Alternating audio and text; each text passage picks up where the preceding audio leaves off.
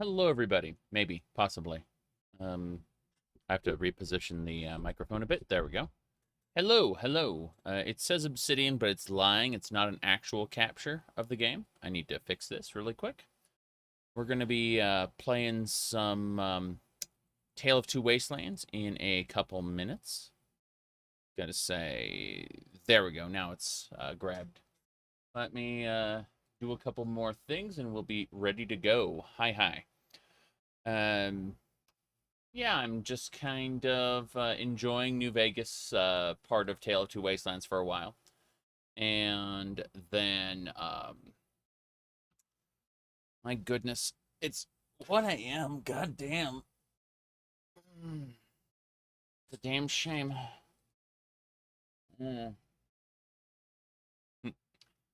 Okey-dokey. Anyway, it's 1 a.m. Just woke up. So we're going to be playing some Tale of Two Wastelands here. I mean, low effort, low result. What can I say? Anyway, moving along, we are heading on in now. So, Tale of Two Wastelands, everybody. We just finished up Veronica's story and then picked up Arcade Gannon. And we went over to the Nellis Air Force Base. Now, really quick, we're going to talk about the Brotherhood of Steel because it was kind of interesting. Like, you can tell the creators of New Vegas really wanted to bring, they really wanted to kind of, create this, analog to Fallout 1. Right, because that's how the Brotherhood was back in Fallout 1. Now, Interplay obviously changed the way the Brotherhood worked in Fallout Tactics, Brotherhood of Steel, and then Fallout Brotherhood of Steel, two separate games, right? And in those two games, the Brotherhood was basically Wasteland Police, and they were Wasteland Police from because their airship crashed in the east, and as a result, they had to develop a new Brotherhood in order to survive. And so the Brotherhood in the east was functionally different. That is a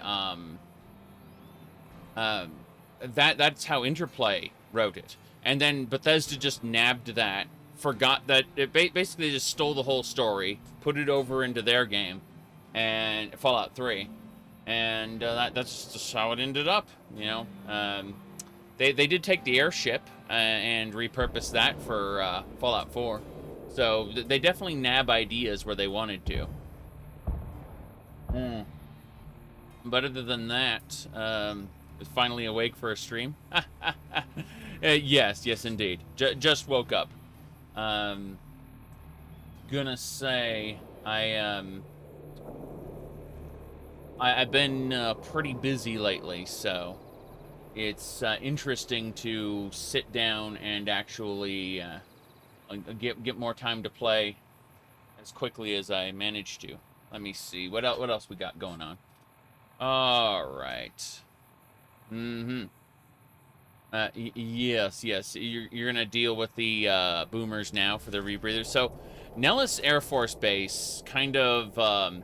we were introduced to the boomers as a result of a quest that required us to go and retrieve some dead soldiers. As we know, the current leader of the Brotherhood of Steel is incompetent, but everyone's willing to put up with him because he opened the bunker back to the wasteland. So it's interesting to see how now there are Brotherhood of Steel soldiers out patrolling the Mojave. Just like NCR, there are quite a few less Legion soldiers now that I've, murdered the crap out of them.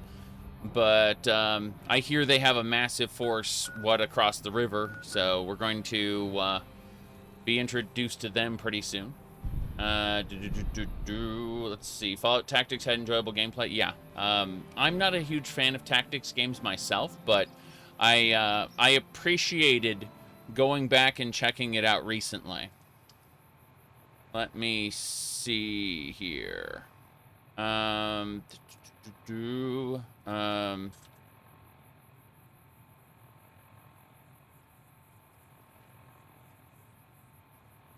Yes. Let me see. Sorry, I'm getting distracted here. Just almost done. So yeah, boomers. The boomers were people who came out of what, Vault 34, and they went and massacred the tribals that tried to stop them as they migrated here to Nellis Air Force Base and set up a defensible perimeter. They got some howitzers and basically mortars set up in order to have kind of a killing field up in this area. So anyone who approaches Nellis Air Force Base just gets nuked. But yeah, pretty sure it's like over here-ish, but the point is anyone who approaches Nellis Air Force Base without authorization gets just bombarded by them. Therefore, they are called the boomers. They're called the boomers for other reasons too, but it's very memeable because Fallout New Vegas, you know, was before the boomer meme, obviously, and then of course Bubblegum Crisis has their primary antagonists as boomers. The AD police has to, AD for advanced police have to deal with them, of course. All good stuff. Let me see here. But yeah, tactics games typically aren't for me, but I did enjoy poking at Brotherhood of Fallout Tactics, Brotherhood of Steel, just to kind of see the cutscenes and whatnot. Like I am one of those absolutely insane people who, you know, will play through entire campaigns of, you know, StarCraft, Warcraft, Red Alert, Classic Command and Conquer, Tiberian Sun, Dune 2, Dune 2000, just for the storyline and cutscenes. So, you know, when like, same thing for Fallout 1 and 2. I didn't really enjoy the combat of Fallout 1 and 2, but I played it for the story. And so, Fallout 3 was like, oh wow, a game that I actually like for the gameplay? Damn, though, the story sucks. And then New Vegas comes around and it's like, oh wow, a game I can enjoy for the gameplay and the story at the same time. It was, interesting. And then Fallout 4. Oh, a game I enjoy for the gameplay because the story sucks. You know, it's the wheel. Unfortunately, Bethesda is in control, and they're probably going to be making games for the foreseeable future. Yes. But no, I very much like Fallout 1 and 2, I didn't really have many options of games to play at that moment, so I took what I could get. You know, like, I try to play a variety of genres. Like, fantasy is what I tend to focus on mostly, but I try to reach out for, you know, science fiction and things like that, and post-apocalypse is an interesting kind of subgenre of science fiction. Anyway. We're here with Arcade Gannon. By the way, Arcade Gannon can do, get this. He can do... What's up? Cybernetic surgery. Yes. With the cybernetics mod, we can get our implants changed out on the fly. It's fucking terrible, but I love it. Come back if you need something. Yes. Up until now, we've had to go find doctors to do it, but he's apparently a qualified doctor who can add and remove implants. So that's good. All right, we're gonna go talk to Pearl. We've done all the we've done enough like incidental quests with the boomers to be able to oh,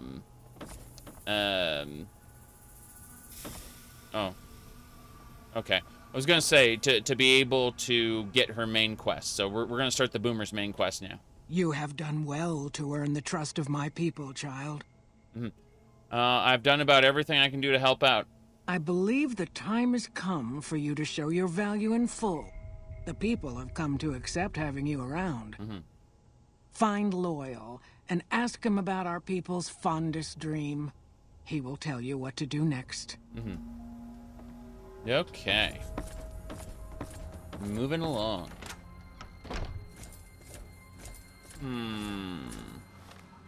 What do we got? Trying to figure out what direction there.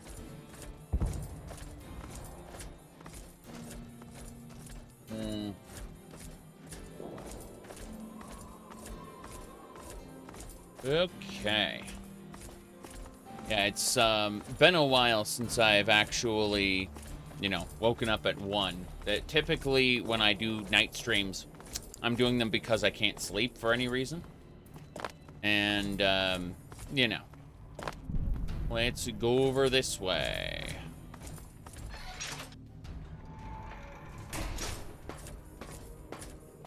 Mm-hmm. Onwards and sideways. Hello, Morning. Loyal. Pearl sent word saying it's all right to tell you about the lady in the water. Mm-hmm. The lady in the water. What's that? A long time ago, long before the war that killed just about everything that ever lived, a bomber crashed not far from here. A bomber was a flying contraption that could drop explosives down on anything it flew over. But anyway, moving on. This bomber crashed down in Lake Mead, pretty damn near intact. When we got to Nellis, see, I found this article in a magazine all about it. There was another B-29 around here, part of a museum. Couldn't fly, but had a lot of spare parts, see? Get where I'm going? Since I was a young man, I've dreamed of raising that lady from the lake and bringing her back to life. What do you say? That's awesome. So yeah, we're going to get the a bomber back in working shape. Of course, doing proper maintenance, like being an aircraft mechanic is no joke. I've seen the tests they have to go through, and I've seen the actual like qualifications where you have to actually do work in front of an observer. It's like the number of things that can go horribly wrong in aircraft mechanics is quite abundant. Yes, there are an abundant number of things that could go wrong. It's terrifying. Let me see here. If you want a spaghetti of Western feeling mods, check out Some Guy. You should check out the mod list. There, I have the Some Guy series that have been ported to TTW.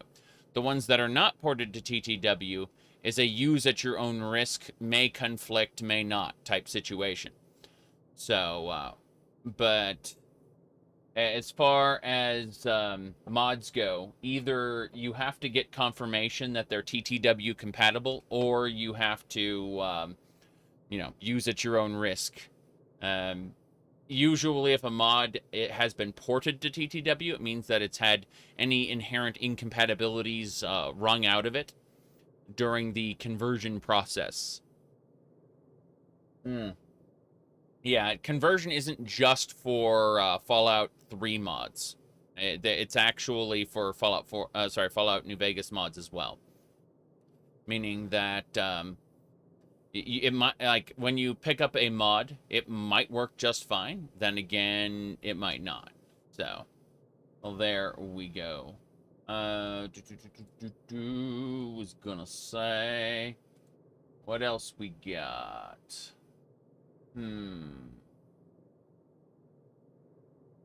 See, you got Red Dead Redemption 2? Yeah. Actually, there are mods for it now that can fix the looting and actions. I should probably pick it up at some point. That's for sure. I hadn't really considered it until recently because of the sheer amount of time it wastes with performing an animation for every little thing you do. Like, not only an animation, but animations that cause loss of control of your character. I think that's what kept me out of Red Dead Redemption 2 mostly. Of course, and this is another consideration. Red Dead Redemption 2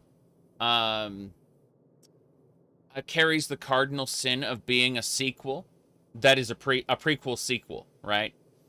And I'm not too happy about that.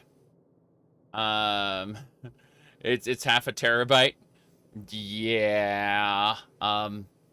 I've got to say, I will probably have to clear off an external drive for it or something.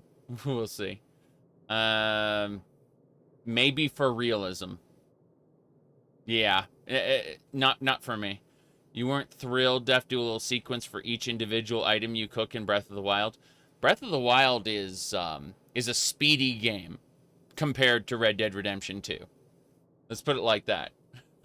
So, I'll consider picking it up now that... sorry, I was considering picking it up now that mods have come along to actually greatly speed up all animations related to waiting, you know? Anyway, let's talk to Loyal about raising the bomber. Where is the bomber located? It's at the bottom of Lake Mead. I'll mark its location on your Pip-Boy map. Very good.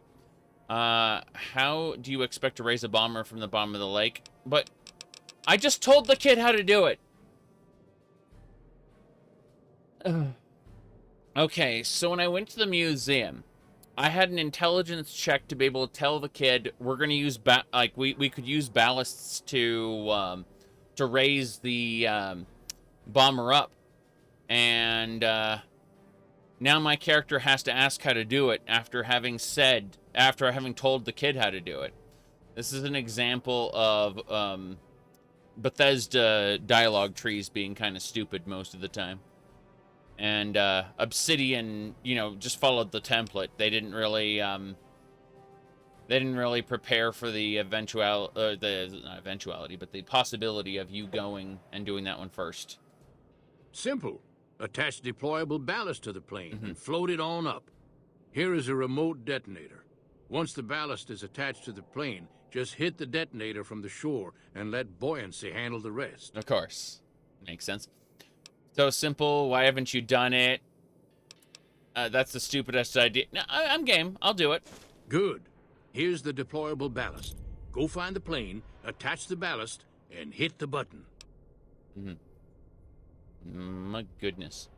You said TTW is the best Fallout ever. Well, TTW is a good dungeon crawler with a stupid story that transitions into a great story later. But loses its dungeon crawls. It's interesting how the design goals of the two teams were very different. So I get to kind of experience both back to back on the same character, and that's really fun. It really puts into sharp contrast the differences in the two games' designs. I'm not just talking about Oonga Boonga Bethesda story bad, okay? I mean, Bethesda definitely has better dungeons, dungeon design. I would argue from a video game perspective, world design. But world design and world building are completely separate to each other, right? And, oh boy, is the world building bad in Fallout 3 compared to New Vegas. So it's really cool seeing them back to back like this. Like, it's been 5 years since I played Fallout New Vegas, so having it right off the back of Fallout 3 like this is great. Anyway, any ideas how to get to Lake Mead without drowning? Might try holding your breath. If that doesn't sound good enough, talk to Jack. He was working on a rebreather once. Oh, yeah, I definitely would like to talk to Jack. Hey, Jack. Have you seen her? The redhead of my dreams? I'm working on it. Oh, well, let me know when you do. Yeah. I got a scrap metal for you. Let's see what happens when he takes it. No, wait. No, I don't want to do that, actually. I want to keep the scrap metal for crafting purposes. Loyal said you can help me breathe underwater. I just need some parts from a pressure cooker to create a hermetic seal for the rebreather. Corn, rubber hose, removable adhesive would make a good, a hermetic seal. That's a brilliant idea. I can put that together right now. Here you go. A new rebreather. Awesome. So imagine you'd have to give him a pressure cooker, and you'd have to rely on the hermetic seal from an old pre-war pressure cooker to do that. If you, yeah, that'd be fucking nuts. He just had some corn. He had corn. They grow corn here, so no doubt he had some corn cobs, corn sheaths.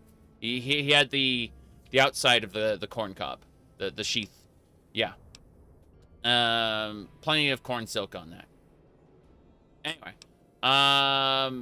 They have like a whole truckload of corn, probably. Imagine how much corn they'd have to use.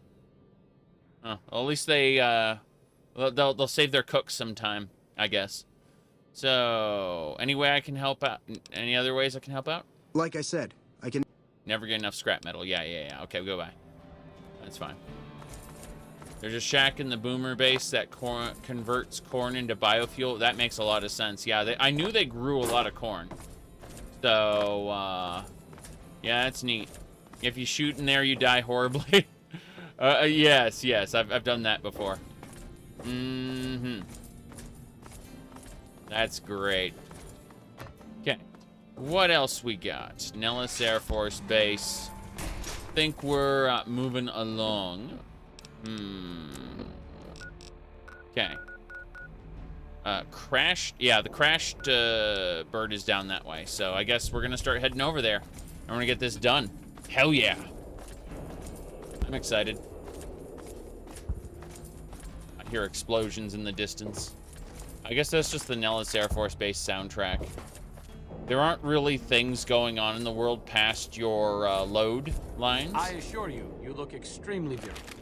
Now, would you mind pointing that somewhere else? Thanks.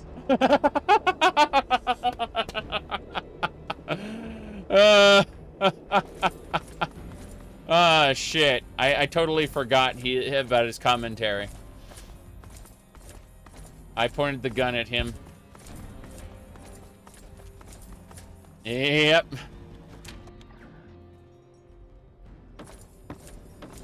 Bar, how you doing? Hey there, need anything?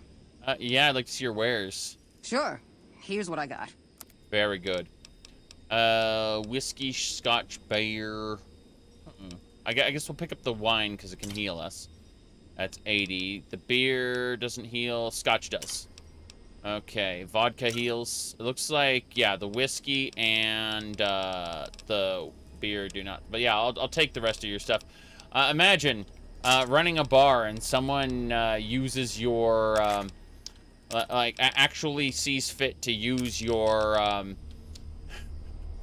alcohol for some other purpose. They just need tons of it.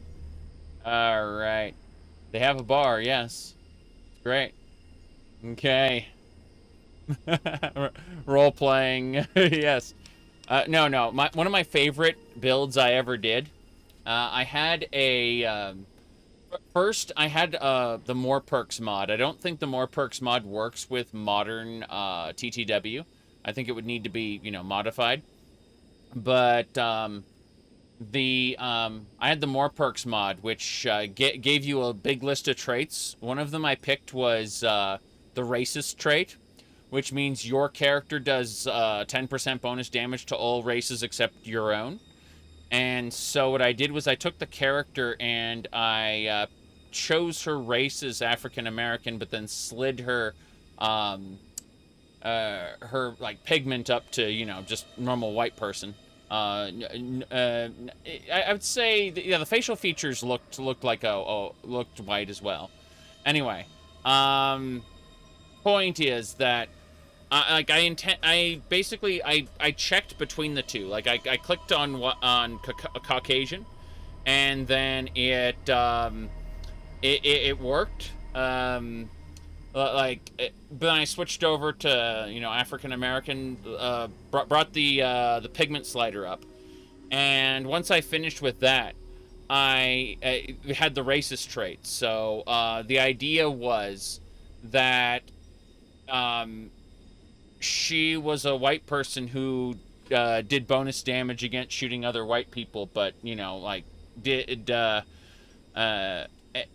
did less damage against African American, and that's how I set up the foundation for the character.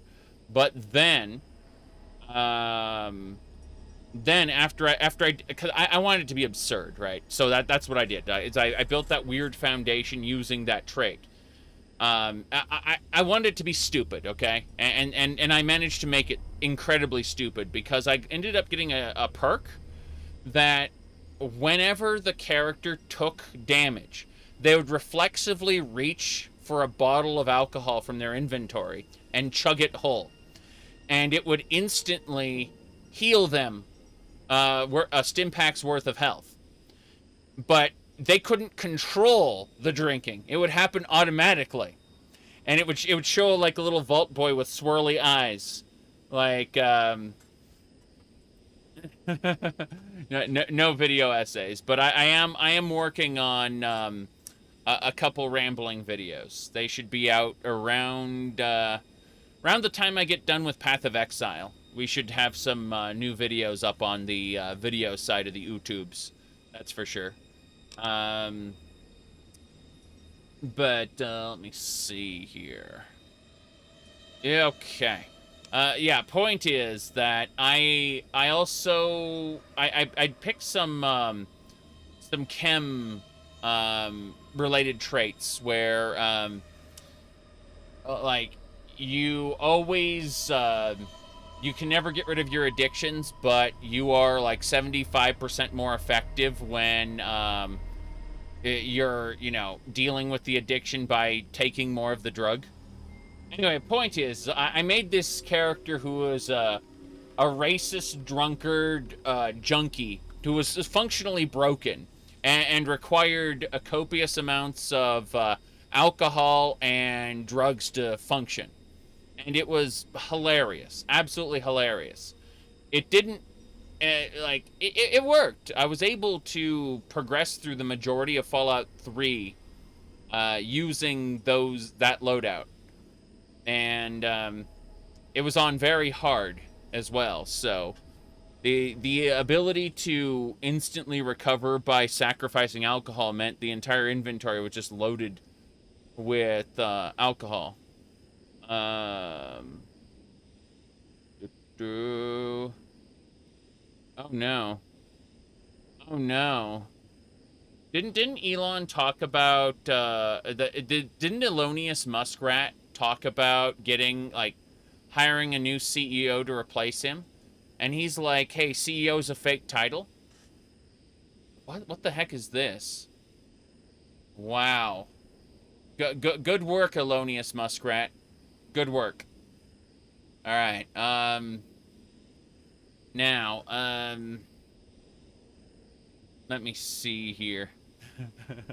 What was I saying? Oh, yeah. I recommend the build to nobody. Like, I did it because, you know, I chose a list of what I would consider the most absurd things I could do at the same time. And, it worked, and I was able to mostly complete Fallout 3 with it. So, it just shows that Fallout 3 can be done with sufficient preparation on pretty much everything.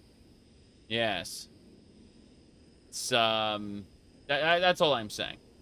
Okay, let's get going. I need to figure out what we're gonna do to trade. Yes, cruiser outfits, other armor, NCR. I'm gonna keep the radiation suit for now because I might find a way. I might get more to repair it.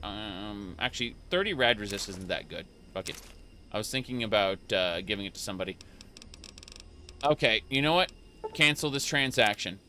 I apparently, get this, if I put on my roving trader outfit, I will actually be able to get a better deal on this. I want to see how much better a deal. Hey there, need anything? I want to see how much better a deal. It's pretty easy. So wine, vodka, and scotch. Along with, and then we kind of give up a few items here. 2 of those, flare gun. Somehow I thought the flare gun was important. Oh, well, it doesn't matter. A knife. A couple single shotguns we don't need to worry about. Okay, let's go sell the armors. Sell the armors. Okay. Yeah, it's much more effective, actually. The barter skill is definitely worth having the extra outfit for. I think that's really cool. Alright, well, let's get some, sell some fire ant meat. And, I guess, there's no coyote, no, nothing about that we have to worry about. Ant eggs, I guess. That's good. And then for miscellaneous items, I don't see any cigarette packs for us to sell, so I think we'll just kind of run as is. Cazador glands, let's just sell a few of those. Good. Point is, we made a good Another trade. satisfied? Yeah, don't get blown up. Another satisfied customer. Restroom. It gave me a load line for the restroom. That isn't normal. I wonder if something happens in here under a certain quest line. I look at these toilet paper dispensers. Okay, I'll do my best. Because I was sneaking, but no. Yeah, it reminded me of Wasted. Wasted's a fun dungeon crawler, by the way. You collect toilet paper as your primary currency. Alright. Damn, some of these boards, I guess there's cigarettes and things over here. Don't care about that too much. Ready to ride. Damn right. This is pretty cool. So, what we need to do now is head on down to the bomber. I think we can start heading in that direction, and we'll see what happens. Yes. I think we all understand that that is an example of sex sells, and they're trying to sell motorcycles. Yep. Speaking of sex sells, I've seen some evidence that, what do you call it? I've seen some evidence that a lot of people are talking about Baldur's Gate 3. Morning. Because of the, like, the bear sex memes and people freaking out over being nude. And it's like, bitch, the game asked you if you wanted to be nude at the beginning. You're the one who said yes. I'm just saying, it's quite silly to me. Anyway. Let me go. Is it refrigerators used as part of a wall? What kind of shack is this? I assume it's a greenhouse. Yeah, it's a greenhouse. It's boarded up, though. That's, pretty interesting. Okay. Yep. You can toggle nudity. That's what I'm saying, is, but like, it asks you at the beginning, do you want to? And then people were streaming their reactions, and then the news sites were commenting on the reactions. And it's just like, oh my god, stop it. Don't get me wrong, if I were to stream Baldur's Gate 3, I would definitely censor it. Not only for YouTube revenues in general, but it literally all it does is hide the what do you call it? All it does is hide the genitals. That's it. That's all it needs to do. My goodness. Yeah, I'm being responsible for my actions. Yeah. The Star Wars mod. Yeah, we're gonna have to push that off until next. Like, I want to play that again because they did an update since I made that video. Right? Actually, it's because of that video. What happened is, like, 1,000-ish people got sent over to the community, or because of that video. And so the community kind of got revitalized for a bit. The author, who was, quote-unquote, done with that mod, the Star Wars mod, I mean, went ahead and made a made an update. Can I not go this way? Okay. And because it because they made that big update, I wanted to play it again. I wanted to do another streaming series of it, but I just couldn't get around to it because of one thing or another. Fast forward for what was the base game? Morrowind was the base game, and then the mod was called Starwind. I highly recommend it. It's really fun. Really? So we may see our dream of flight soon? Yes, you may. You may. Sorry, I've got work to take care of. That, oh yeah, walking back and forth, getting ready to shoot people with missile launchers, that seems, that's work, alright. Yeah, positive effect on the community, I fucking love when that happens. People very often get snippy about me not covering certain things or covering certain things, but one of my favorite things is when, you know, I can go and cover something, and as a result, someone new pays attention to that thing, and then it helps the progress of said thing. You know, that's very often. I've had that happen a couple times with Tale of Two Wastelands.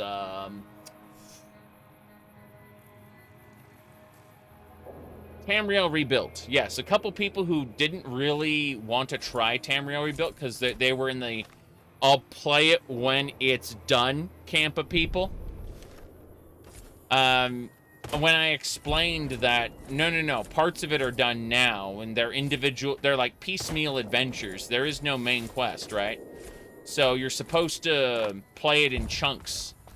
And after I explained that, several new people played it, and then eventually hopped into their community and ended up contributing to the project. So, you know, like Tamriel Rebuilt especially got some, you know, just really good support as a result of some of my developer discussions, and I'm glad. You said there's an in-universe backseat gamer in Baldur's Gate 3. What do you mean by that? I don't understand. Yep. Let me see here. Almost like I'm an influencer. Huh. Well, people certainly contact my, my YouTube, the email I provided. They contact that a lot. That's mostly an empty pit. I put that up there so people don't bother me during streams, usually. It's been pretty effective. People contact that, and then I mostly ignore it. I find emails that are relevant like 6 months later. But no. It's kind of crazy because the reason like I get tons and tons and tons of what do you call it?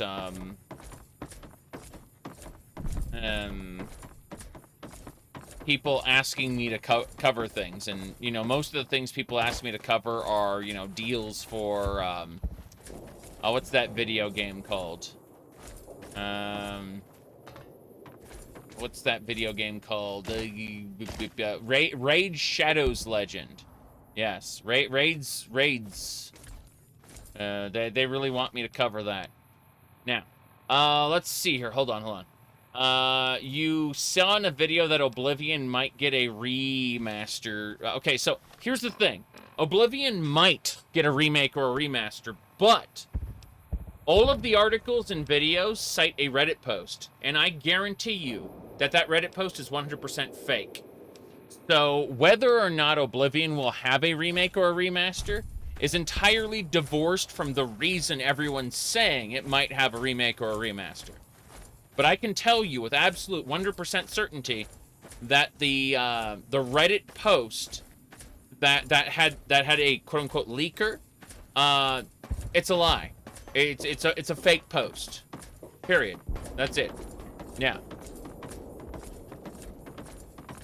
Let me see here. No, I don't want to ride the Baldur's Gate 3 hype train. I'd rather keep playing the games I want to play. Reddit is untrue and homosexual, you say? That's scary to me. Oh, no. Oh, my. Okay.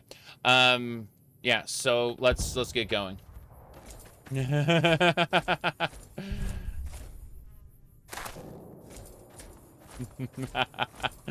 Wait, are those junkies?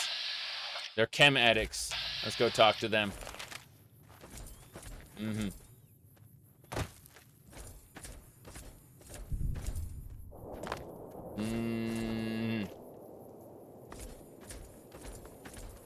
fewer of them fiends sucking up the chems, maybe I can finally score a hit now and then.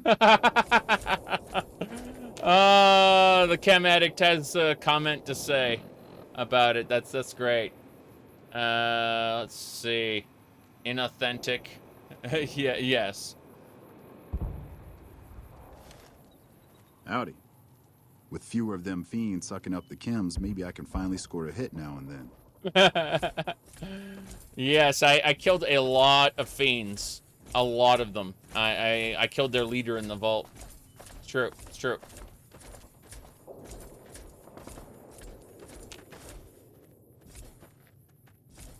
If I haven't made it entirely clear, old account, gay memes are some of my favorite shit. Did you know that Arcade Ganon is very much a confirmed bachelor? Yes, it's true. It's absolutely true. All right, let's go this way. 133 bottle caps. Oh no. No. Super Nightkin.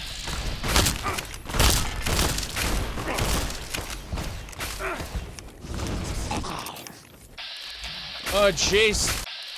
Here we go. We got him.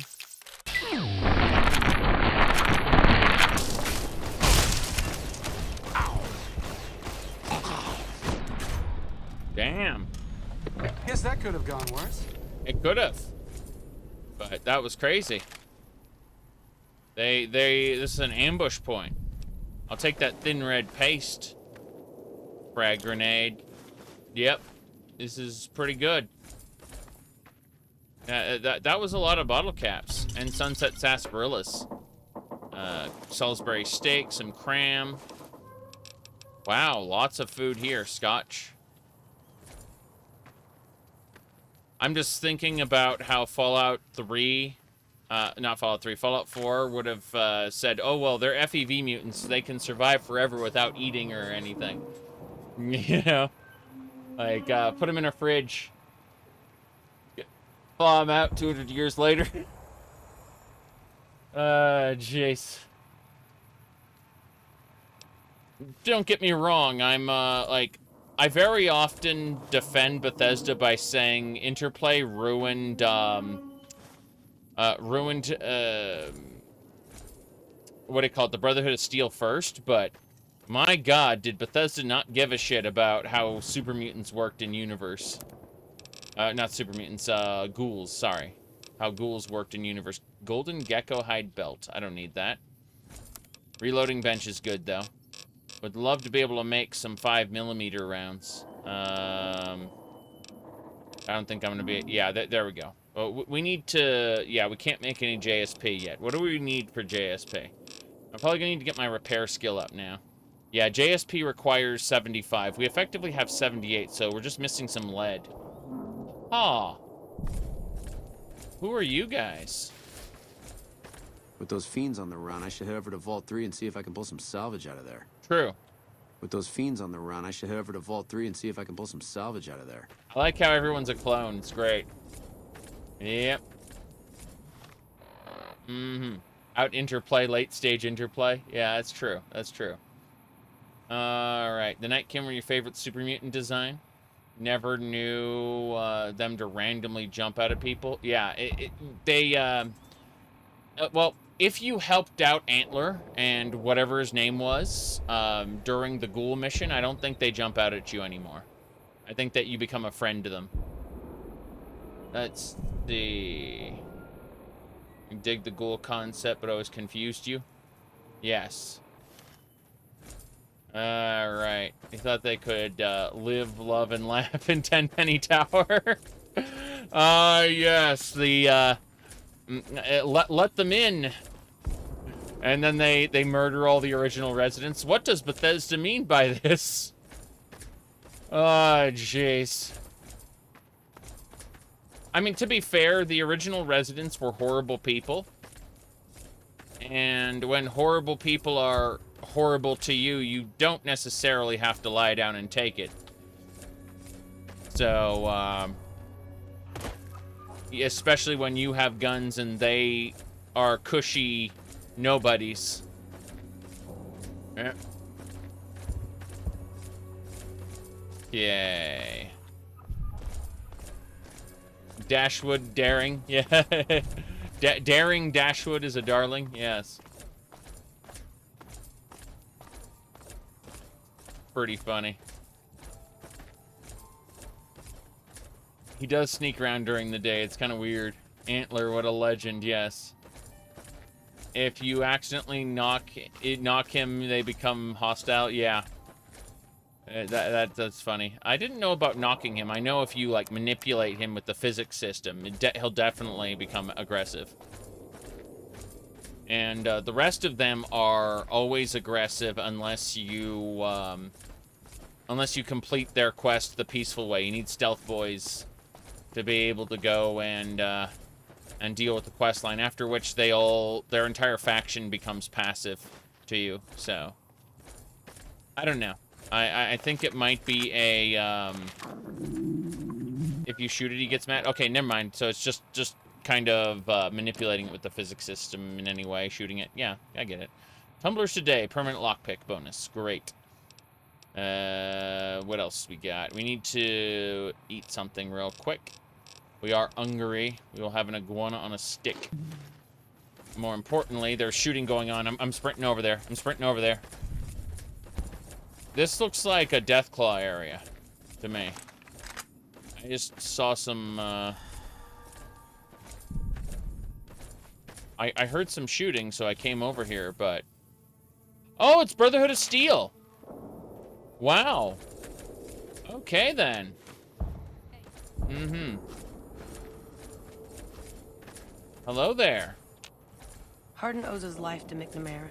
That's why you won't challenge him outright. When are these night missions gonna end? How long before we resume normal patrols? You have resumed normal patrols. You're doing a normal patrol right now. McNamara, has ordered normal patrols. Okay, there's the Deathclaw.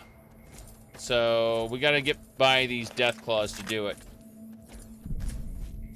Eating books gives you Endural flashbacks. I mean, it's a very... What's that? Okay. Yep. I'll do my best. Yep. It's a very gothic thing to do. Looks like trouble.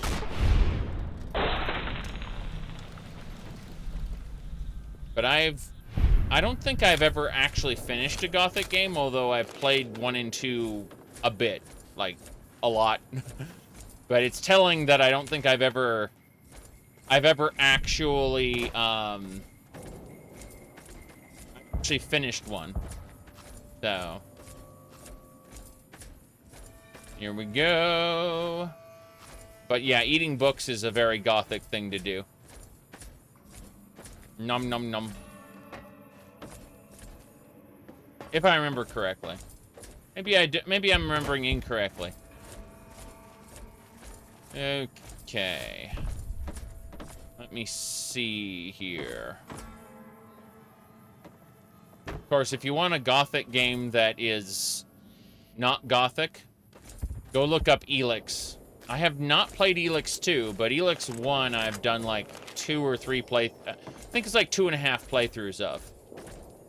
There are so many different choices you can go with in Elix. I think it's Cazador country over here. Mm-hmm.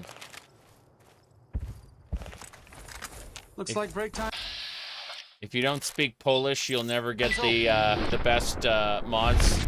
Interesting. Yeah, Fallout 1 actually has that problem. Sorry, Fallout 2 has that problem with some of its mods. If you don't speak Russian, I believe, you're out some of the better mods. Mm-hmm.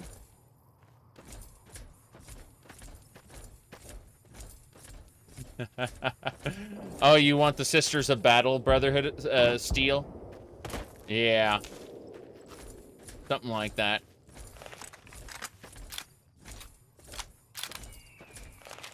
We're moving along.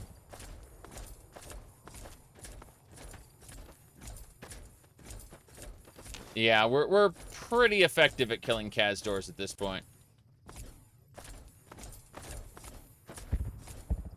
But, I'm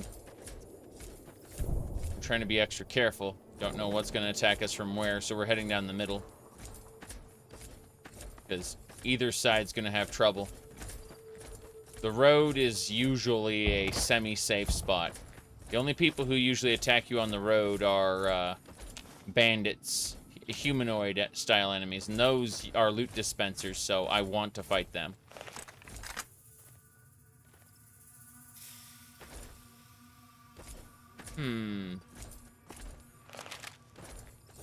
What is this? Why?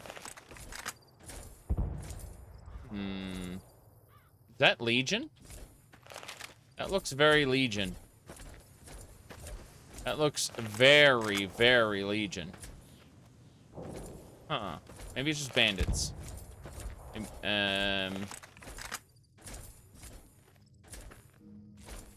Don't know. I can't make it out. I'm practically blind. Oh, yeah, that's a magic skirt. Alright. That does not look like an actual settlement, though. Let's go over and get our quest done. We can come back here later. Shit, Cazador's on the ridge. See if I can get one. Got one. That's good. Get the other one now. They're coming. That's one, and... Okay, the other one didn't notice me, so... Fuck. Got them all.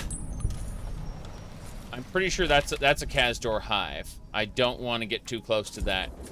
I'm pretty much going to be using my anti-material rifle to snipe things. Oh. That problem with Fallout 1 and 2, unless you go 10 agility, you're handicapped. Yeah. A lot of reloads. That makes sense. Save scumming was the bread and butter of older games, though, for me. Like, I've never stopped my save scumming. Like, if you watch me playing Half-Life, I will probably save scum old games forever. Okay, let's see. Okay, I'll do my best. Yeah, he's not good at sneaking. It's not one of his primary skills. Fuck. No. They don't know I'm here, so...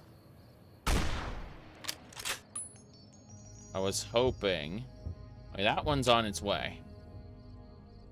Two of them, fuck.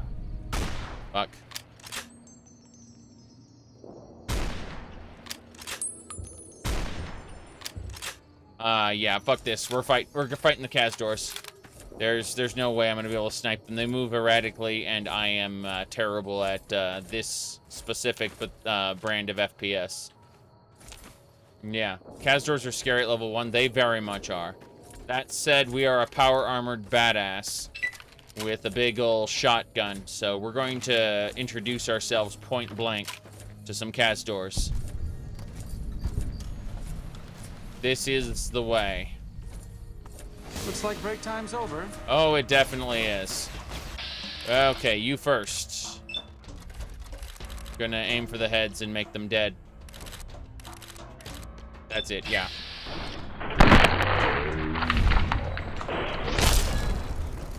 Fuck. That hurt.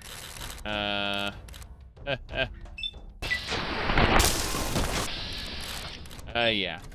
We got this, though. You're next. One more to go, I think.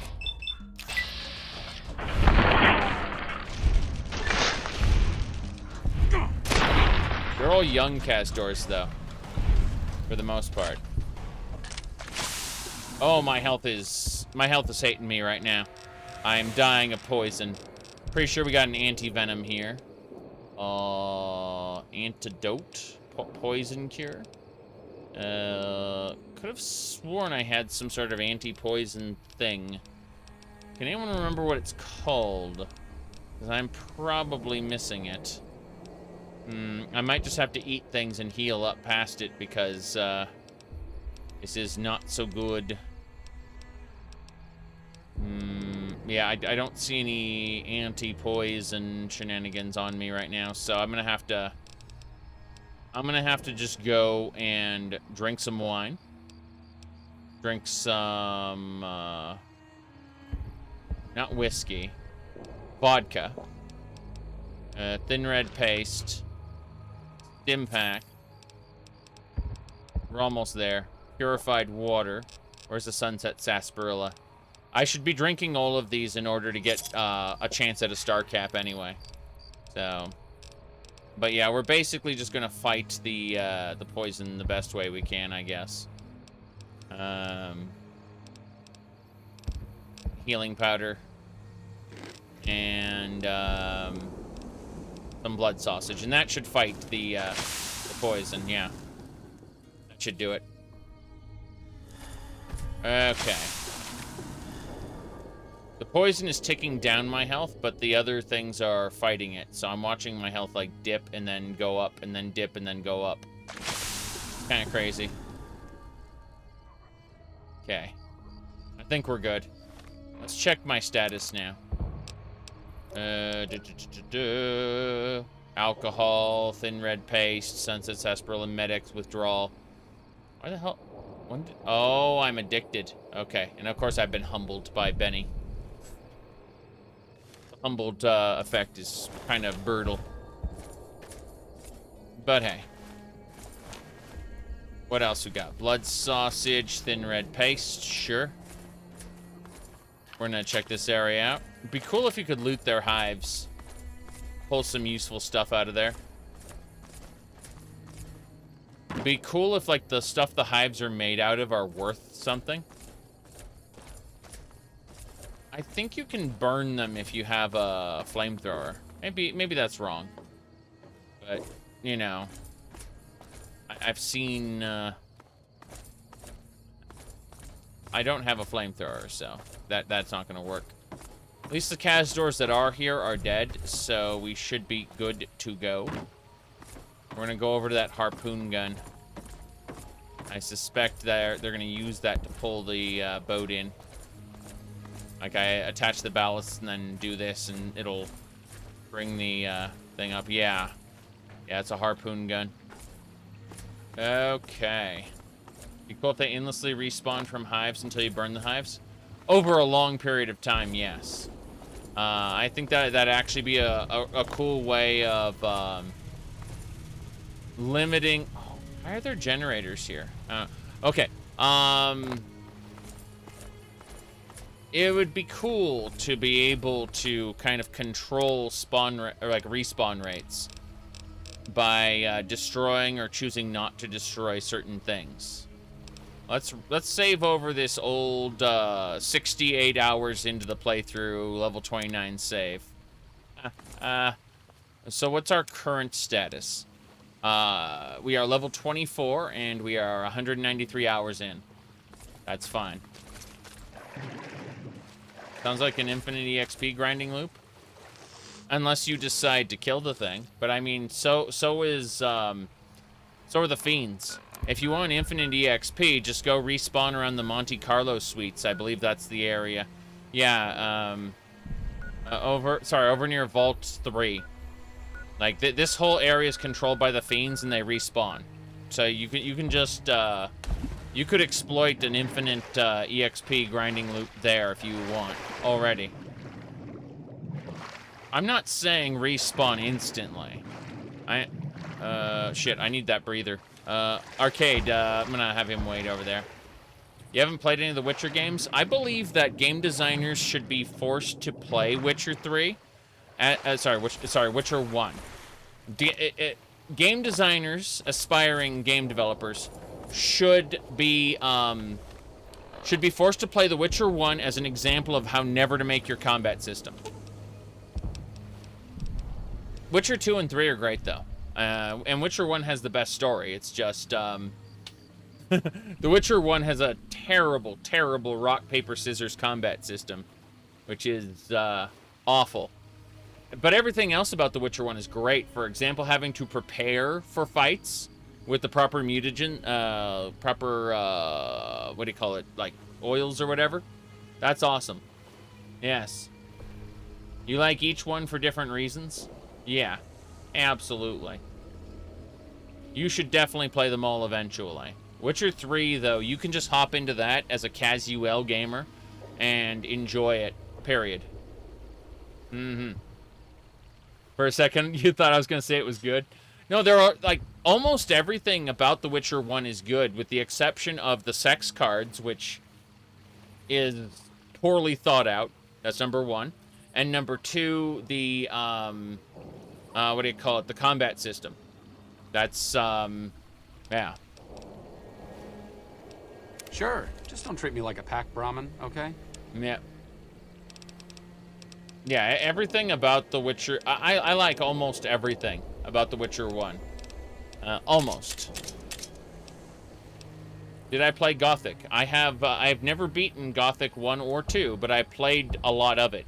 And that's kind of telling that I wasted a lot of time in those games and never beat them.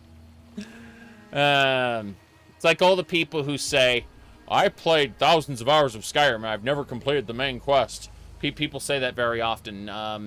I've spent a couple hundred hours with Gothic and never beaten the main story. Okay. Not in one playthrough, but like across several playthroughs, I mean. Like I'd start a playthrough and never finish it. I'm just putting some miscellaneous junk away. I'm gonna tell him to wait here.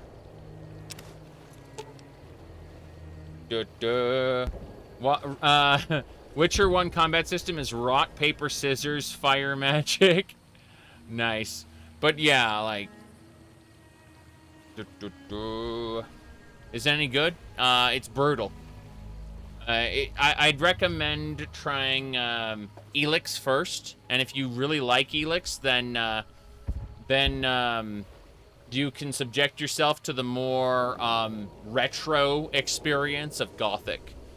That's that's how I would recommend it. Anyway, back up? No. Keep your distance, that's fine. Where's the wait here? Wait here. Okay. Just don't be gone long. I sunburn easily. Right. We're gonna do this at night, before anyone notices. This is a night ops mission. I also need the breather. I need to get out of the water, put the breather on. Rebreather, water breathing. Yes. Cool.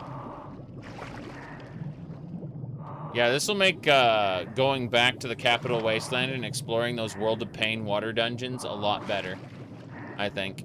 I kept having to dive in and out of the water to explore things. You said the bad thing about Baldur's Gate 3 is that every RPG will get compared to it now, regardless of if they were aiming for the same type of game. Yes, but at the same time, that is both a good thing and a bad thing.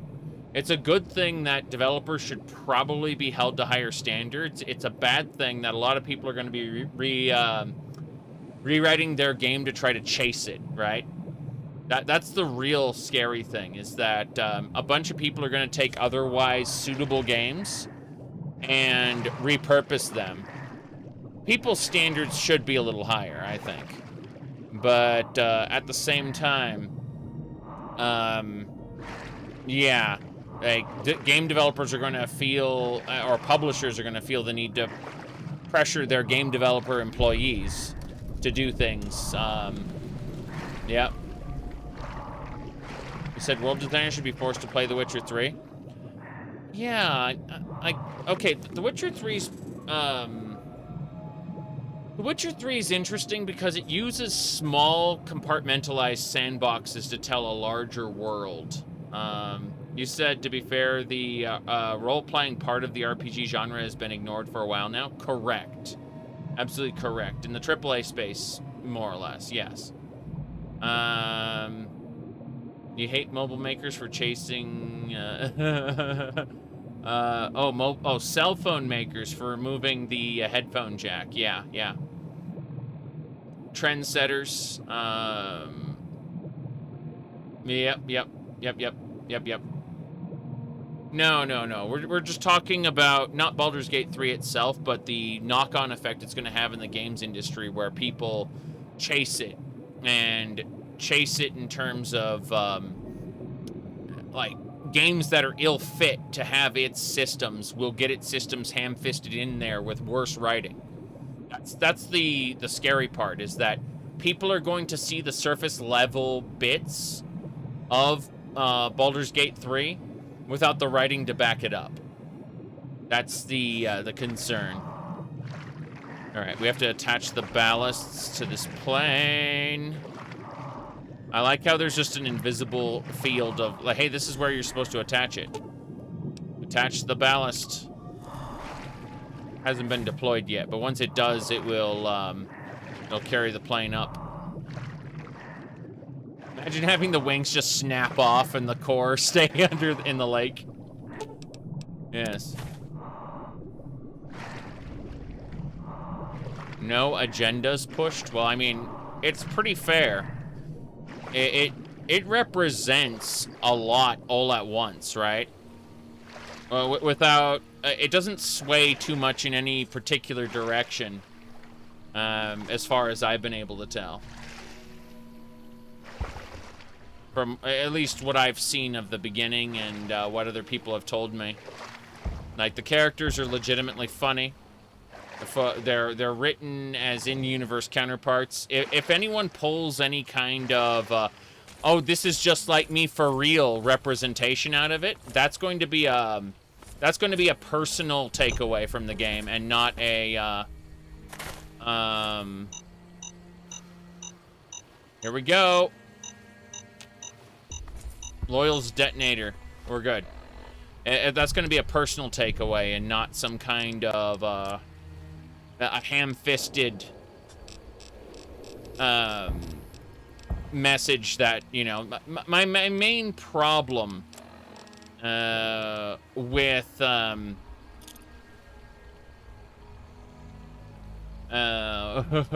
do you call it?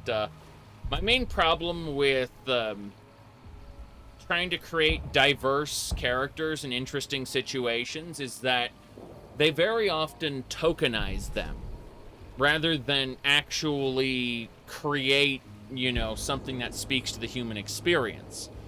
Tokenizing is demeaning and generally offensive to the people it's trying to represent. Other than, of course, you know, what do you call it? Twitter whiners, but we don't listen to Twitter whiners. Other than to mock them.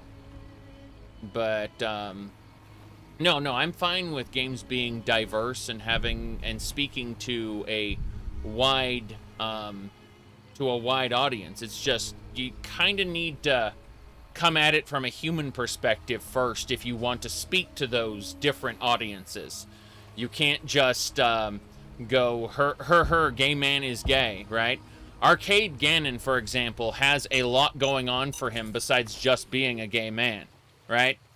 He's a fully realized person outside of being a gay man. Arcade here. And that's what I'm trying to say. Yeah, modern media has a lot of tokenism. That's what I'm saying. And tokenism is offensive.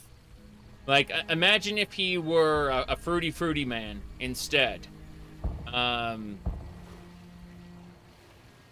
You know, the Flanderization, yes, of genuine real-world issues. That's correct.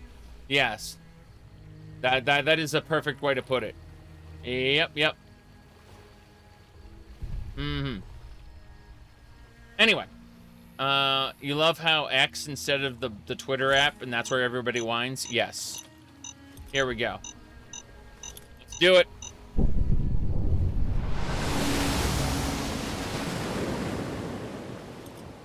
I loved how the water disappeared for a second as it was transitioning the two areas in.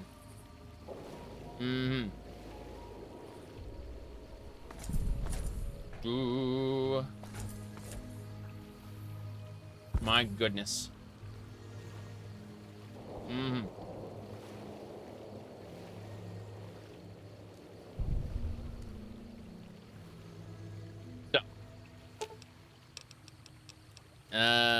Hello. What's up? Yes. What's your opinion on the current situation? It could be better. If we can find a way to work toward the independence of New Vegas, that would be ideal. But really, as long as you don't help out the Legion, anything's better than that. Yes.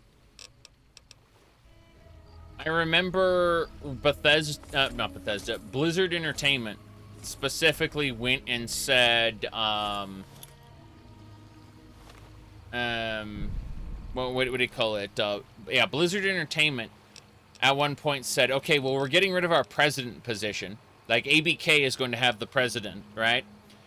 And what we're going to do is we're going to give, we're going to have two leaders of Blizzard.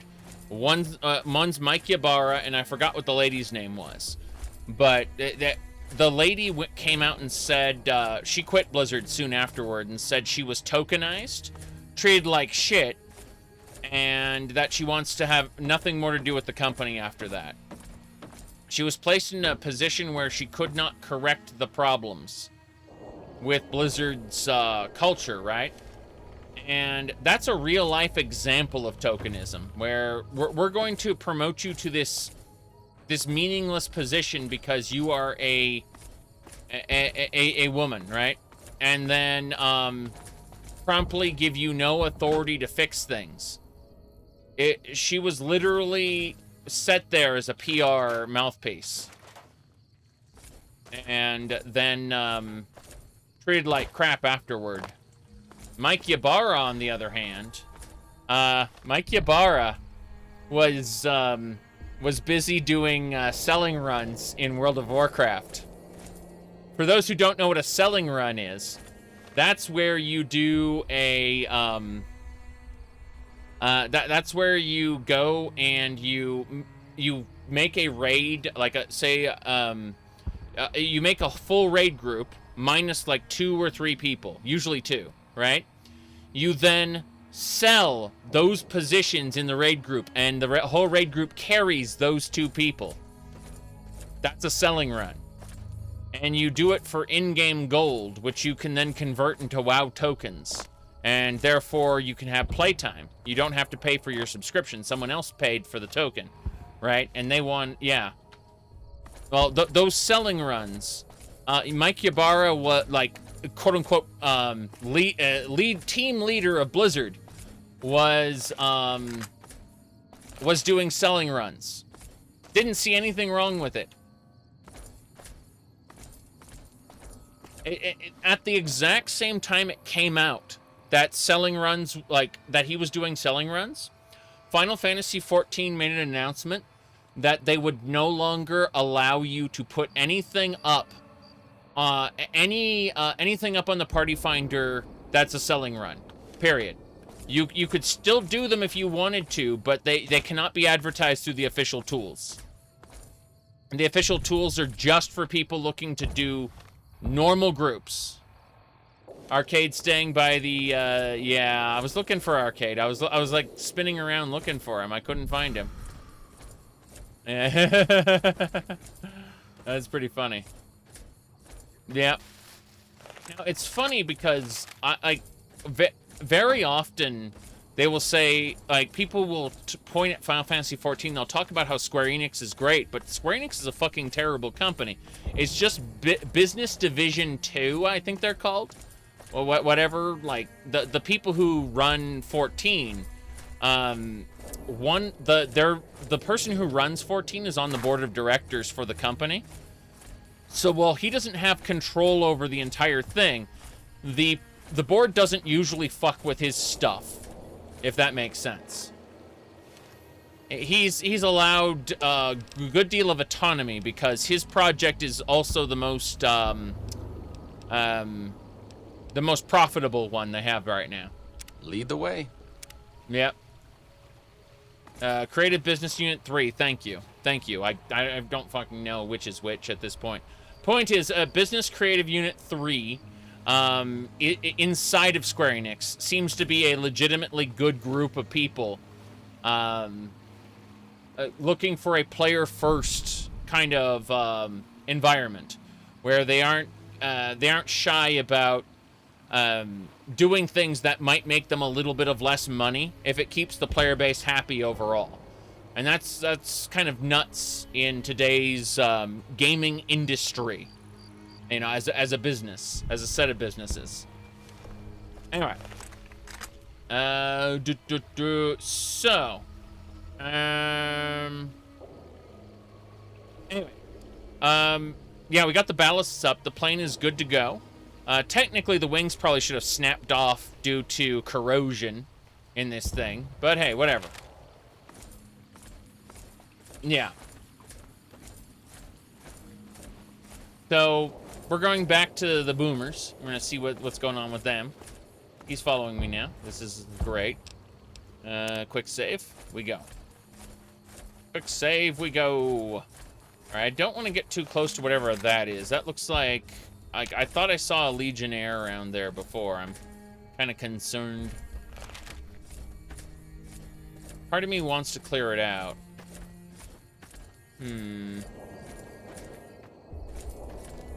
My favorite was Boone, where Boone said, we're going toward a Legion area.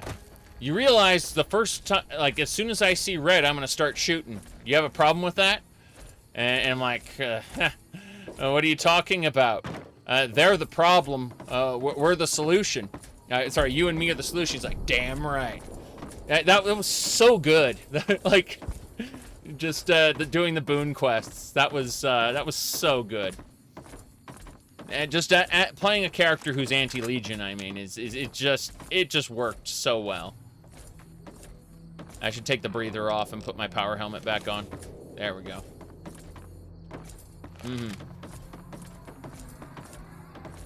Yep. Anyway.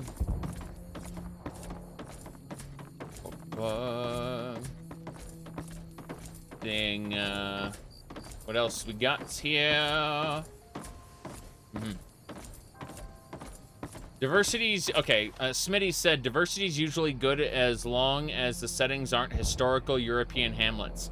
Yes, anyone who's begging for diversity in Kingdom Come Deliverance is a fucking lunatic.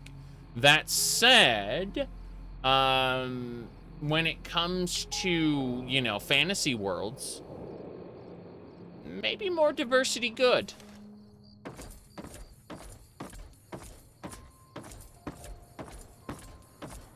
Okay. Let's see. Yeah, that's it. We just can't remove that. We're heading back to the Air Force Base by way of a raider camp, apparently.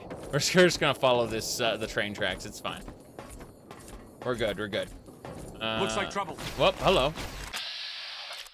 Those are Night Stalkers. I've been going during the day, so I haven't seen them. There's diversity in the Elder Scrolls, but everyone's racist. That's true. I can't do anything about this. Fuck. Go. Here we go.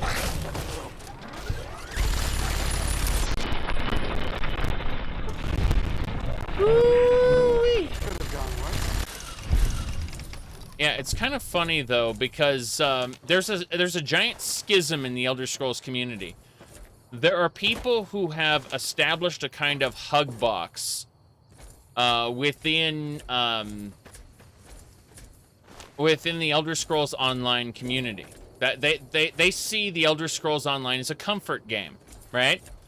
So when legacy Elder Scrolls fans, those who are quite acquainted with the racism of the setting, come to Elder Scrolls Online and start role-playing, that's kind of a culture shock for those people, you know?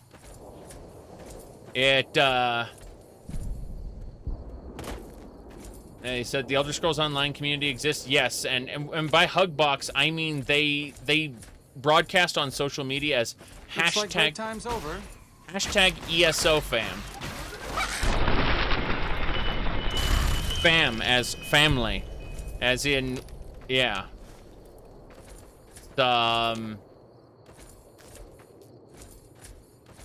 It's definitely interesting though to see the schism in the community because again, it's this idea that it's a comfort game, right? They sit down and they play it to have, you know, a fun little dress-up social interactions with people online. It makes perfect sense. MMOs typically garner that sort of audience.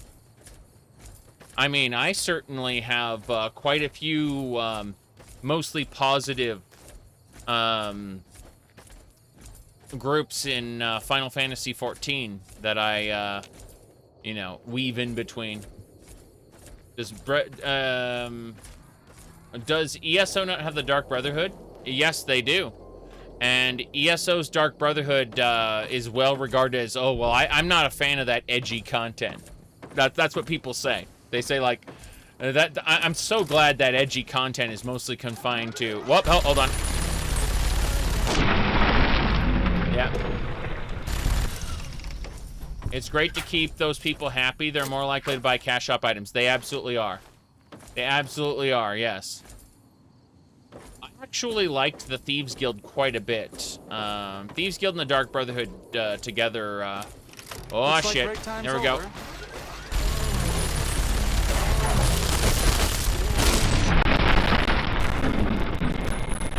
We got him.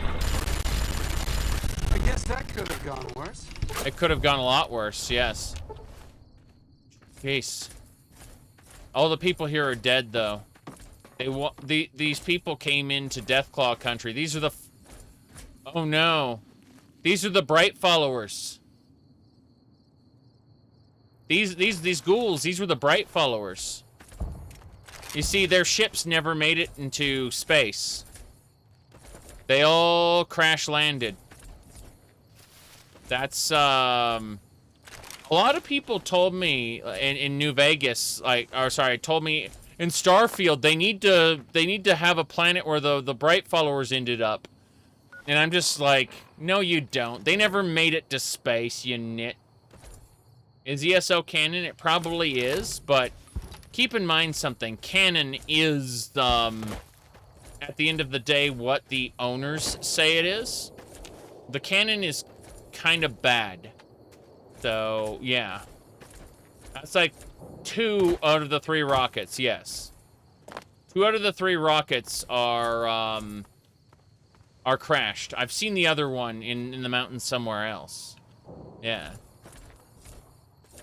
They returned in the ending? Yeah. Unfortunately, they're all dead here. What a shame. Let's see. Can we break in here? Nope. This requires a higher lockpicking skill.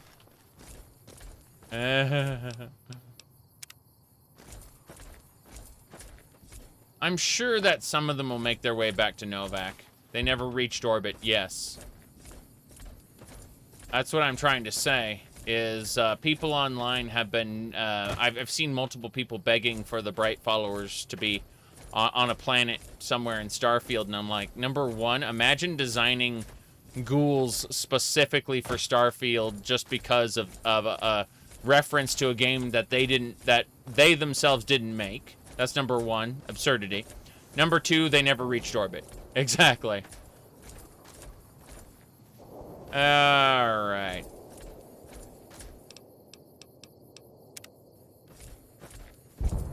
So, I do like how New Vegas just glows at night there, in that direction. Pretty funny. What is that?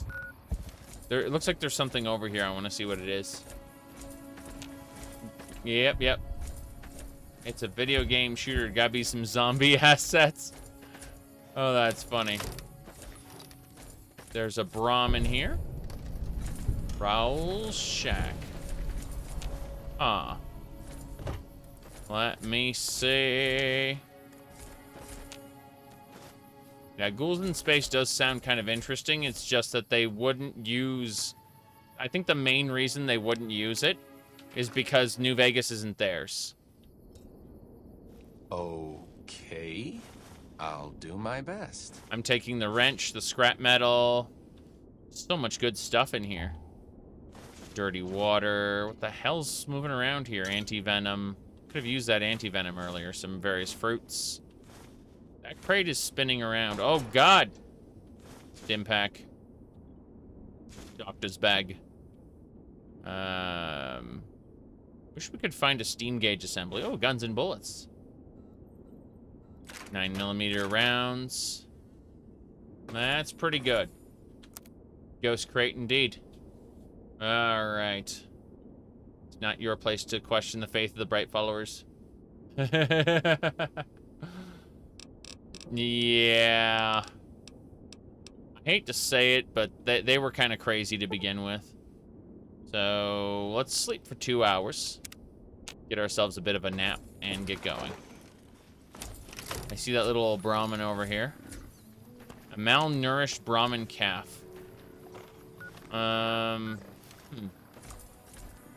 Good, good, good.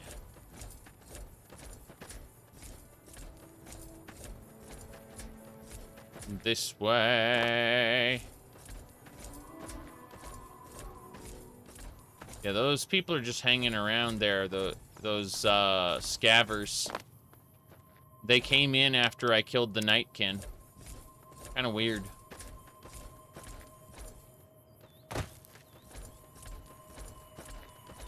Yeah, I think it's fun to play a variety of roles in games. For now, I'm trying to be mostly morally good, with the exception that I've been, you know, occasionally having a bad impulse to nab something and or maybe eat a delicious morsel. Looks like trouble. Hey, hey, hey. Freeside thugs, what are you doing here? What are you guys doing here? Freeside thugs, who would have thunk it?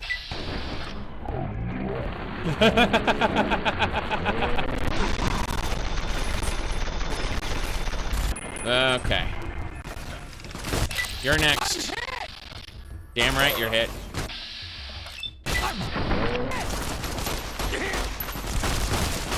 Stop resisting. Okay. Here we go. Damn. I guess that could have gone worse. It could have gone worse. Yeah, why did those Freeside thugs suddenly attack? Wait, what? More? More? Why? Come on! You like that? We're getting him. We're getting him. We got him. Glad that's over. You said Bethesda isn't really playing to their strengths for a more realistic aesthetic in Starfield. They've been rebelling against the things they actually do well for over a decade. Well, remember that Bethesda's change in direction has, I guess you're right. Skyrim was that. Freeside is expanding. That's true. But no.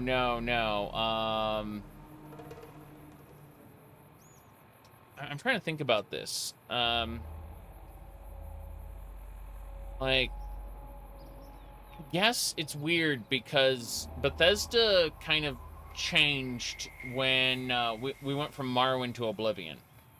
And the change really happened as a result of Ken Rolston getting busy with other projects and basically saying he's just going to let the developers do whatever they want, right?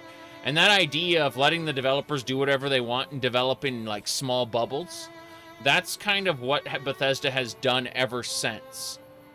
Morrowind was the last time there was a strong controlling presence telling each developer what they should be doing, and or kind of going and saying, okay, well, we need you to change this for that, you know, to make things fit together, right? So what ends up happening is, as of Oblivion, Fallout 3, Skyrim, Fallout 4, they're all done kind of in these small bubbles, and then some connective tissue is made between them, but you'll notice that very much the different factions don't really interlink until this main plot point at the very, very end. Whereas in, say, Morrowind, you know, if you pick the Fighters Guild and you pick the wrong quest line for the Fighters Guild, they'll have you kill the Thieves Guild. If you pick the Thieves Guild, they'll have you, what, rob the Mages Guild? Get them to hate you? Like, Morrowind has done this. I'm trying not to mention New Vegas and how brilliant it is at interconnecting their factions because it's not a Bethesda game. So I'm trying to use Morrowind as my example. But,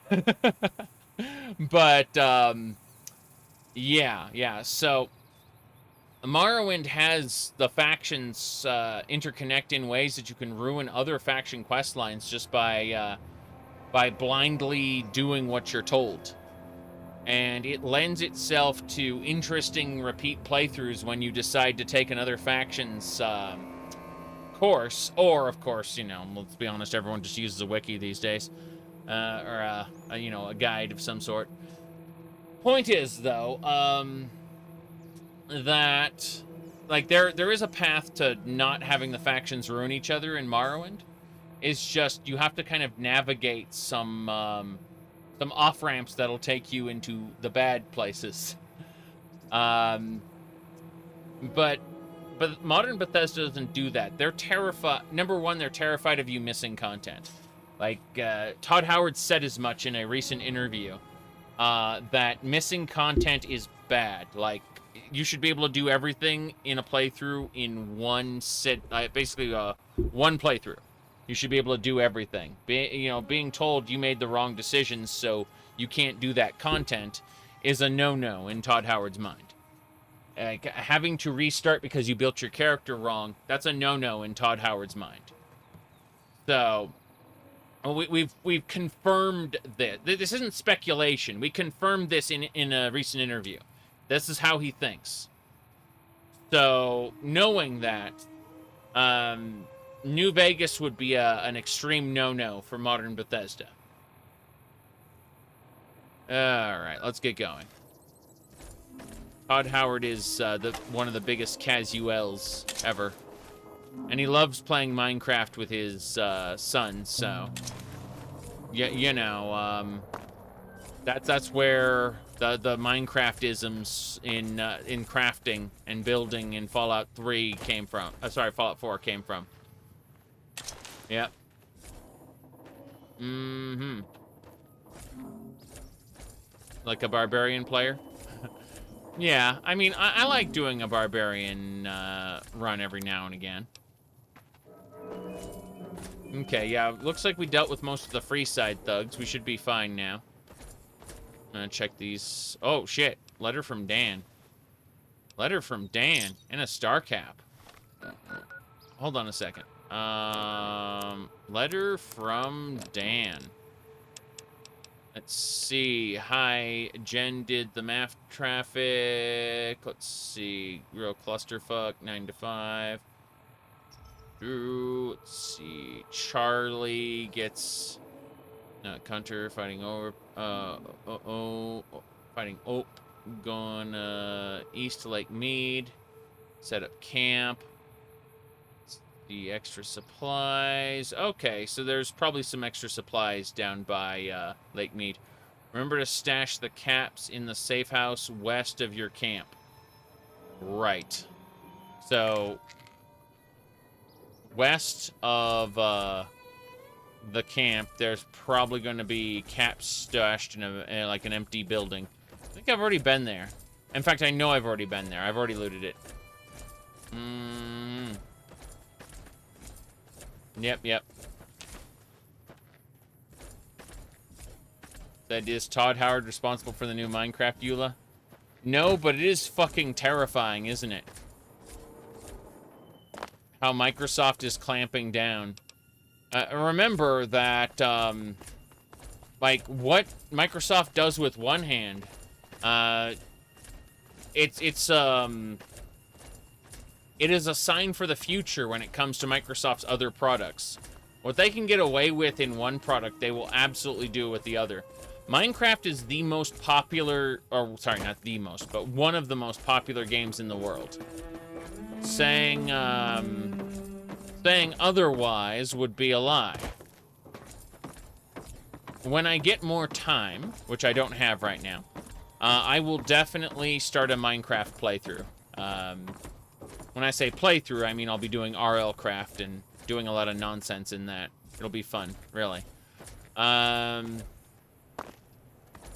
But yeah. We're gonna head on out here. We're heading over to see the boomers. We brought the plane up. They need to get it over. Hopefully some scavvers haven't got it already. That would be annoying. Okay, what else we got? We should be at the Air Force Base anytime now. Anyway. Yeah, I don't mind necessarily being a quote-unquote chosen one. I love stories that subvert the chosen one trope. I mention this one game all the time, Tales of Destiny, where you know, the big twist reveal is, wait a second, I'm not the chosen one? You were chosen. You were chosen by me. I fucking love that. But yeah, Minecraft does have a lot of mods, yeah. I don't know. I don't think the chosen one trope is necessarily horrible. I just think it's overused. Tropes aren't inherently bad. It's just that very often people would prefer to have a little more Morrowind as opposed to a little more Skyrim. In Skyrim, you're told, oh, you're the Dragonborn. You are destined to eat the dragons, right? Whereas in Morrowind, you are the chosen one. You are told at the beginning you are chosen. The game then proceeds to treat you like shit for 30 to 80 hours until you get a ring. And once you get this ring that says you are the chosen one, the Ordinators then hate your guts and will try to kill you if you talk to them because you're a heretic. What is it, outsider? Yes. Anything else I can help out with? The next time you leave Nellis, keep an eye out for missiles. We're down to a 5-year supply for our launchers. Okay. Not sure if I'll be able to spare any, but I'll let you know. Will do. Come find me when you've got some to turn in. Yeah, okay. So I can turn in missiles to her. That's pretty cool. Anyway, after you go talk to the living god Vivek, the hit on you gets pulled, and the Ordinators, you know, stop trying to kill you, assuming you talk to them. Yep. In Skyrim, if you don't do the main quest, you can do the Thieves Guild. Yeah. Brynjolf just kind of stalks you. It's kind of frightening. He just patrols toward you and goes, "You didn't earn a septum of that coin, honestly, did ya?" Like some basic flags. Yep. 5-year supply of missiles. Well, what do they do afterward? Remember that there's hostile forces out there. Yep. You want to do the Civil War, they make you start the main quest? It's true.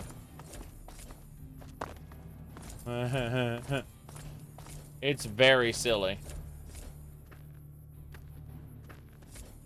Let me see here. Pearl's Place. Want to learn how to cast a ward? Yes, that's the meme. Bolftir and his wards. Don't tell me another of the students has been incinerated. It's a funny throwaway line, but it's indicative of how terrible that place is. Pre-war bookies. Just as a warning, my covert bandaging skill... Yes, I know, but I need these 3 missiles. Those are a little rusty. And these 7 missiles. They're down to a 3-year supply of missiles because they aren't allocating them properly. They're leaving them in lockers in some guy's office instead of putting them in an armory where they can be dispensed properly to the people who actually use the missile launchers up front. Yes. Duct tape. Missiles. Okay. What you don't like about stories where the chosen one, special somehow. You like being a nobody. So, like, in real life, you can relate to a more natural origins. Yeah, I don't need to project onto my characters. I see myself more as either puppeting them or seeing them as a mask. So, yep, exactly. We're gonna trade their own missiles back to them. You figured it out. It's going to be a dream come true once you've raised that bomber from Lake Mead. Yep. It worked. The plane floated up. Seems to be intact. That's tremendous. I'll transmit instructions to the robots to start packing up the plane to bring it back to Nellis. Said, you're living in a Souls world right now. A lot of games where your character's supposed to be overpowered has you rolling around on the ground for iframes with a tiny health pool. That's cute.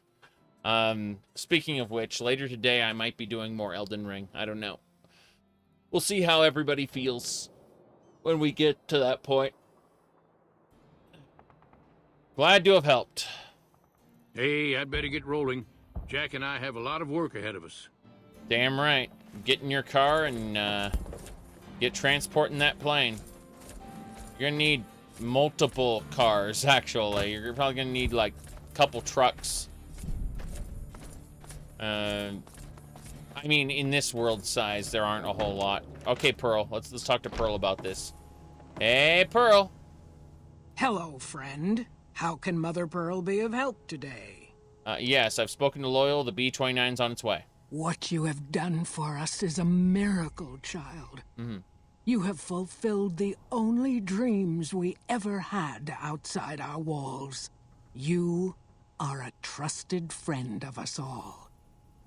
If there is ever a way for us to help you, child, tell me, and I will make it so.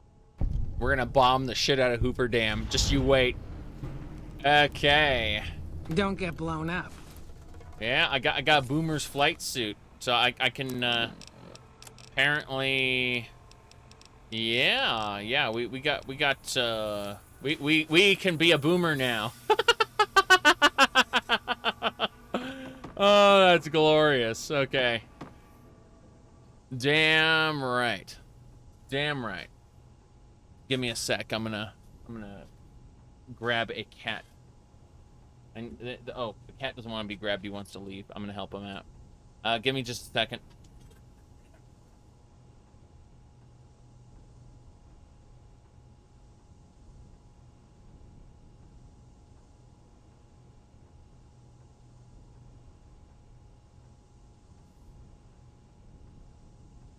He's like, "Are you coming with me?" He's just standing halfway through the door, going, Can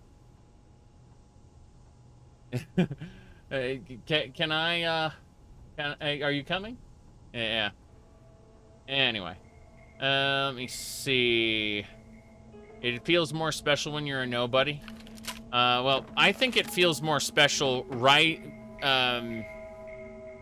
rising up from being a nobody. And eventually, becoming special for your own merits. I think that's what you're trying to describe. The idea of being a nobody forever, kind of defeats the purpose of a power fantasy, which is what most of these games are. Most of these games are absolutely power fantasies. All right, well, let's go.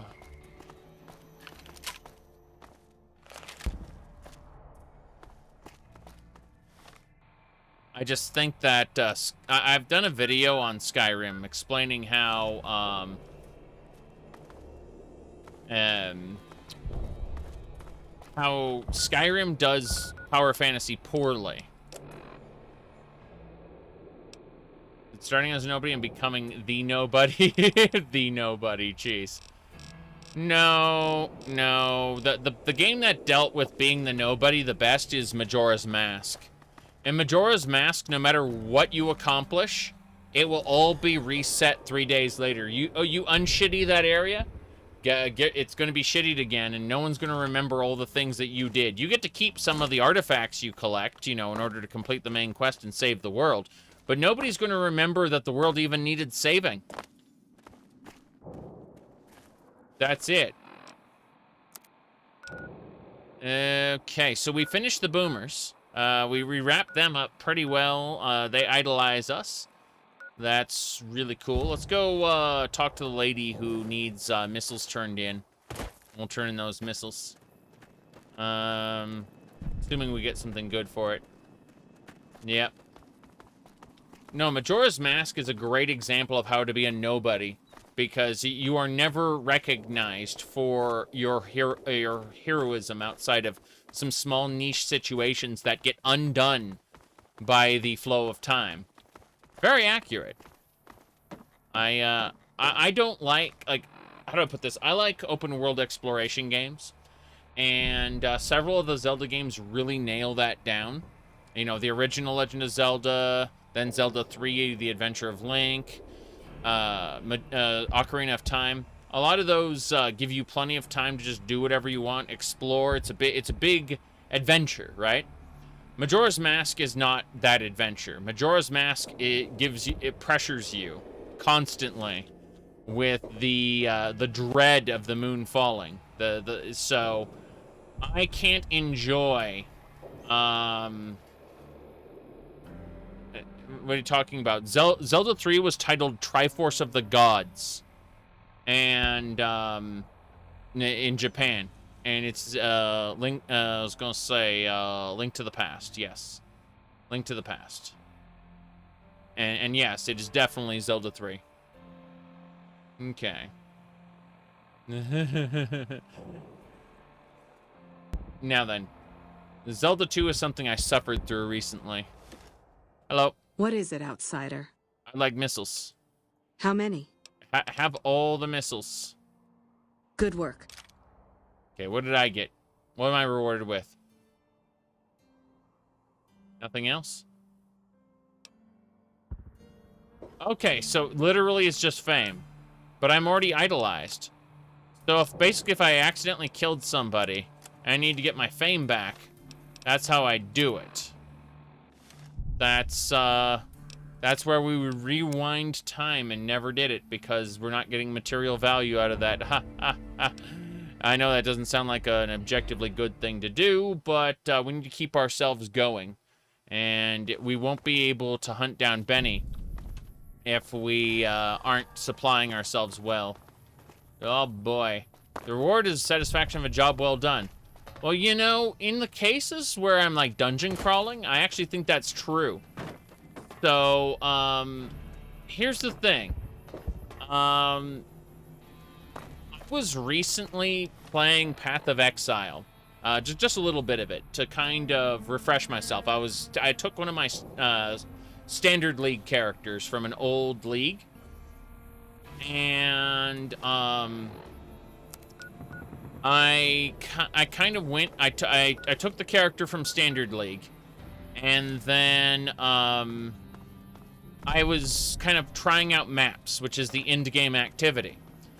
And I was doing that because, I wanted to see how the character, like, how this particular character build, what do you call it, how it worked out. and whether or not I could use it, you know, in the next league, which is leagues are like seasons, you know, in Diablo. Anyway, I wanted to see if I could do this, so I spent a couple hours just mucking around, doing maps and stuff.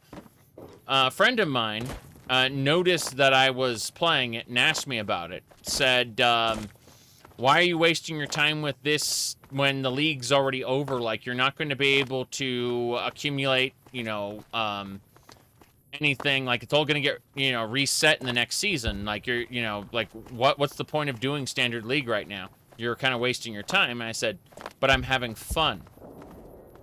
That's it. You see, not necessarily, like, there are times when the act of playing the video game is enough, where you don't need a Skinner box reward mechanism. Oh boy, gotta make sure I'm getting big maximized rewards out of this. But then there's times when they give me a missile for nothing, literally nothing, and that's when I get pissed. What do you mean you got reputation? Right. So, reputation caps out at idolized, and I've already hit the cap. That's the problem. So, it's funny how, did I steal those missiles specifically to then turn around and, give them away for free? Probably not. But I will use them to support my gun running. Yes. Let me see here. Yep. That's what I'm saying, though, is that very often people will get a little uppity that they aren't earning something with their playtime. I've noticed that. Alright. As if the playtime itself wasn't a... Just as a warning, my covert bandaging skills are a little rusty. Yeah, I'm trying to figure out who this is, though. We're scanning. Threat low, melee. He's hostile. That's a hostile guy. He's in combat with somebody. So we found someone who's in combat. Don't know why. He's running over here. I wonder if he's a Brahmin wrestler. There they come, down the road. Oops. Okay. Checking the other one. Allied. Never mind. He's apparently someone died around here. Whoever ran up and attacked died. Don't know why. Have you played Neverwinter Nights 2? I've never completed Neverwinter Nights 2, but I played a bit of it. I would say that I was kind of turned off by the, well, the lack of community support. That is to say, like, Neverwinter Nights 1 wasn't very good, in its base game. But the Shadows of Undrentide and Hordes of the Underdark are some of my favorite video game of all time. Period. So, no, it's not Project Nevada. Project Nevada's dead. Do not use. The cybernetic should be on this mod list here. Okay. Sorry, I've got work to take care of. I'd keep moving if I was you. I'd keep moving if I'm I happy was we you. managed to raise the bomb. I'm amazed that an outsider has proven so helpful. Wow. So they're the boomers. They're patrolling the wasteland now. They weren't patrolling the wasteland before I finished their quests. Huh. Yes. You only ever played the main campaign? Oh, the main campaign is the children use the word mid, I believe, to describe, that's the word I would use probably, I guess.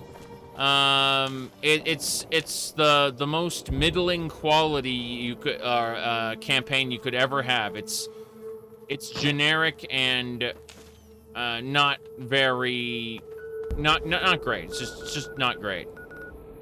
Yep. Okay. Hold on. New Vegas medical clinic. Where the hell are we going? Yeah. I don't know. Mediocre. Yes. Yes, indeed. Correct. The modding base for Neverwinter Nights is incredible. Just incredible. There are tons of MMOs in Neverwinter Nights. They're called persistent world servers, and they're their own thing there. Yes. Okay.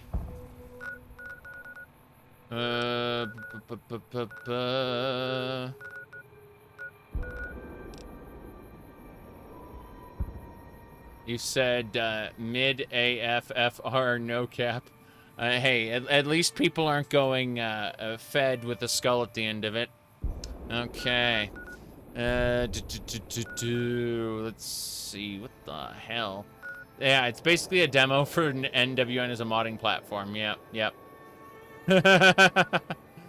Alright. Trying to figure out... We finished the boomers. I think we are as good as we can get. I think it's time to go into to New Vegas. I think we finally finished all of the little side activities for us to do out there in the great outdoors. Now it's time to at least go into Freeside. No, wait. Wait. Young Hearts. Find the... Oh, let's do that. Let's find the trading outpost lady. Let's do that. We've got a couple more side quests for the boomers, I imagine. Who are you? With fewer of them fiends sucking up the chems, maybe I can finally score a hit now and then. Vegas? Nope. We found other quests to do. Yes. Yep. We found other quests to do. We're still finishing stuff up here. Very good. You mean let me see your face? That's what we were talking about. It was give me a sec. It was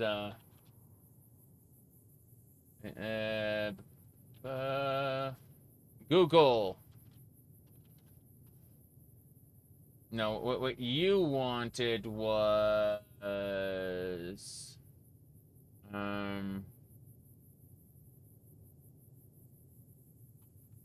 trying to find the actual one there. Damn. Found 4. Okay. It's got to be on the YouTubes. It said you did like Icewind Dale. So did I. I liked Icewind Dale as well. I'm checking out my history because I know it's around here somewhere. That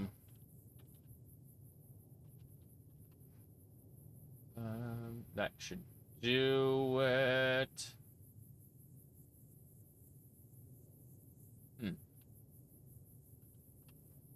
You wait for a definitive edition. Apparently, they are not going to do DLC, I'm told.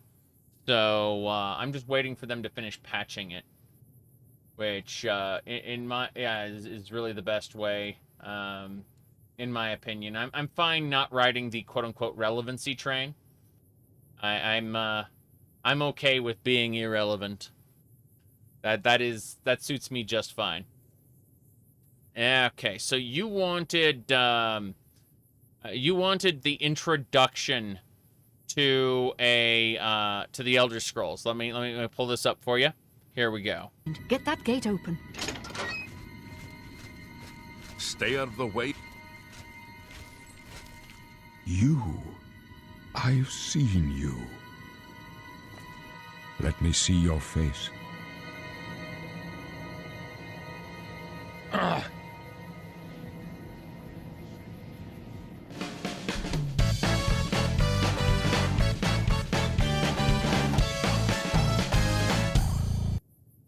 There you go. So,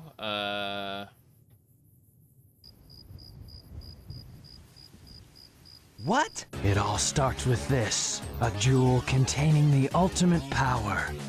Now I know what's going on. The Imperial Legion has mistaken me for the likes of you. There's no time for games. Chaos Control! Wow, he's fast. Nobody's faster than me. So even though the world is huge, you can select anywhere you know about in the map and instantly fast travel there. This gets you right to the fun. Fast travel. Fast. Phew. So far, so good. Okay, let me pull up the... Here we go. This place sure feels haunted. I have to hurry and find the sigil stone. Okay. It's closer. I found him. Oh no. Yes, of course. Let's go to the Imperial City at once. Don't worry, Mr. Emperor. Everything's under control. I'll kick their Imperial butts. Very well. Let's finish this. There you go. Okay. It's definitely a thing that exists. Let's try this one. How about this one? Stand up. There you go. You were dreaming. What's your name? I'm Sonic. Sonic the Hedgehog.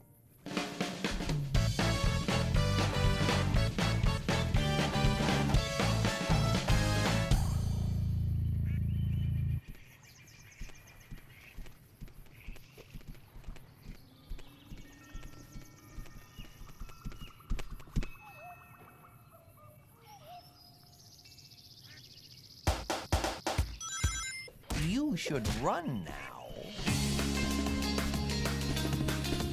There you go.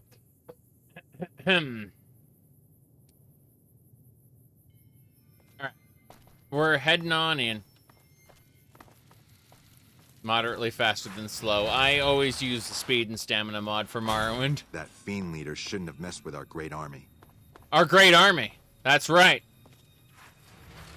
I'm just thinking of some old bad propaganda videos.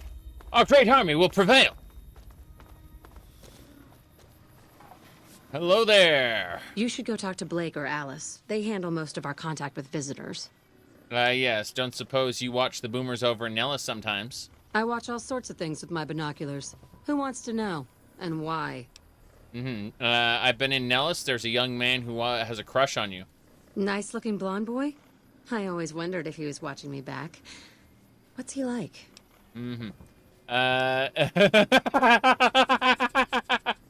He's nice, little naive.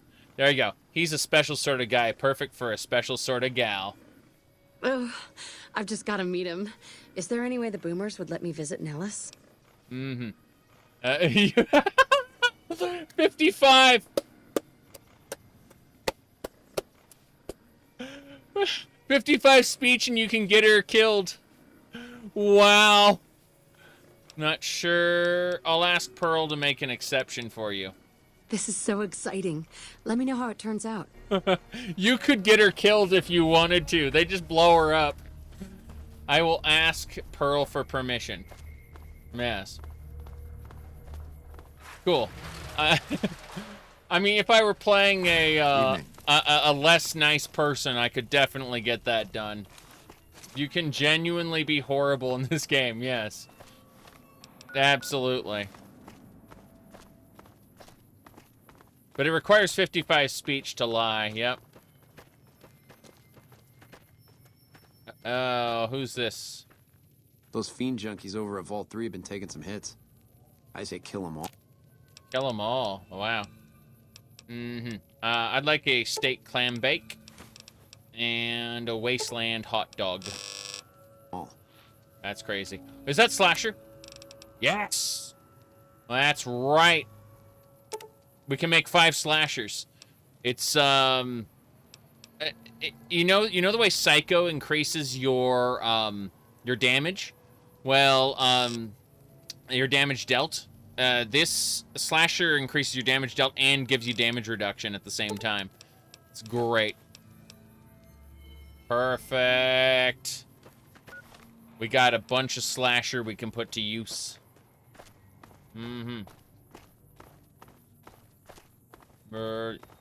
You like the pod racer mounts in Starwind?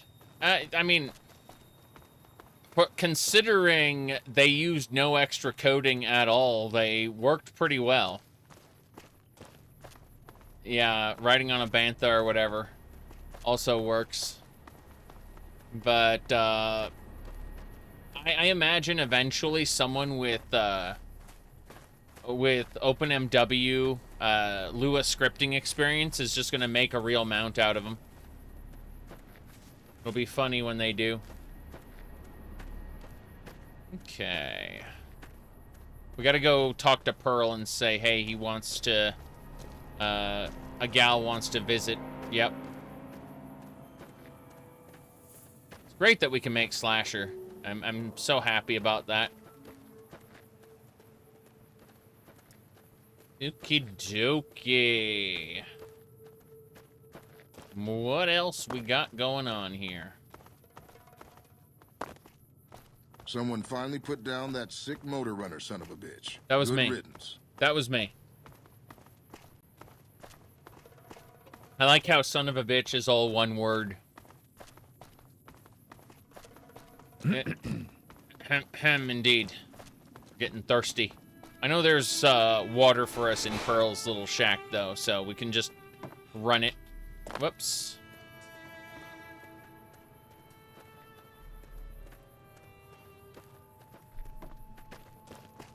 Sprint and jump.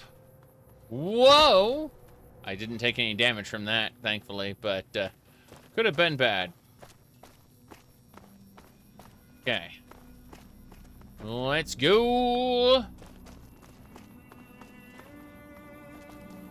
So yeah, if we accidentally damage our reputation somehow, we'll feed her missiles to improve it. That's pretty funny. I do like how these are what radioactive pools look like in Fallout, wait, what? Wait, what's this? What's this? Allied? What? Who? What? I'm allied with the radioactive pool? I don't understand. Oh, it's scanning one of the robots by accident. I see how that... Okay. That makes more sense. I was a little confused there for a moment. Okay. Let's go.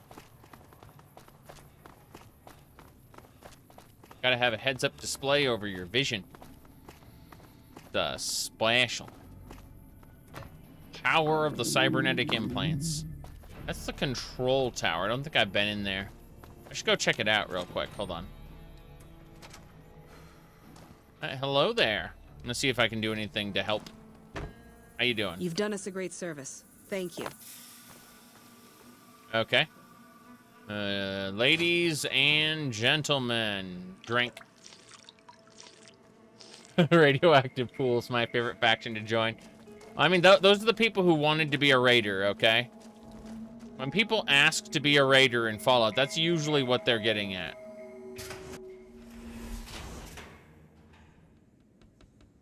There's a bunker down here.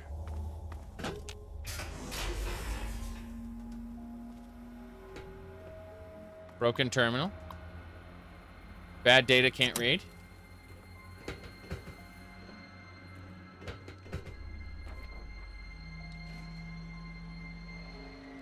Huh.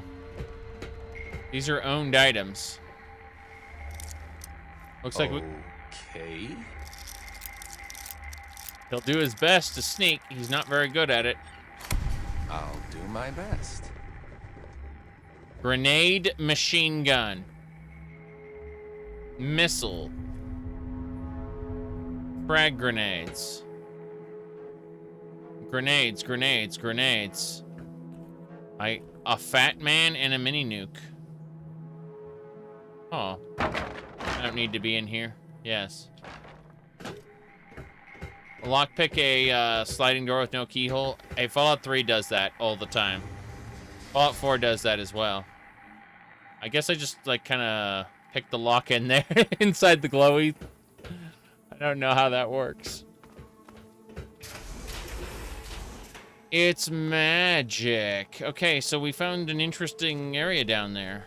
Hey. Hey. Cool. Nellis Air Force Base. Let's get out of here. We gotta go talk to Pearl. An evil gal who wants to rule the world. Hello there. Hello, friend. Jack is interested in a girl. Well, well, this is welcome news. Who is she?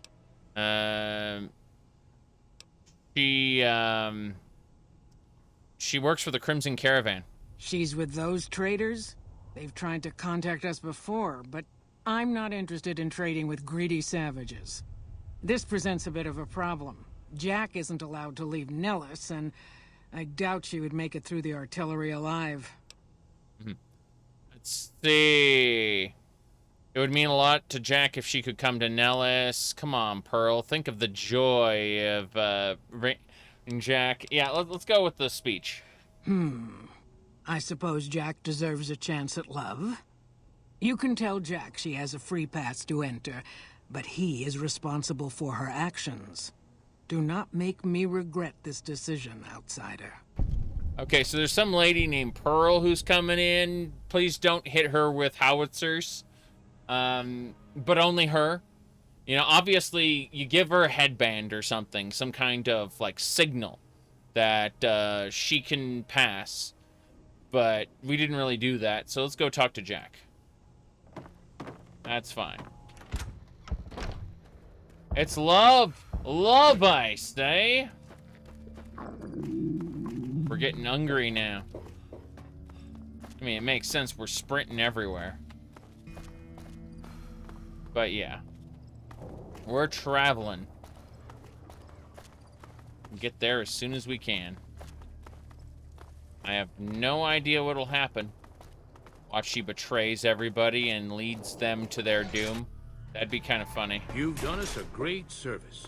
Thank you. Yes. Hey, you! Have you seen her? The redhead of my dreams? Yes, good news. She feels the same way. She does? You mean it? That's incredible. What happens next? Can she come here? How do we make sure she doesn't get blown up? Should I talk to the gunners or to Pearl? I spoke to Pearl, but Janet needs a way past the artillery. Here, take this boomer outfit. I'll let the gunners know she's coming, and not to shoot at her. She's got to wear a boomer outfit now. That's what I'm talking about. Yes. Why does no one find you a girlfriend like that? Holy shit.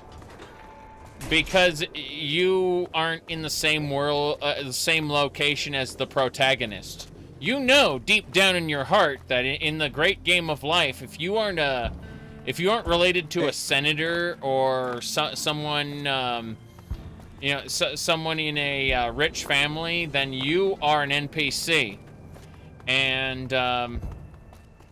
that's just the reality of it. Unfortunately, it's only through the fantasy of games does the actual protagonist need to do things for the common man. Yes. Okay.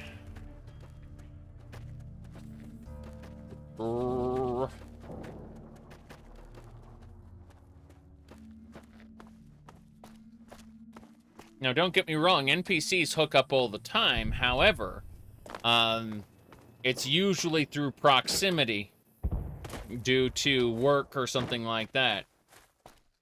Yep.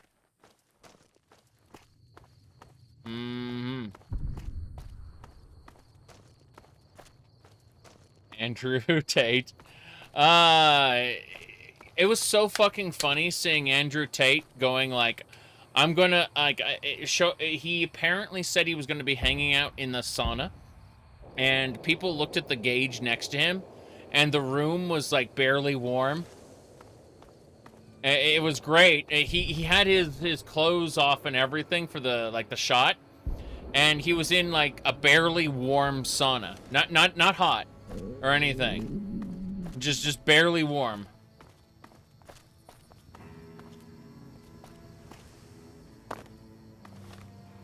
The problem, well, hold on. We gotta eat something. We're gonna have some dog steak.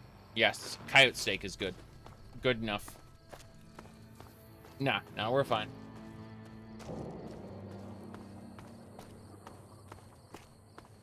Anyway, we're heading back down to the Crimson Caravan to tell her she's got to put on a boomer outfit. Geez, give me a sec. I need to do something in a different monitor real quick. Okay. Almost ready. Just a couple more things I gotta do. That should do it, and we're good. Okay, I'm back. I can sprint for a little bit, and then my AP, look at my AP, it's draining, and then now it's gone. No more sprinting. But you also get hungry and thirsty faster when you sprint. Yep. Boomer-in-law, jeez. I like how this guy's quest is concluded, so he just lives here now. That was pretty incredible. I've never seen anyone come out of the Boomer's reign of death alive before.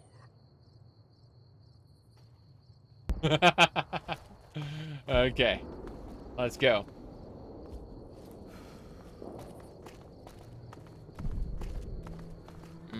Couple things I have to hit. A boomer-in-law. Yeah, that would be appropriate.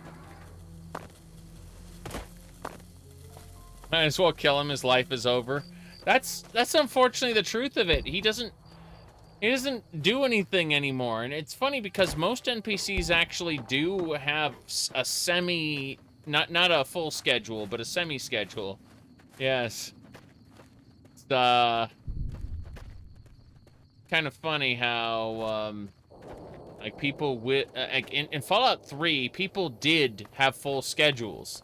But what did that accomplish? Not a whole lot. It really didn't do very much. Irradiated beer, locksmith reader, and a 9-iron. I don't need the 9-iron. I got the driver that's in my apartment. We're going to the Crimson Caravan area. We've spent all day, the last several days running back and forth, and I don't mind. He is now a Morrowind NPC, yes. No, it's just funny how New Vegas NPCs have a limited schedule and Fallout 3 NPCs have a full schedule. So it just shows like the priority is in it is in different places. Wait, what's this? New Vegas Medical Clinic. Let's have a look. Clinic guard. Evening. What do you think? What's up? I was just wondering if you had an opinion on this clinic. Welcome to the New Vegas Medical Clinic. I'm a fully qualified physician and can fix whatever is wrong with you for a reasonable fee. If you've got the caps, I've also got several implants available to enhance your physical attributes. Really? Oh, what kind of implants do you have available? I have several basic implants available that can enhance your physical abilities, make you faster, smarter, stronger, that sort of thing. I've also got 2 much more expensive implants. One's a subdermal implant that will make you more resistant to damage. The other implant induces a mild regenerative effect. Your wounds will practically heal before your eyes. Mild regenerative effect. I'd like to buy some implants. Which surgery option are you considering? Let's see. Make me more perceptive, boost my endurance, boost my charisma. I want to be more intelligent. Enhance my agility. Can you make me luckier? Can you imagine that shit? I need to hit this. Hold on. If I implant the probability calculator in your frontal lobe, you'll be able to calculate odds a little better. It's not quite the same as making you luckier, but you'll be able to nudge things your way more often. I can do the implant for 4,000 caps. Never mind. Very well. Let's see. Let's see what other implants you have. Subdermal, regenerating. I think intelligence is probably going to be the way to go. Give me a sec. I have an addiction. You really ought to avoid using those kinds of chems, but I'll see what I can do. Here's the caps. All right. Addictions removed. 50 bottle caps. Damn right. She didn't recommend the smarter implant? Yes. Special. And my intelligence is 10. I'm trying to figure out, I mean, the luck one makes sense. Perception is probably... All right, hold on a second. Explosive lockpick energy weapons. Said 10 luck, Courier is cannon. I'm sure it is, but I'm an unlucky bastard, and I have been for, like 190 hours now. Let's see. So, lockpick, energy weapon, explosives. Let's go with the let's just go with the perception. Hey, You're back. imagine paying $50 a to get rid of a heroin addiction. Holy shit. I have a caffeine addiction, but I also have, in addition to this coffee cup here, and this coffee cup here, I also have 4 cups with a Slytherin. Slytherin are my favorite. I'm not even a Harry Potter fan. I just like Slytherin. And then 3 more cups, and 3 more cups, and then 3 more cups. So I get those set up before a live stream, and people go like, "How are you able to stream for 12 hours?" Well, I get lots of cups, lots and lots and lots of cups of coffee. Terrible for me. But let's see.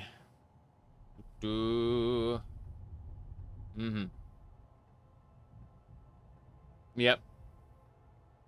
I don't really care about Harry Potter a whole lot. I just I like the mages from the Fate series. That's the best way to put it. Hold on a second. So I think I'm looking for a quick search. Give me a second. It should be Wizard Game. Okay. I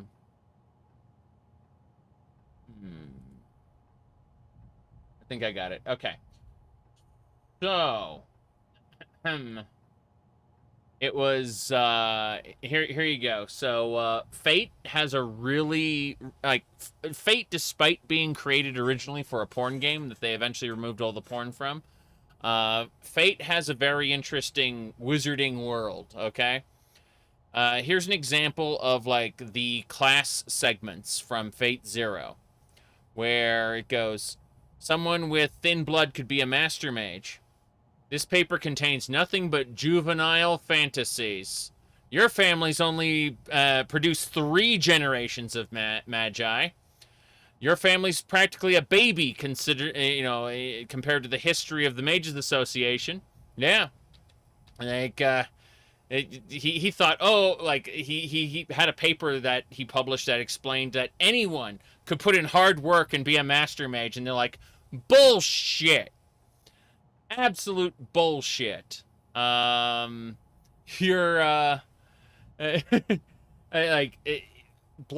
research is the most important thing to the Mages Association. In other words, when I say bloodline research, I mean, like, each house of mages will have a dedicated focus. Like, one would be immortality, for instance. So, they would spend years and years and years, like they'd spend their entire life seeking immortality. They may not obtain it, but then their children will pick up where their research left off and take it in different directions. And so the idea is that each generation of mages kind of is expected to follow in the footsteps of the previous generation, to the point where they literally pass down all of their research, and it's expected that each bloodline of mages dedicates their focus toward a single goal. That's how that works. So when I look at the terrible world building of Harry Potter, I think about that idea of different bloodlines, each kind of directing themselves toward a specific toward a specific line of research. Not just a homogenous group of random mages, but rather, these dedicated, zealous mages. And I always end up comparing the two, and so that's that's why I always kind of gravitate toward Slytherin memes, is because basically if you are a random mage who has absolutely no bloodline research behind them, then what are you doing to advance the world of magic? The answer is nothing. Therefore, you're just a leech, taking advantage of all the research that's come before you, right? And as a result, either you will join one of the houses and actually, participate in the advancement of magic, or you'll be forever considered a lowly 1, 2, or 3 generation mage nobody, right? The idea is that, the true bloodlines have been running magic for thousands of years, trying to work toward a, some ideal goal. And so that's the main reason why I look at Slytherin and go, that reminds me of Fate, kind of. Except everyone else being stupid in the Harry Potter universe really helps sell it as well. When you look at J.K. Rowling's bad world building and you compare it to pretty much any other setting that has worked on magic, worked on their magic system to any degree, it's obvious that these are books for children, and that's fine. That's fine. These are books for children. Absolutely. For those who don't know, the reason Harry has a terrible home life is because J.K. Rowling wants children to be able to resonate emotionally with their home life, in the sense that, I wasn't given the toy I wanted. I was punished for being bad. So on and so forth. You've got, I wasn't able to go to, wherever I wanted to go. My parents wouldn't take me to the beach or whatever. So a child kind of emotionally resonates with negative experiences that happen at home when they see Harry having a negative experience in his home life. And then it's obviously exaggerated to several degrees in Harry's home life, right? But likewise, it's to facilitate the departure from the home life to what is referred to as the secret world. And the secret world is what makes the person projecting special, in that sense. Yes. Okay. You don't think that family apprenticeships is the best way to advance modern science? Of course it isn't. Of course it's not. No. Mage research comes off of bloodline, not bloodline, occult sacrifices and all kinds of crazy shit. The idea is that there were in the Fate universe, at least, there were different branches of magic, and it's called first, second, third, fourth, fifth, sixth magic. And they are all different philosophies that discuss how to get to the root of all things, to basically to take everything back to its source, and be able to ascend, either obtain immortality or all power or all knowledge, be able to travel through time, things that nobody can actually do, but those are ideals to strive for. And so because they go to such extreme measures of genetically engineering their own homunculi that will then, homunculi are just artificial people, but their own homunculi who will then be sacrificed for their magic, they are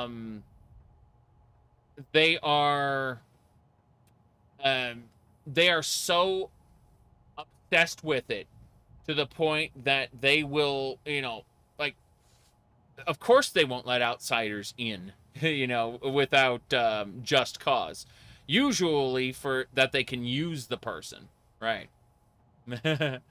All the world's evils, yes.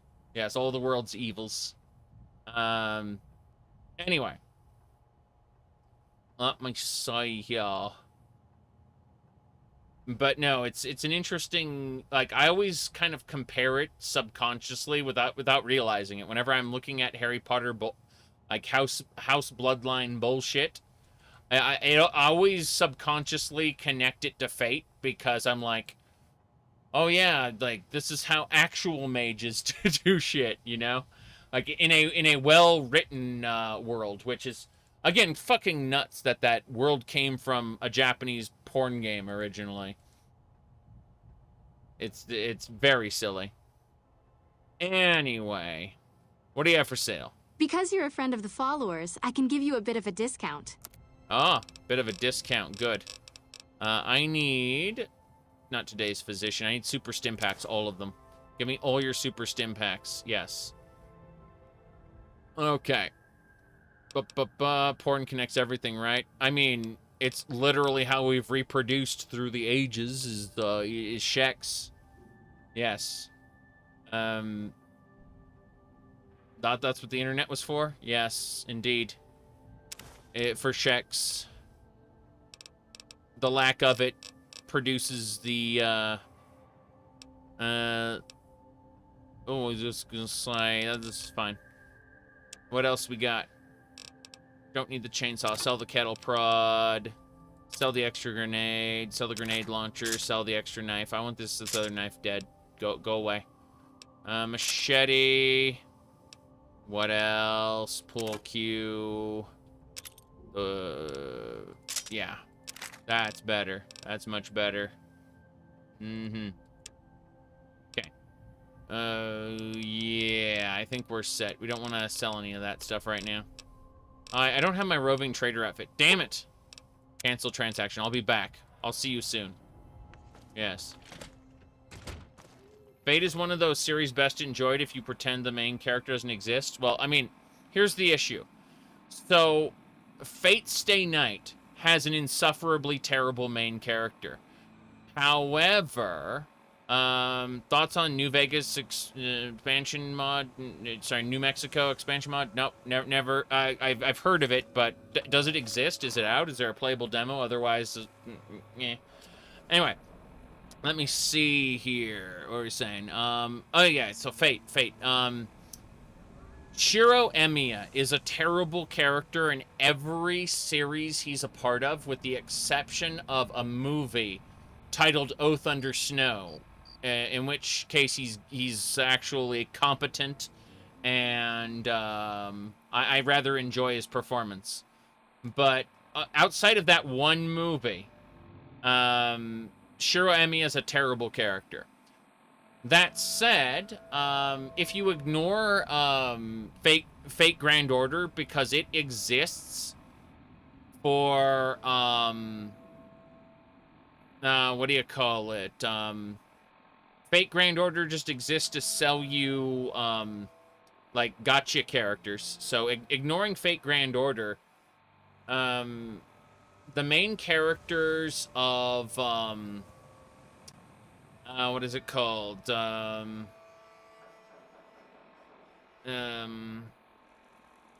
Fate Stay Night. Sorry. Fate Zero and the Fate Zero derivatives are pretty good. Like, those characters are kind of badass. But there isn't a central main character in Fate Zero other than maybe, you know, Kiritsugu, and he's a broken man who honestly is like very fun to kind of look at his history. All right. Okay. When he said the mod doesn't exist, what he means is from a metaphorical standpoint. It may never come out, so it's best to set your expectations low or to forget about it. That's the idea. Yeah, we talk about Skyblivion mostly because I was able to watch Skyblivion developers actually making parts of it, right? The idea, like, I'm not talking about how it's going to be because, like, I have no fucking clue how it's going to be. But like, I've seen, for example, Crowhaven being built. Amazing design on that. It's shaping up to be an Imperial villa, not a random fort in the middle of nowhere. It's, like, the things that I've seen, sure, we can talk about those, but it's best to not be excited for any of this stuff because you never know when it's going to come out, if it's going to come out, right? That's what I'm trying to say, is there are plenty of things to do and enjoy in the meantime. Billy, I can tell you one thing. I said this earlier in the stream.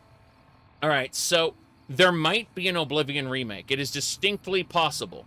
However, the Reddit post that was cited as the primary source for those rumors, specifically the quote-unquote leak, is fake. I guarantee you. I personally guarantee you that leak is fake. And all the articles based on that leak are what do you call it? Are bullshit as a result. Now, that doesn't mean they aren't actually making a remake. It is distinctly possible that they might make one. Okay? I'm just saying that the articles and videos that are based on that Reddit post are all full of shit. Okay. Let's go talk to the lady. Hello again. How's your boomer friend? Yes. I was gonna say he's doing well. Come back. No. I want to talk to you about him. I was hoping you would. What's going on? Have they agreed to my safety yet? Yes. You have permission. They know you're coming. You can lie and have her die. No. I got a boomer uniform for you to wear when you cross to Nellis. There's one more thing. I have a work contract with the Crimson Caravan, and if I walk away, I lose the wages they owe me. Could you do just one more thing for me and talk to Alice McLafferty about it? I know if I do it, she'll just say no. I'd hate to lose the money. Here, a troublesome Legion camp got razed to the ground. I'll talk to Miss Lafferty. I'm gonna turn in the quest to Miss Lafferty first. We're good. Our guy. Welcome back. Yes, I delivered the invoice just like you asked. Well, you've proven yourself reliable so far. Would you be interested in more important jobs? Absolutely, but first, Janet asked me to talk you into releasing her from her contract. Ah, yes. Her infatuation with a boomer she's never met. It's a small camp. Word gets around. She's aware she's breaking her contract, which is undoubtedly why she sent you to talk to me instead of coming herself. Janet is free to leave, but she forfeits the wages she's owed. That's the price of contract breaking. Take it or leave it. Let's see. Barter, wages couldn't be that much. Why bother? Yeah. There you go. Are you really going to ruin what's supposed to be a time of happiness for her? Being sentimental is not how I made the Crimson Caravan so successful. But I'll allow it, just this once. Janet will be paid what she's owed. Consider it a gift. Let's put the monorail back to work. Yes. Welcome back. Okay. For any other work available? As much as I like to handle matters personally, I can't be everywhere at once. There is a negotiation with a smaller trading outfit that I'd like resolved as quickly as possible. There's also the matter of Henry Jameson, an employee whose services I'd rather do without. His family connections make it difficult, however. I see. And finally, I need someone to acquire the Gunrunner's manufacturing specifications. This job needs to be quiet. No alarms, no deaths. No blood price, I see. That's pretty cool. Negotiate with Cass to buy out Cassidy caravans. Oh, shit. Let me see what else. Now, before we do anything else, yeah, so for the most part, I guess the reason I can talk about Tamriel Rebuilt so much is that there's so much of it that's playable already, right? I once every couple years, I sit down with the developers of Tamriel Rebuilt, and I usually do a live stream / video where I talk about the state of Tamriel Rebuilt and what they're working on, because the idea is that they release Tamriel Rebuilt in chunks. there probably will never be a quote-unquote main quest to Tamriel Rebuilt, so there's no harm in playing the chunks as they come out, because those are the individual adventures that you're going to be playing. Anyway, because there's so much of it that's playable, I don't really have a problem hyping it up, essentially, as we put it, right? The idea,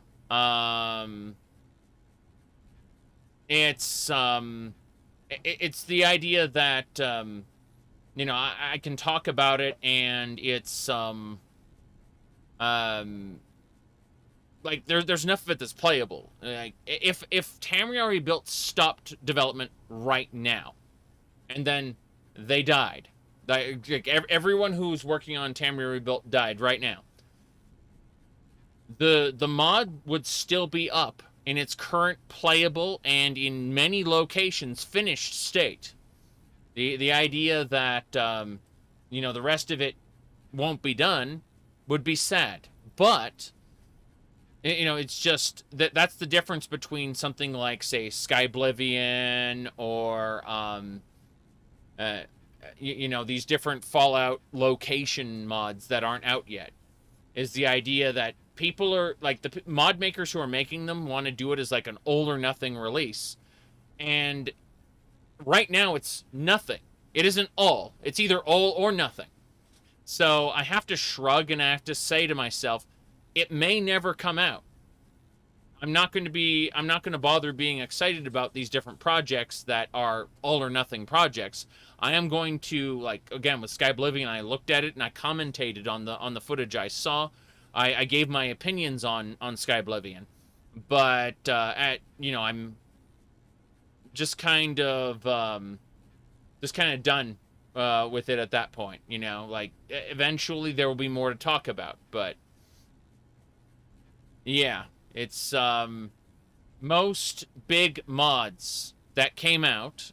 Most big mods that enter production never actually come out, and it's important to recognize that. Kind of a problem, actually.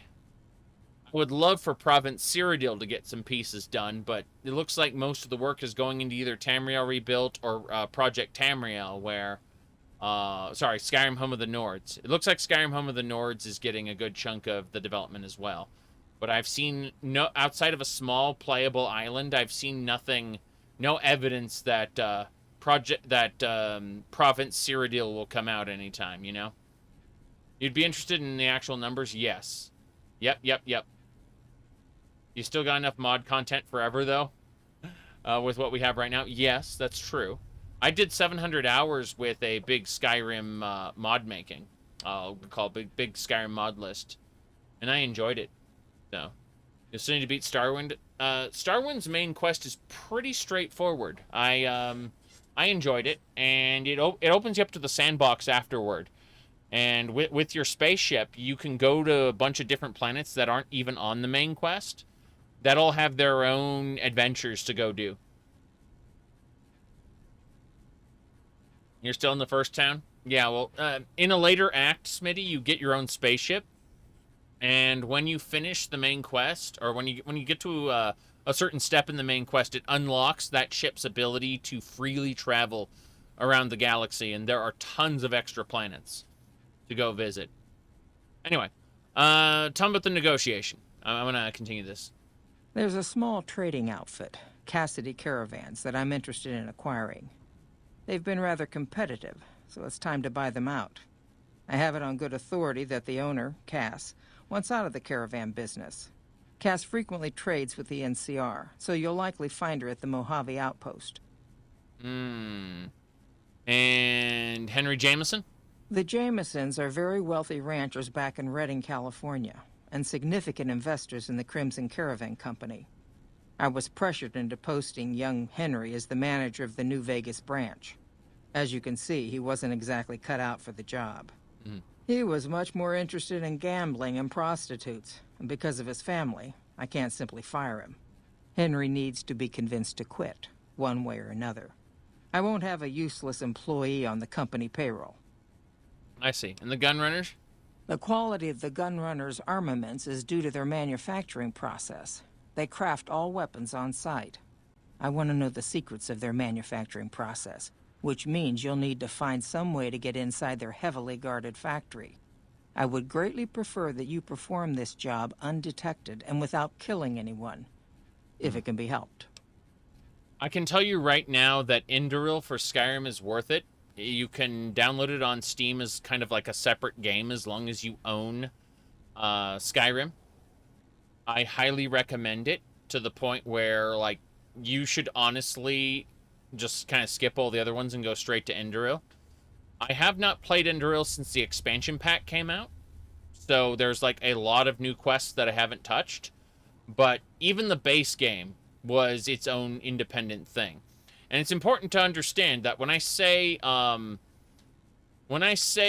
its own thing, I mean like it has the skill system more like Gothic than it does in vanilla Skyrim. It also has gigantic talent trees for level ups. So like there's a huge amount of build diversity. And yes, you can be kind of worthless with a not so great build if you have issues there. All right. I need to. We're at 2 hours and 48 minutes, which is awesome. But I gotta take a short break. What do you call it? I need to go help out, do something before the sun comes up, because the wife's asleep right now. I kind of woke up earlier than her, and I did say I would do some things, so I'm gonna go spend 5 minutes and get those things done. After which we're gonna get started with we're gonna finish up this boomer quest line and then go do a few miscellaneous quests around outside Vegas. So yeah, I'll see y'all in like 5-ish minutes, pretty soon.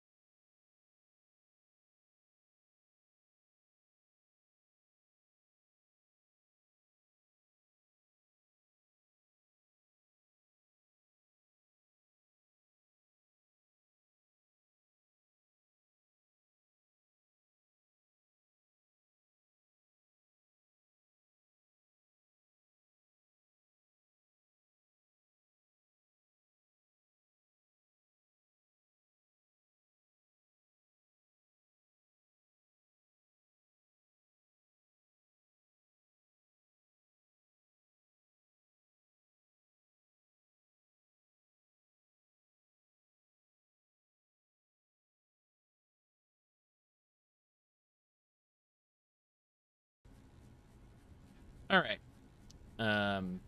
I'm back, everybody. Let's get going. So, as I was saying, you need to reinstall Skyrim for Enderal? I don't think so. Like, if you have Skyrim on Steam, you should just be able to install Enderal directly from Enderal's Steam page. Yes, Enderal actually has its own Steam page, and it should operate just like a separate, what do you call it? Just like a separate video game under Steam. It should download all of its assets and stuff, like, right that way, yeah. Steam should handle it for you. In fact, I'm going to go look it up right now just because I'm interested in playing it again for, like, the new stuff. Steam-powered... let's see. Enderil, The Forgotten Stories Special Edition. Okay. Enderil, The Forgotten Stories Special Edition. Here it is. Okay. According to this, yeah, community-made mod. You see, free, install now. Add to library. I'm going to add to my library. Whap. There we go. And, yeah. The point is, free, install now. So it requires that you own it. You don't need to have Skyrim installed. You just need to own it. Yeah, there we go. Own. So, it's considered its own game under Steam, basically. Yeah. That's how it works. So, now there is the soundtrack you can buy to support the developers. That's pretty cool. The other soundtracks and Dreams of the Dying, the book one is free. It's unfortunate that they won't be continuing the book series, but yeah, book one, you can buy book one for free. Oh, sorry, you can buy it. You can download book one for free along with 2 of the soundtrack pieces here, and then there's another, like, the complete soundtrack is you can buy for money to support the developers if you wanted to for Enderil. That's pretty cool. I like that a lot. Anyway.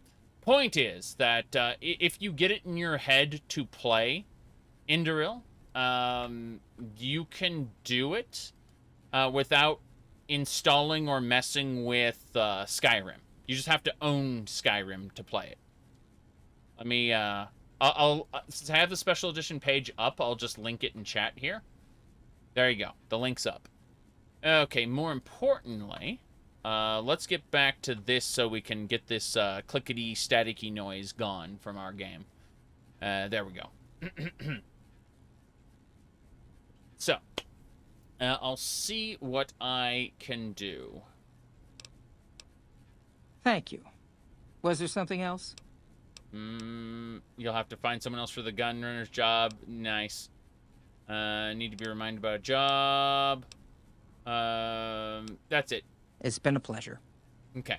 So let's go talk about the boomer I hear quest. a troublesome Legion camp got razed to the ground. I did that. That was me. More importantly, where's our questy target? Is she going to bed? I think she's going to bed. I'm gonna tell her to wake up. Rise up. Yeah, it's nighttime, so let's sleep for 8 hours. It's the perfect time to sleep anyway, so... where are you at? Have you spoken with McLafferty yet? Yes, I convinced her to pay you what you owed. You're free to leave. That's great. I can't believe you went through all this trouble for me. Thank you. She's now wearing a boomer outfit. Meet Janet back at Nellis. Okay. Janet, yes, rise up, people of the Empire. Rise up. Hold on. There we go. Hello, sir. Hey there. You looking to buy or sell? I am looking to buy or sell, yes. How'd you know? First things first, I'm going to go ahead and put on this roving trader outfit. I have a second roving trader hat. Hey there. You looking to buy or sell? Yes, show me what you got. Can do. Yes. Alright. Varmint rifle. Desperado hat. No one needs that. Oh, there we go. Now, no super stim packs for me, I guess. Yeah, I don't see anything I want from here, so what a shame. I will trade to you the 9mm pistol, which is terrible, the cattle prod, 1 frag grenade, a grenade rifle, a knife, laser pistol, machete, Pulsma pistol. Yeah, we're fine. Recharger, switchblade. Okay, that's good enough, I think. No, wait. We want to keep the flight suit and helmet, but we want to get rid of some of the other miscellaneous junk. The sheriff's hat. No sheriff hat for us. We have some extra space suits. We should combine them for fun. The space helmets as well. Wasteland surgeon outfit. Interesting. Wasteland wanderer goes away. And we got enough caps. We're good. Yes. Have you played the immersive sim detective game Shadow of Doubt? I don't think I have. Hold on. Let me look. First person game 2023. Oh, it's early access. That explains why. I was like, I haven't played this. It's I'm not commonly to buy or play early access games. Just an issue of time more than anything else. I'm heavily looking at Dread Delusion, though, despite it being early access. Hold on, I gotta move some stuff around. There we go. Microphone's in a better situation. Yep. Like, Dread Delusion looks very much like a Kingsfield sort of game. It's very interesting to see the world chunks. That was the trailer for Shadows of Doubt that suddenly started playing for no fucking reason. Thank you for that. Holy shit. Okay, we're closing that up. Alright, we gotta make sure she doesn't die along the way. We're a roving trader, you know. I switch to my power armor before those junkies try to mug her for her caps.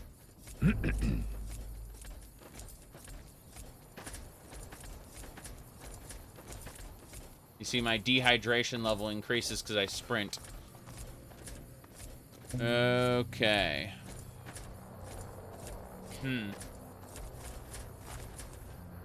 What are you doing? She started running against the wall for no reason. I'm gonna play Cyberpunk 27. I own Cyberpunk 2077, but I was given it when it came out, right? Because someone wanted to watch me play it. They then, like, I told them, hey, it's gonna be a week before I can actually play it because I'm gonna be busy. Is that okay? You're sure you don't want to have me refund this so you get your money back or whatever? And he's like, no. You definitely. He said you definitely play it. You can wait a week, and then before that week was even up, he said no, it's bad. Don't play it. And so I was like, okay. Like, do you want me to try to? He's like, no, it's okay. So that was kind of the weird situation I was in, and I said fair enough. I was waiting for them to update it. And after they updated it, I was getting ready to do a playthrough. And right before I was able to start my playthrough, I'd installed it, I'd set it up, I got it all ready to go. And then they said, "Hey, we're gonna make an update. We're actually going to we're gonna update the game before the DLC comes out." And I'm like, okay, cool. So yeah, that's what I ended up. I still have it installed and ready to go. Now, thanks to the Steam Deck existing, everything is getting supported for my operating system. So, like, you've done us a great service. It's funny. Thanks for your help. Because it was like it was a coin flip whether something will or won't work.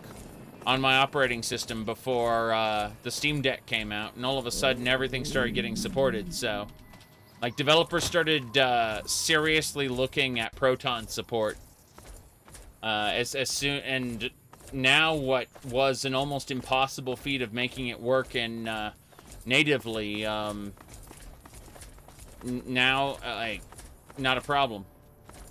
But it's kind of funny because like I was like, oh god, I'm gonna have to install it on Windows and switch to different operating systems, you know, because I've got Windows installed on a different drive than I normally use. So I just kind of let it sit there. But you got a third-person mod and some immersion mods. Oh my. Well, I imagine none of the mods will work once the update goes through. Hello. It's great to finally meet you. Hi there. It's great to meet you as well. I'm glad you made it out here. You're even more stunning up close than you were at a distance. And you're even more handsome up close. Do you think it'll be okay if I hang around here for a little while, so we can get to know each other better? Of course it would. I'll have you set up with some quarters with some of the other women. You've done us a great service. Thank you for your help. You've done us a great service. I'll have you set up with the other women. Oh no. Thank you for getting Janet to Nellis. I've never been so happy in my entire life. Okay, that sounds great. Thank you for getting me here. Jack is a great guy. Morning. Morning. Radiant NPC dialogue engage. Morning. Morning. Oh, wow. You've given us the ability to touch the sky. Thank you. I'd keep moving if I was you. Mm-hmm. Morning. Morning. I'm happy that Morning. we managed to raise the bomber in my Morning. lifetime. Wait in their bedroom with the stealth boy on. Holy shit. How's it going? Wait. Why are you here? What's going on? I'm amazed that an outsider has proven so helpful. Okay, I thought they were running at me. I thought they were running at me. I was scared. It's fine though. Space suit. Where's my space helmet? I need all the space helmets. Okay, let's put it on and see how ridiculous we look. That's it. This is the playthrough now. Where'd my hair go? I like how your hair just kind of pops out of existence and back in depending on what direction you're looking at it from. Yep.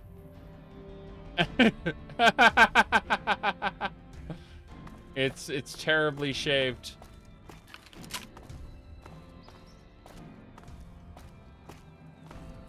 I don't know what any of this is anymore. Okay, well, we dealt with that quest line. Is there anything else we need to do around here in Nellis Air Force Base? You can depend on me, debt collector. I need to do the debt collector quest first. Oh, the Rose of Sharon Cassidy. We need to do Birds of a Feather first. Intercept the Great Khans. Find the main. I like how that's the main quest. Yeah. My kind of town. Wants a sheriff for Primm from NCRCF. Yeah, well, the problem is the powder gangers will try to kill me on sight. So I can't actually... I mean, I could disguise myself as a powder ganger and go into NCRCF, I suppose. That might work.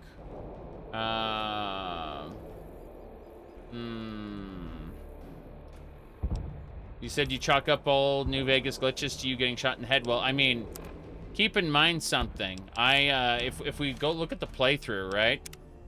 I was previously, if we go all the way down here, level 45 at 147 hours into the playthrough. After Benny shot me in the head, I got reset to level 1. Then I've been working my way back up. But even though I've been working my way back up, that shot to the head, though,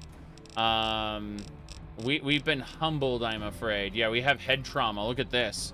See, we've been catastrophically wounded. Our max health, health recovery, spread, attack, reload, equip speed, AP and AP recovery speed have been reduced. Non-tagged special stats have been reduced by 5. Yes.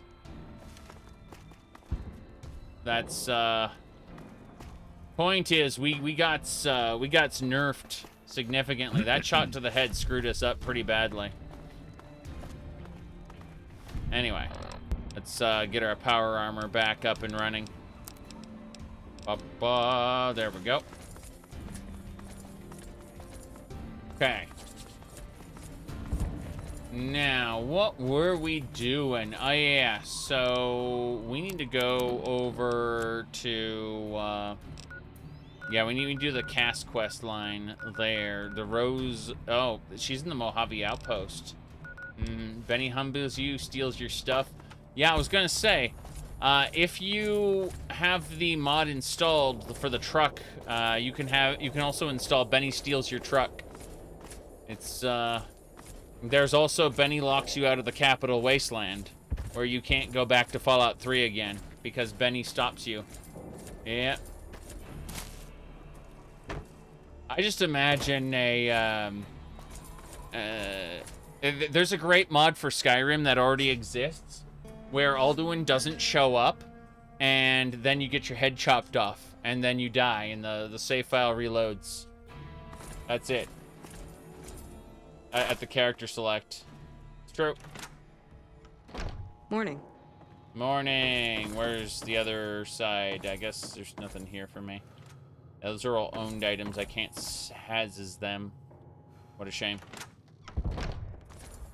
Trying to find, yeah. Oh, God! Put up your dukes. I'm the red brick kid. Mm-hmm. Let's see. Offer chems.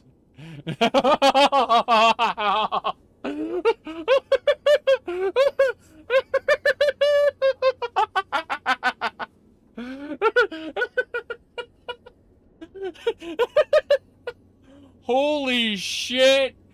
Fallout 3 would never let you do that. Ever! Ever! What the hell? Like, this is beyond what I had ever expected. Like, holy crap. That is amazing.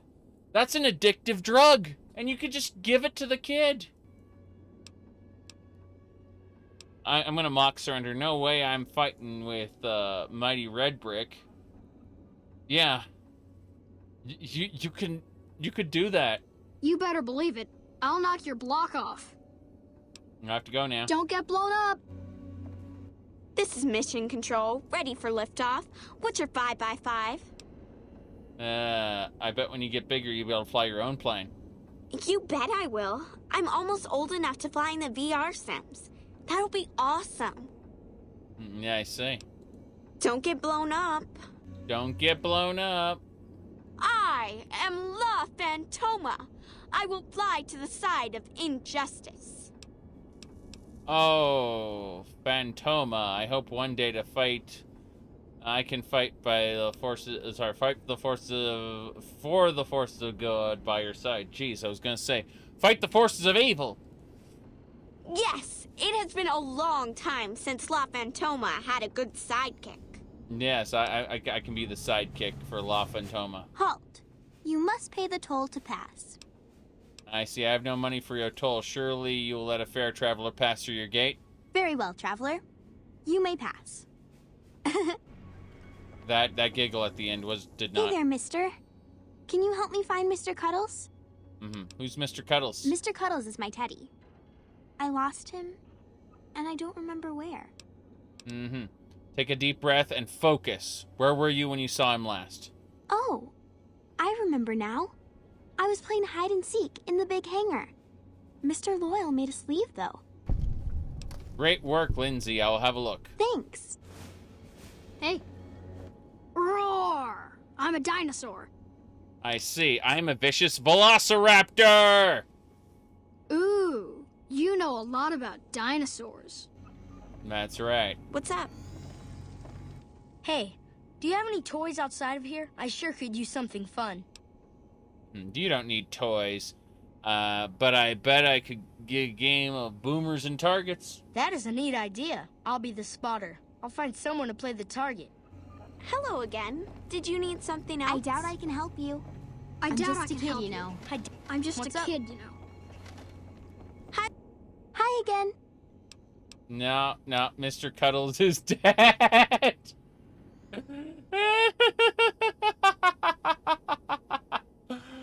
Hi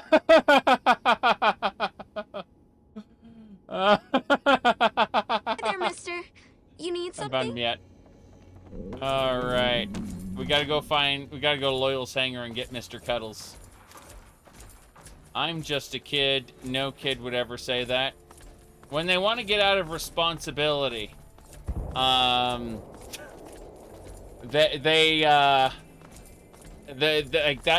when a kid will say I'm just a kid. Is when they want to specifically avoid responsibilities. That complicated adult stuff that they don't want to have to put up with. If it's beneficial to them, of course no kid would ever say I'm just a kid. They want to be treated like an adult. But if a kid wants to avoid a situation they don't want to deal with, they will very often pull that that card. Isn't that bomber a beauty? I have to go now. Okay, in the big hangar somewhere there is Mr. Cuddles. I don't know where Mr. Cuddles could be. I really hope there's a steam gauge assembly around here somewhere. There isn't, but I'd love it if there was. Mr. Cuddles, where are you? McLafferty's a hard boss, but she knows what she's doing. That's for sure. Oh, wow, she has random, McLafferty's a hard boss, but she knows what she's doing. That's for sure. She has random dialogue from her faction, which hasn't changed. That's ridiculous. Alright, most important matter in the Wasteland is finding a girl's doll. Yes, exactly. It's true. It's absolutely true. So, the question is...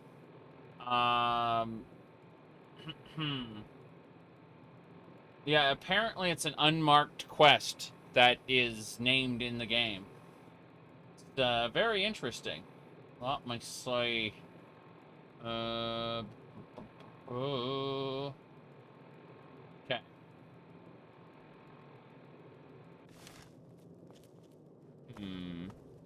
I'm happy that we managed to raise the bomber in my lifetime.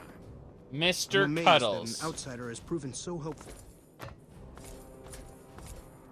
Hey, at least they aren't NCR who are like, they should have known better than to tussle with our great army.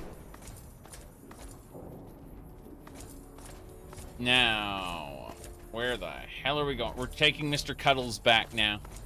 This is what our days are spent doing. I really wish New Vegas had a lower time scale. Having the 20 times time scale that all the Bethesda games use means that the days pass way too quickly. What do we got? Goo House. Hey, anything going on? Hi again. Have you found Mr. Cuddles? Mr. Cuddles is dead. I haven't found him yet. Okay. Quick save. Mr. Cuddles Hi again. is dead. No, not Mr. Cuddles. She ran out of the room. Boomer's infamy gained. Yes. I just wanted to see what would happen, that's all. She just runs out of the room. It's fine. It's fine. I'll turn it in now, like I should have to begin with. Hey. Are you okay? Hi again. Have you found Mr. Cuddles? Yes, I have Mr. Cuddles right here. Oh, thank you so much. I'll never lose you again, Mr. Cuddles. There we go. Mr. Cuddles has been I'm not removed. supposed to talk to strangers. Yeah, what do you want? I doubt I can help you. I'm not supposed to talk. Yeah, I just wanted to make sure I finished talking to all of them. Okay, that's no big deal. We need to make sure we have... I guess we can leave now. We've done all the quests that I know of. I was just kind of curious. If we go in here, that's the women's barracks. There's nowhere to drink. No water fountains there. Probably this other area. Medical station. Medical station. Hey, You've done us a great service. Thank you for your help. It'd be cool if we could get him to deal with it. If I haven't said it before, Outsider, let me say it now. Welcome to Nellis. Word from Pearl is that you're to be greeted as a friend. Mm-hmm. Let me see here. I know. Yeah, these boomers are very injured. I just don't have the medical skills to be able to help them yet. Don't worry. We'll by the time they would heal naturally, we'll be all set up. There should be some water in here for us. Barracks. Hello there. I'm gonna drink from the sink. Dehydration level decreased. I'm no longer sick with dehydration. More importantly, we go over to aid and we have a where's a dog steak? A couple dog, yeah, ant bits and a dog steak should see us through. We're no longer hungry. Okay. Hello, friend. Goodbye. Don't get blown up, she says, because the boomers are all about explosions. We did it, though. I'm pretty sure we finished all the boomers' quests. Let's head on south. There might be a few other miscellaneous objectives for us to do, but we'll have to come back when we got enough medical skill to take care of the injured patients. Otherwise, we've done pretty much everything we can do here.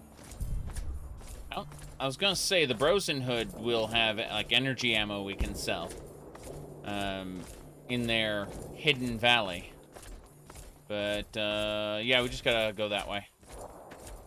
Mr. Gutsy's patrolling the inside. You could break in and become the enemy of the boomers and kill them all. It's true. You've done us a great service. Thank you for your help. Awesome. Even the robots agree that I've been helpful. This is awesome. What's next? Yeah, the Brotherhood of Stee. They aren't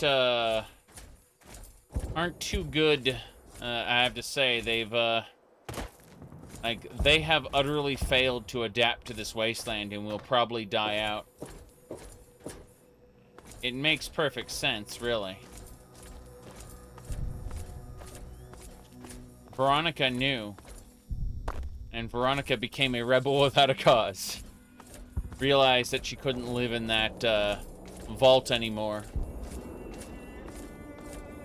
It was unfortunate because Veronica was the most outgoing.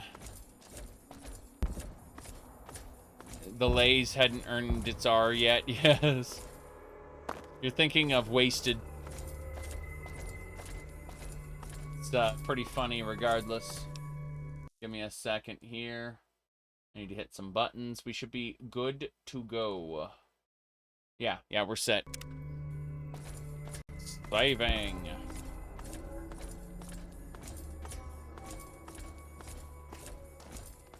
I don't think I'll be continuing that wasted run I was doing.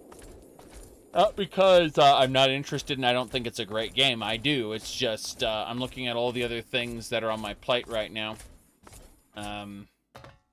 I'd like to get as close to finishing up Fallout New Vegas as I can before Starfield comes out. I know this has been a great time waster as of sorts, but it gives me an insight, especially the Fallout 3 portions. Gives me a huge insight into how I'm waiting for him. Gives me a huge insight into what Bethesda, you know, has been doing with its more modern design, and then New Vegas gives me an idea of how it's, how Fallout could have diverged from it. and how the different design directions are kind of at odds with each other, because you can so irreparably damage your reputation with these factions that, you know, once you've killed a couple members of their factions, they will hate you forever. And it just ends entire quest lines. And so I think about that and compare it to Bethesda, like modern Todd Howard's approach, where he's flat out said in interviews that being locked out of content is bad, right?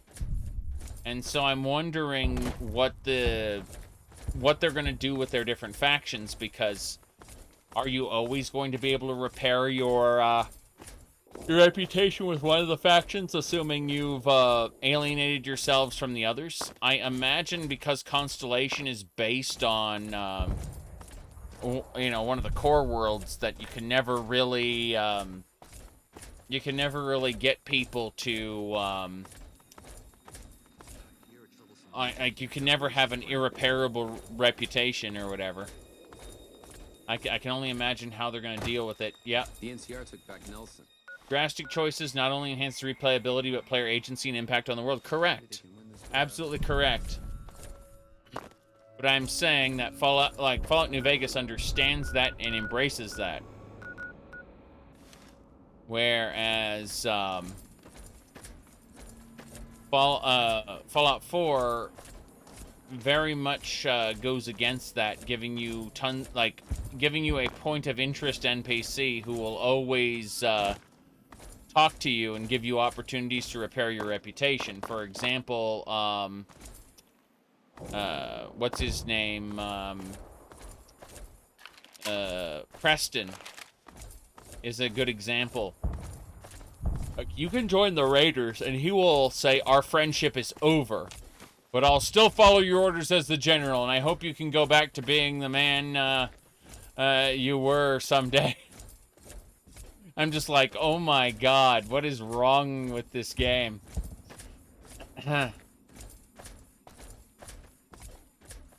Okay. Jalapenos.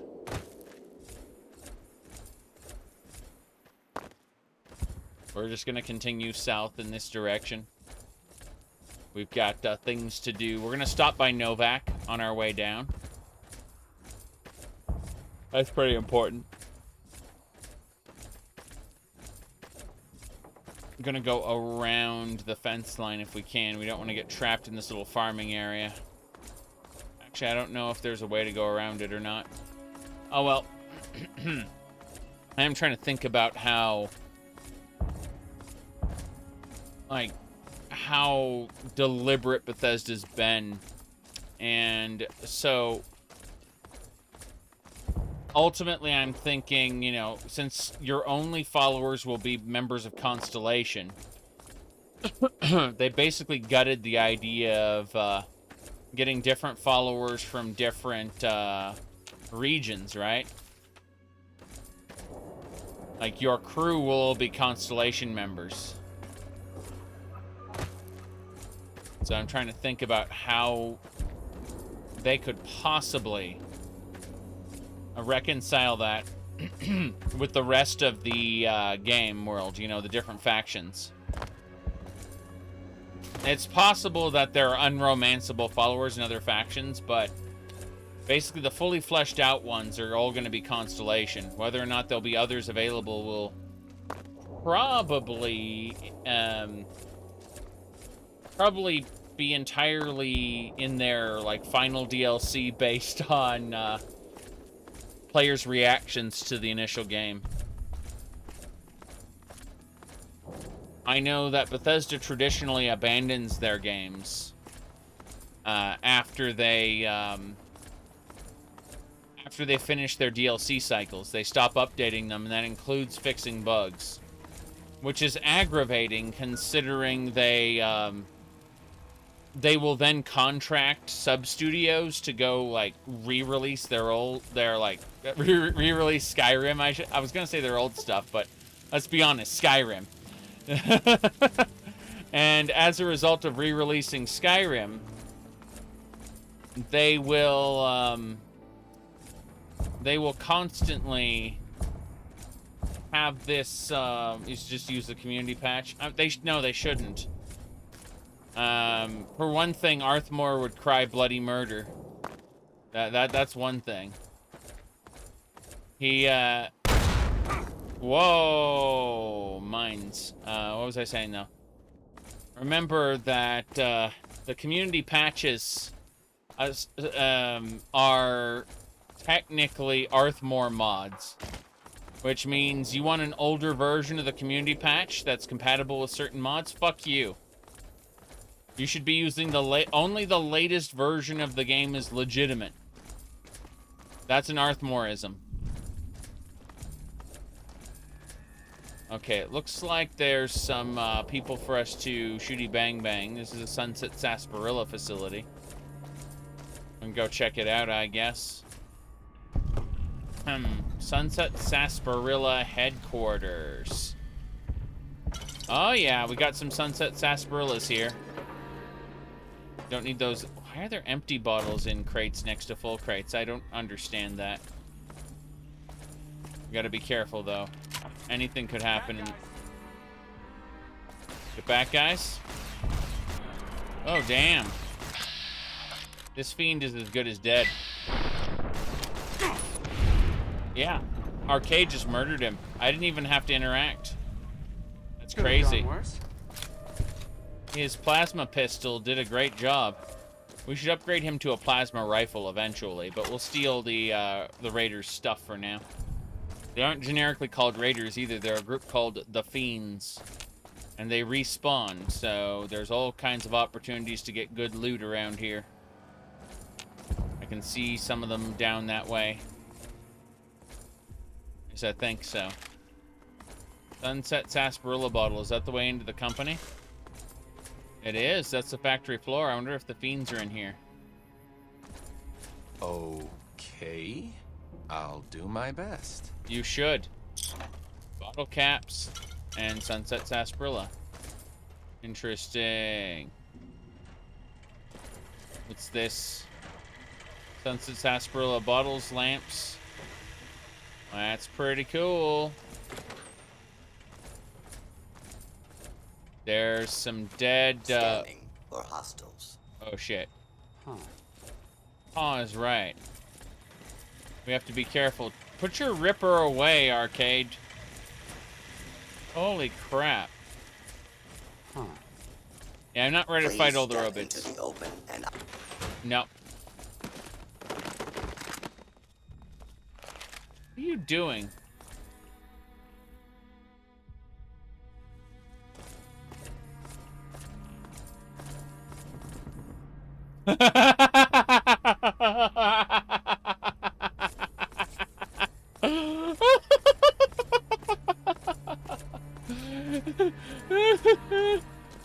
Where the hell are you going, sir? He just... Oh, there he is. He's back. I don't understand. Okay. Having a look around. We're on our way back to Novak. We're just going by way of a bunch of other locations. We gotta be careful though, because of that. Guys, here we go. Whoa, whoa. Right, we got our way rifle ready to go. Toot toot. In case we get any more fiends around here. What else? Armored bra. There are a couple. I was gonna say that normally, in Fallout 3, I know there's some armor that's like literally a colander. That's a bra, and you look at that and it's like, well, it's transparent. I guess that could have gone worse. So, and if you look underneath, it's they have their nipples taped. It's special. Like it gotta be the most uncomfortable armor you ever did saw. Bad guys. Ah, you said, okay. got him. I guess that could have gone worse. It could have gone worse, yes. It's better than 2 hits, kid. 2 hits. Yeah, we're just grabbing all the armors. Yep. Varmint rifles, some thin paste. The paste is good. The blood sausage is also good. What's that building over there? I'm jumping out real quick. Let's have a look. Literally took 2 hits. New Vegas steel. Liquid nitrogen.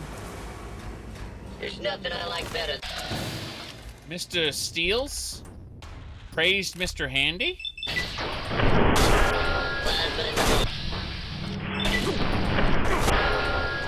One more. Ship me home. Ship me home?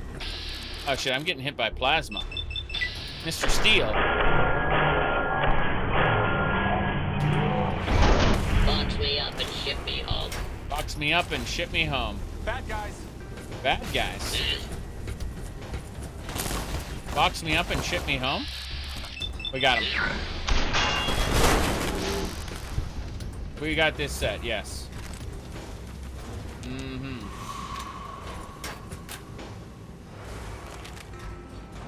Yeah. I have no idea. Mr. Steel. There's some superheated ingots here. I'm gonna stand on top of them. Ow! Ow! Ooh! Okay. I could have sworn it wasn't gonna be able to do, anything there? Huh. So these machines are actually processing steel. That's crazy. They're removing the impurities and making steel here. That's... Sure. Just don't treat me like a pack Brahmin, okay? Okay. Take these laser pistols and knives. These niffies. Have a varmint rifle. More importantly, I need you to take a lot of the, like the pain spike armor and sadist armor. Take this extra roving trader hat as well. I imagine you'll have need of it very soon.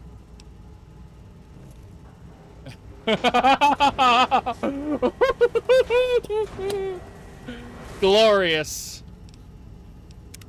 What's up? What's up, indeed? Tell me about yourself. I'm really very boring. You'd get better stories out of a Freeside junkie.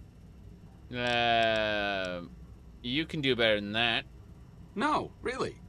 Have you ever snorted a ground-up Cazador venom sac? Neither have I. But I can guarantee you that a Freeside junkie has. Why do you always deflect personal questions? Only to obfuscate my past association with a fascist paramilitary organization. I'm joking, of course. I will deflect personal questions at any opportunity. Holy shit. That's, yeah, he's straight up, Enclave. Okay. Yeah. A fascist paramilitary organization. That's the Enclave. Come back if you need something. He's former Enclave. That's great. Mm-hmm. Let's grab all the loot here. What's this? Fixing things, Programmer's Digest. Cool.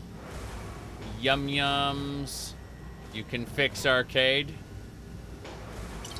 It is interesting, though.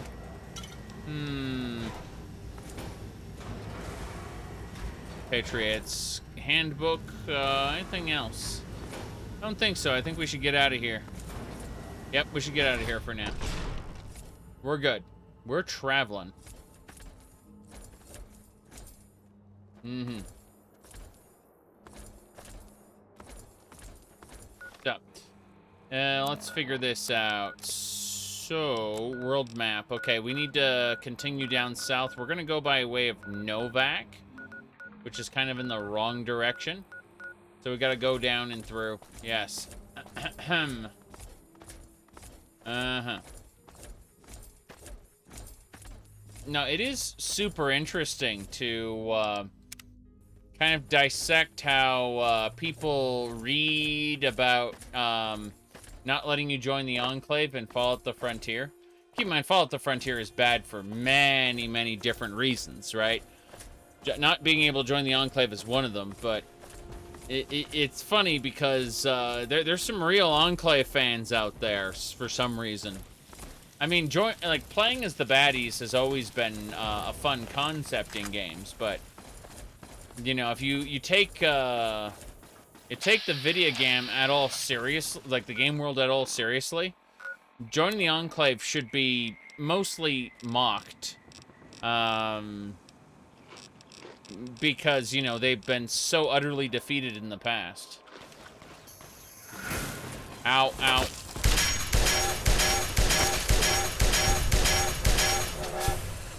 Yep. There's good lore reasons for it not happening, correct. It's this guy. He's doing the grenade, he's shitting me with grenades. Good. I mean, I wouldn't be opposed to having a mod that lets you do it. I'm just saying, anyone who takes the setting like even a bit seriously, and I don't, by the way, should yeah, 2 hits, should probably you know, probably be okay with them mocking you for trying. Sure, just don't treat me like a pack Brahmin, okay? Okay. More importantly, I'm over encumbered again. So, yeah, it should mostly be the armors. We wanna... I'm not standing here because I'm overburdened with emotion.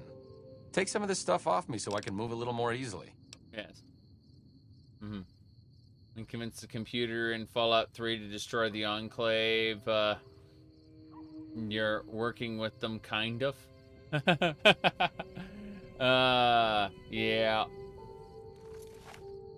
It's a little ridiculous as well. Like the whole Fallout 3 issue. Like, if you're actually like, say you take the FEV canister from the President Eden. What's his name? This one guy, geez, Colonel Autumn, it wouldn't never have allowed you to poison the water supply, like, at all. He's a bastard.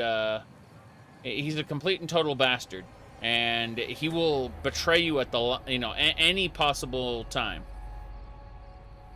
And so it is pretty funny. Wait, hold on a second. You said there's some good mods that let you join the 6th house in Morrowind. Yeah, that's true.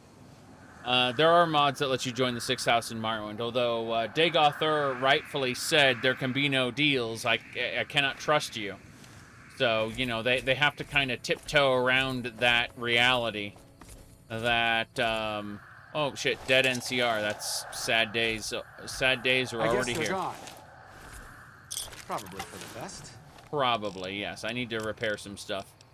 The helmets. All the helmets. Yes, we're fixing up some helmets so that they're worth a few caps more. There's still 500 pounds over encumbered. Chase. There we go. Well, that's butter. What else? It's weapons. It's weapons that got us, yeah. The weapons. Next, the grenade rifle, cowboy repeaters. Yep, that should just about... No, we're still massively over encumbered. It's gotta be the grenade rifle. Yeah, the grenade rifle is weighing down heavy on us, I think.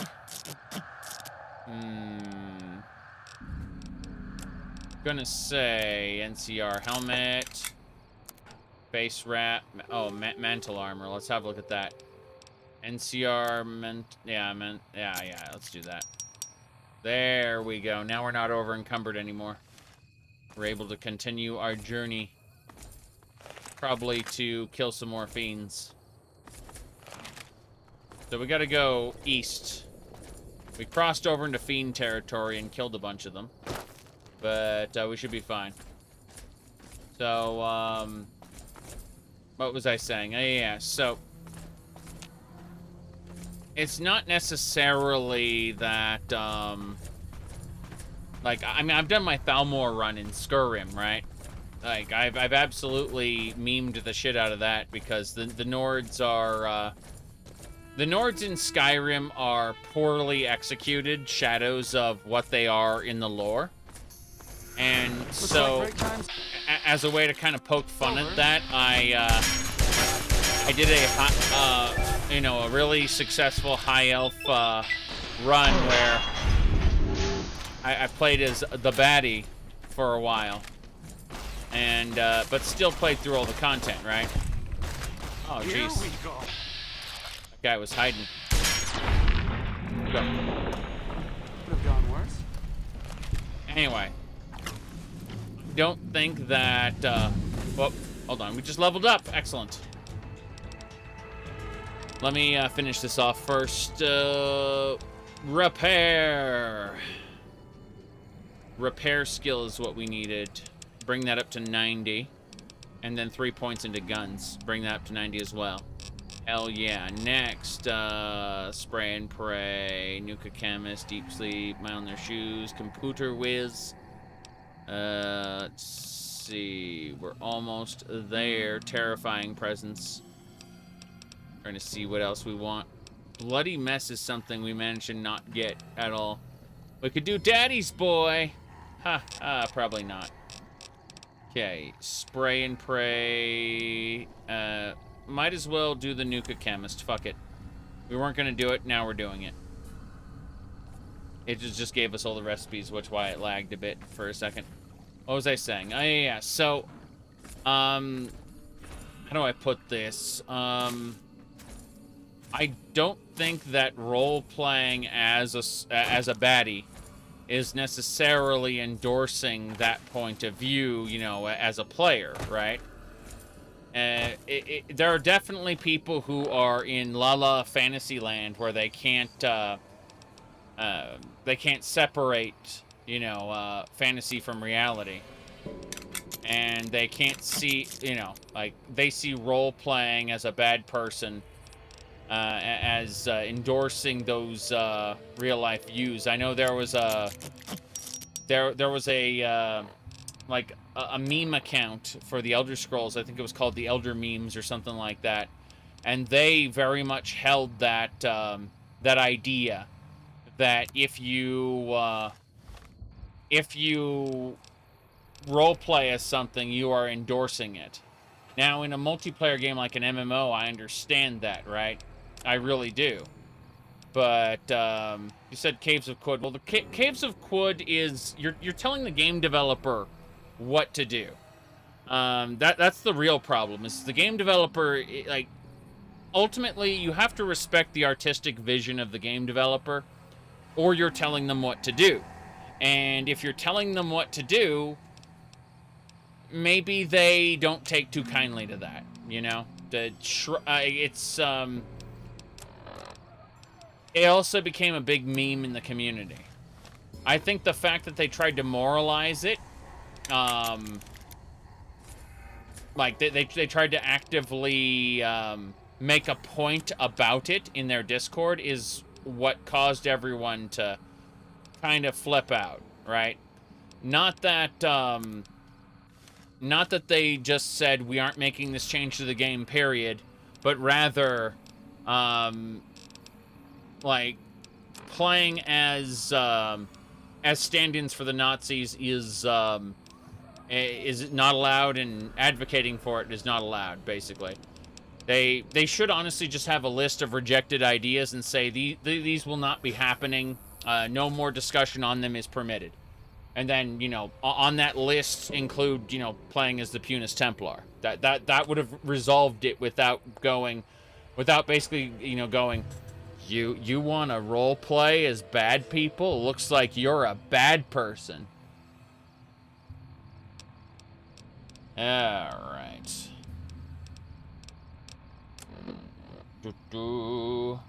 Why have a quest if you intend for no one to do it?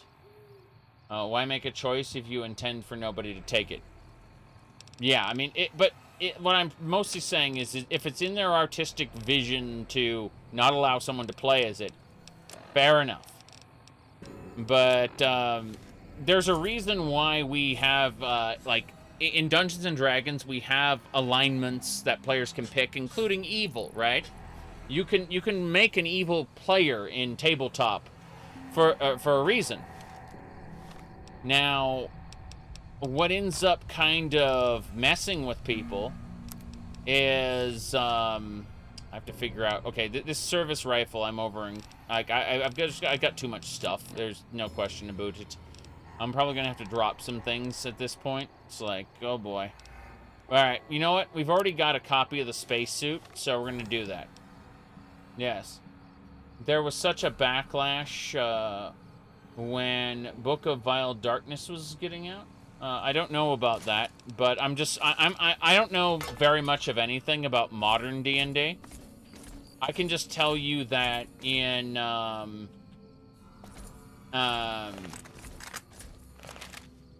like old school D&D, you were always given the option to play an evil character because people acknowledged that like role-playing is not necessarily about living your self-insert fantasy, but rather it's about making a departure from who you are in real life and exploring alternate avenues. I need to go... Which way is to Novak? Okay, we need to select Novak, and we're going in that direction. Cool. Exploring alternate avenues. You know. Looks like break time's over. I mean, D&D 3 was from 2002. Again, I don't know the names of the source books by heart, so you're going to have to be specific when you talk about things like this. I've played tons of 2nd edition. I've played a fair bit of 3.5, and I've done several 5e one-shots. But it's super important to know that these were facilitated by other people. I've never purchased source books en masse. They've always been provided for me at sessions, right? I haven't been the GM for most of the things.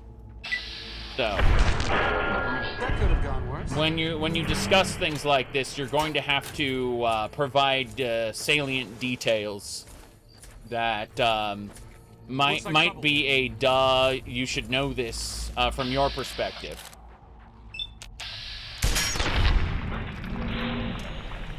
Because while I can tell you I've played both Strahd modules, I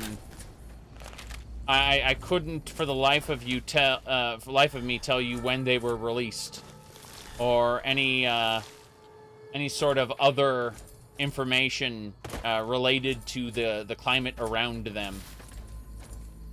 I showed up, played the game, and left.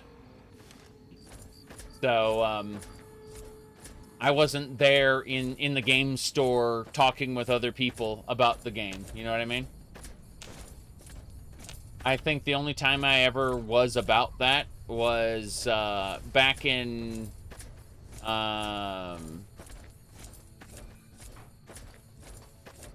Magic the Gathering. It was before 4th edition. It was back when we had the borders, the black borders for the cards. I used to hang out with a bunch of other people who played Magic, and that was the extent to game stores that I was a part of. Yeah. 90s, yep. All right. Yeah, we're going back to Novak. But what was I saying? Oh yeah. So it's kind of weird because like people have always been like since its inception, tabletop gaming has kind of accounted for you playing as one of the baddies. Not necessarily the big bad, but you know, like a less than moral person. Now, there are people out there who really just want to be assholes, and they kind of... Okay. They, I'll do my best. They express that through their roleplay, but that isn't me, and I don't know how many other people it is. I don't know the percentage of people, so... you said it'd be fun to play as a follower of Dagothur and, like, steal the artifacts and kill, like, kill members of the Tribunal Temple and stuff. Yeah, exactly. Like, I can see that. Like, reverse playing the Tribunal Temple as a follower of Dagothur, where you literally undermine people. Yes. Playing heal is fun in tabletop. Yes, but... Hold on a second. Hold on. Those fiend junkies over at Vault 3 been taking some hits. I say kill them all. I say kill them all. You heard it. No, we're gonna put our roving trader stuff. Hello. Hey there. Need anything? Yeah, I'd like to see what you got. You got 500 caps, and you also got 20 gauge rounds for me. Awesome. Let's see anything else? 556. I'm gonna take all your 556 rounds. You don't have that many of them. What a shame. And what I'm trying to get at is the kind of culture around tabletop gaming has always allowed for you to play an evil character. Now, that playing an evil character is different from actively working to fuck up the enjoyment of other people at the table, right? Very often people see it as one and the same, but you'll find yourself not being invited back to tabletop groups pretty quickly if that's your goal. So, yeah, it's good. Let me double check here and see. Yeah, the NCR armor, we don't need to worry about that. Let's save. Whoop, sell. Thanks. No problem. Okay. Wait, I should see about his other items. Hold on. Need it? I want to see if he has any aid items I missed. Purified water. Got some corn, fruit. We'll take the corn and fruit. That's fine. What about miscellaneous? I hadn't thought about that. Carton of cigarettes. Damn right. Cazador poison glands. Deathpaw eggs. Whoops. Don't want to trade that out. What about miscellaneous? Hadn't thought about that. Hold on. Casings. Hulls. Scrap electronics and a wrench. Awesome. We just take all his caps. Perfect. Give me a shout if you need anything. Cool. We got all his caps. That's awesome. Roving trader outfit doing its job, pulling its weight. Now, what was I saying? Yeah, so it's I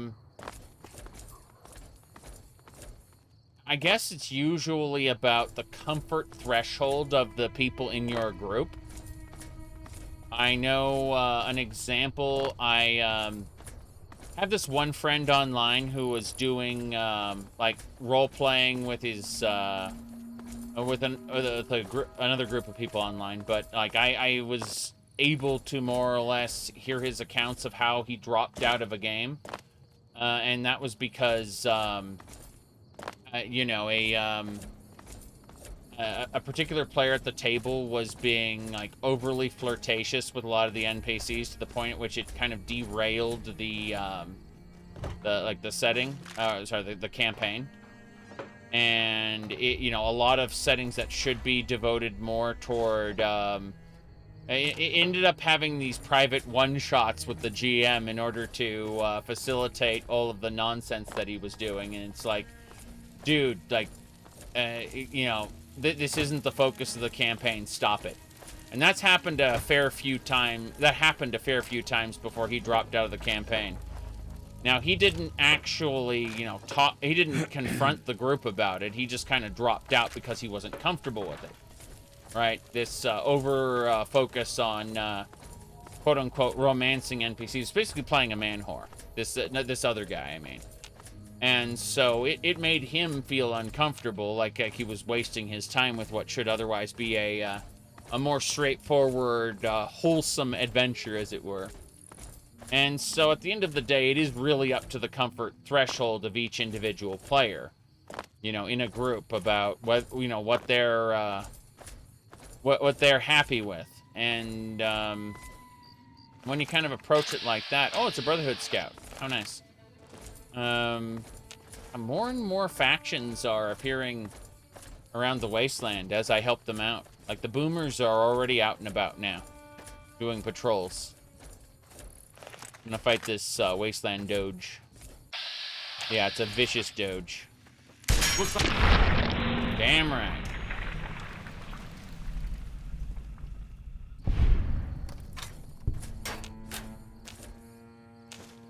But,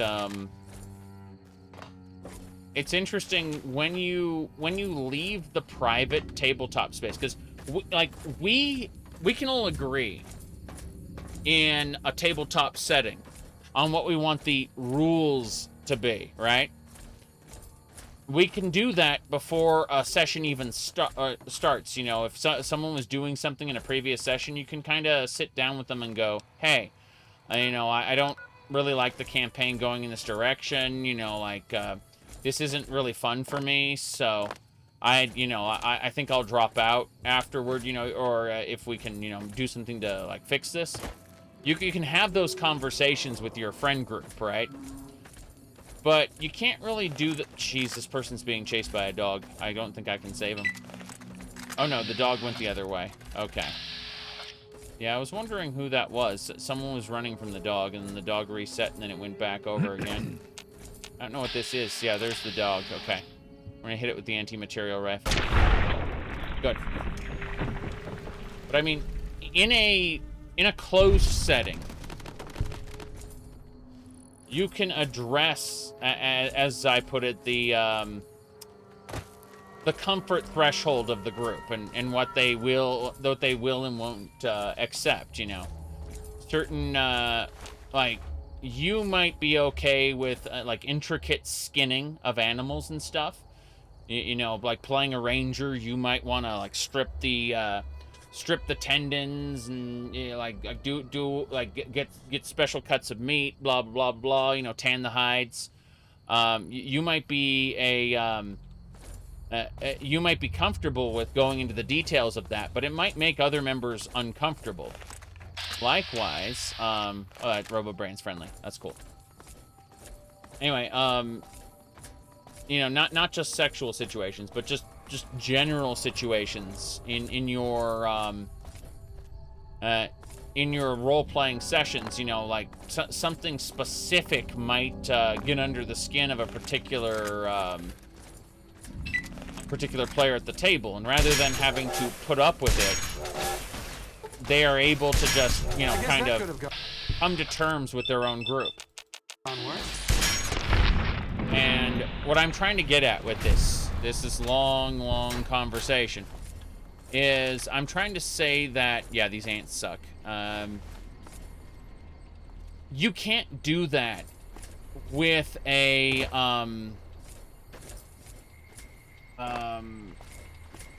with like an MMO, like Elder Scrolls Online. You can't do that with general discourse on social media, because you're talking to the whole world, right? You are, and when you expect the whole world to,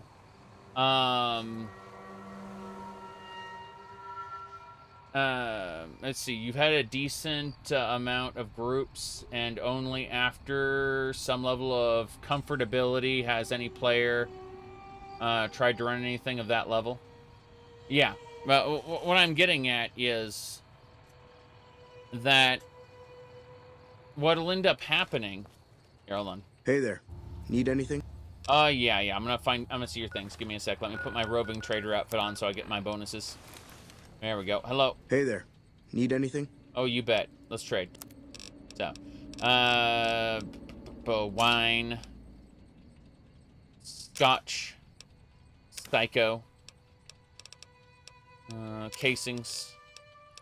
I'll take your NCR money too. But, like overt sexualization, flirtatious nature, we can do that a little for shits and giggles in the current group you're in. Yeah.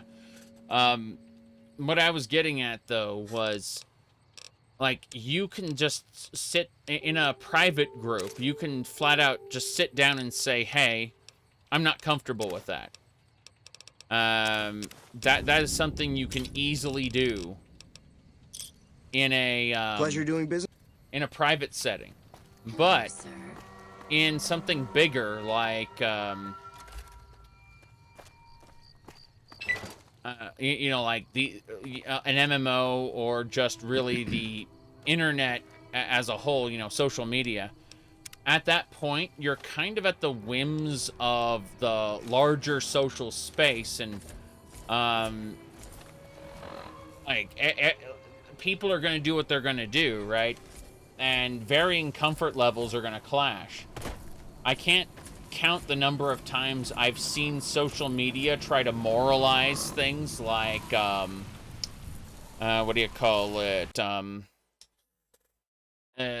Like, say, what age range are people allowed to date, for example?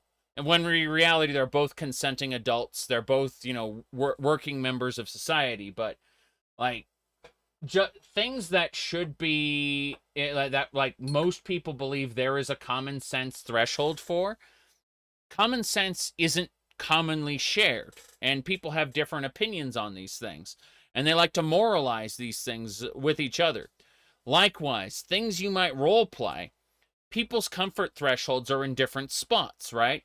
And people like to moralize, and they like to say, "Whoa, you role playing? That's creepy." Like, you know, I would never let my group do something like that.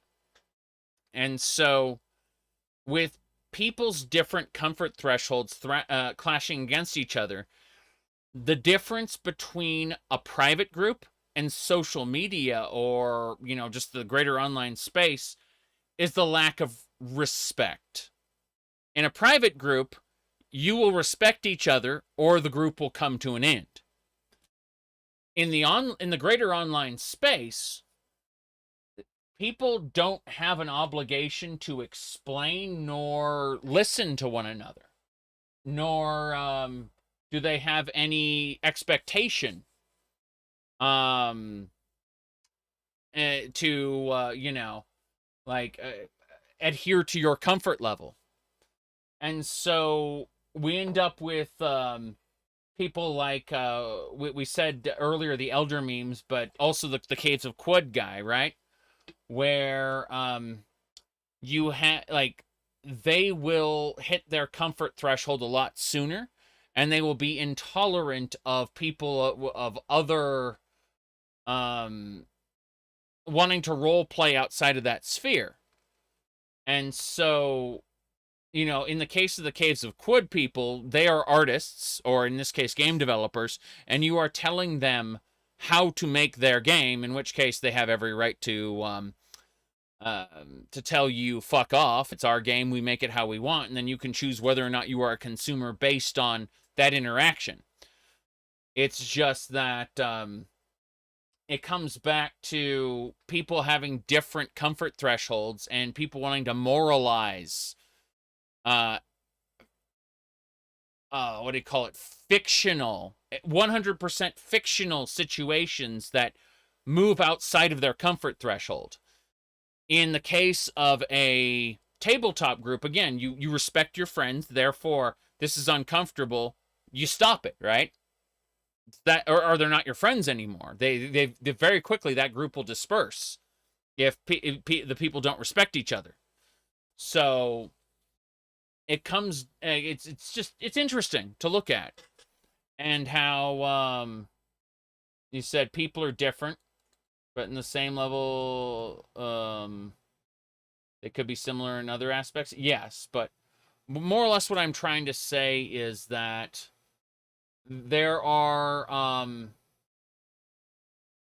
at the end of the day, a lot of this conflict comes down to people who are unwilling to accept the fact that not everyone possesses the same values online. That's really what it comes down to. And because of the lack of respect, nobody comes to terms. They just argue with each other and put each other down.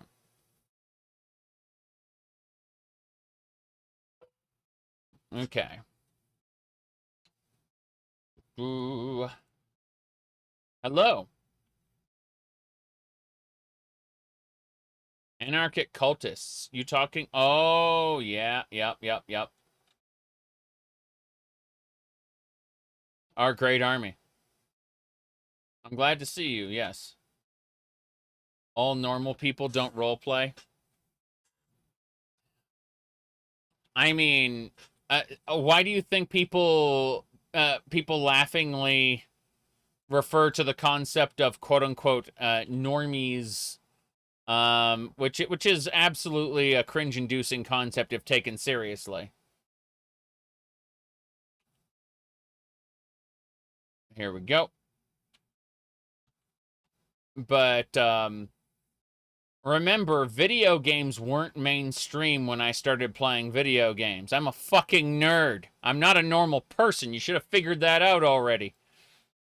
Alright, let's just finish killing these ants. There are more ants. Stop it.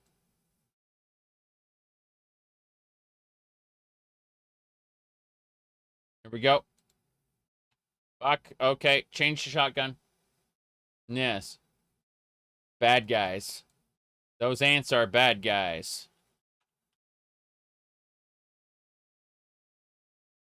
Yes,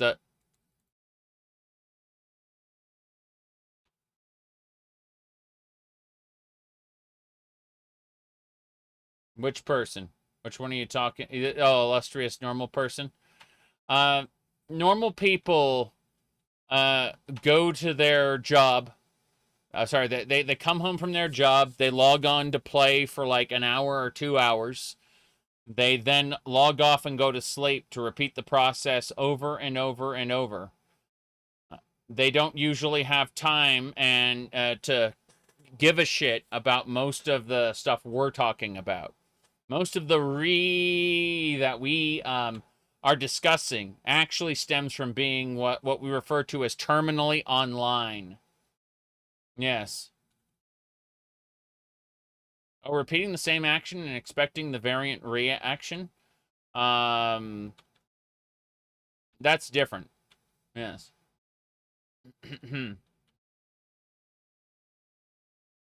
Oh no, I'm absolutely online far too much. I've lived long enough to learn that, hey, there are far more enjoyable there are far better uses of your time than to argue with people who,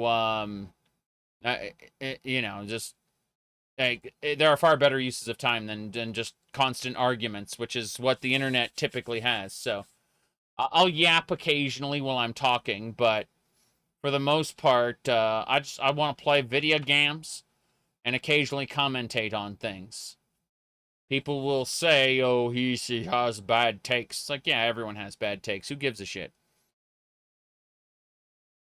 I'm no authority on any of this stuff. I'm just talking.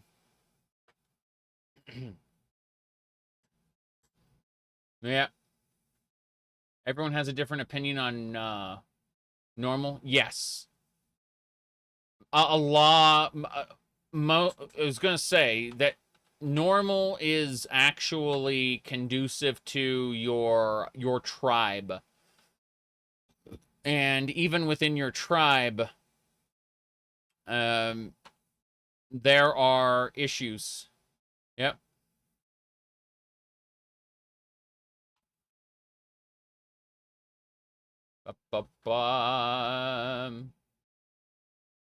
Yep. We're going this way. The real crazy thing is that when people will take they will take unimportant shit like video games and treat it with reverence and end up having sycophantic behavior toward it. What I mean is, like, for example, I voiced a lot of my concerns for Starfield. I still have hope that Starfield's going to be good. I expect it to be either from bad to mediocre, right? That's my expectation for Starfield. And doing that actively enrages some people because they believe you have to have faith that the game is going to be good, otherwise you are a hater.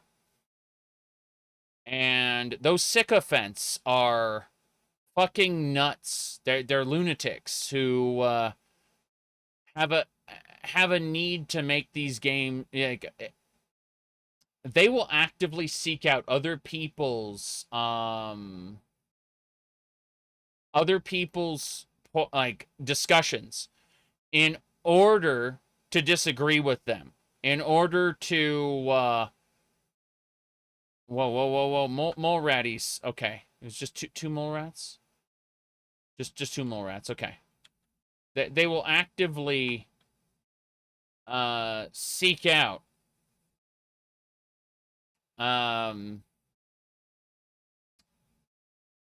they like dissenting opinions, and then you know, actively put down and attack people who feel that way. And it's really strange because, like, I still remember when like someone told me just let people like the things they like, and I like at least the last time I was told that, and I challenged the person. I said, what about my video stops you from disengaging with my conversation and just enjoying the game right now? I think that, like, people are liking the things they like. What made you specifically come to my video in order to disagree with me and spend time you could be having fun liking that thing you like? And they deleted the whole conversation after that, which is fair enough, you know? I remember it because it was impactful that, you know, like, the idea is they, once they realized they were wasting their time arguing with somebody, telling me that I should just let people like the things they like, but there's nothing stopping those people from liking those things. There was absolutely no, like, nothing about the video requires that you come and see it if you are a fan of the thing I was criticizing.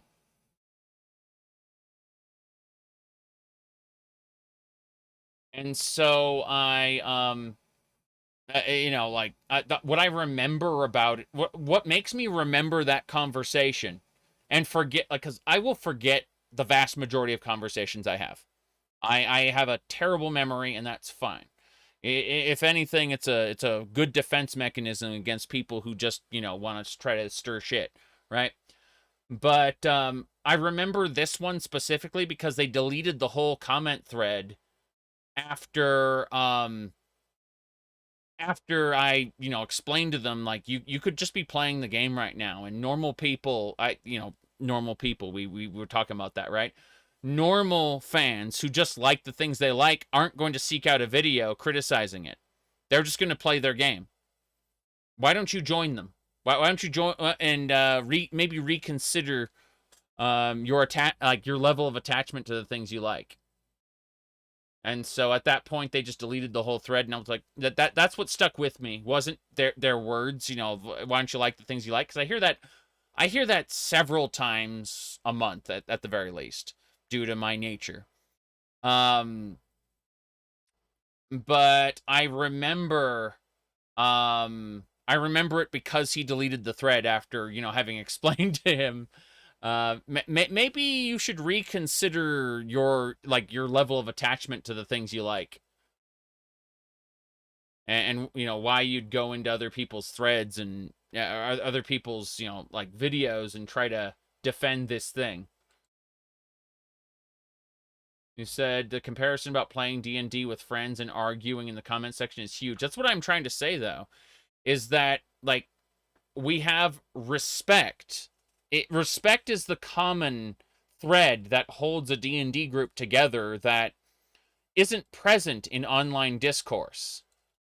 And, you know, I've said that a few times, but it's, like, that's the only conclusion I can come to, really. Is, anyway, let me, to cowboy hat. We need some medics. Scotch. Psychomedics. Wait, did I take 2 medics? Oh, that was Radex, my bad. Yes. Being anonymous online usually equals asshole. Yes. That's true. But a lot of people who try to claim the moral high ground also simultaneously completely choose to disregard other people's perspectives. They are right, therefore, why should they listen to what you have to say? You're wrong.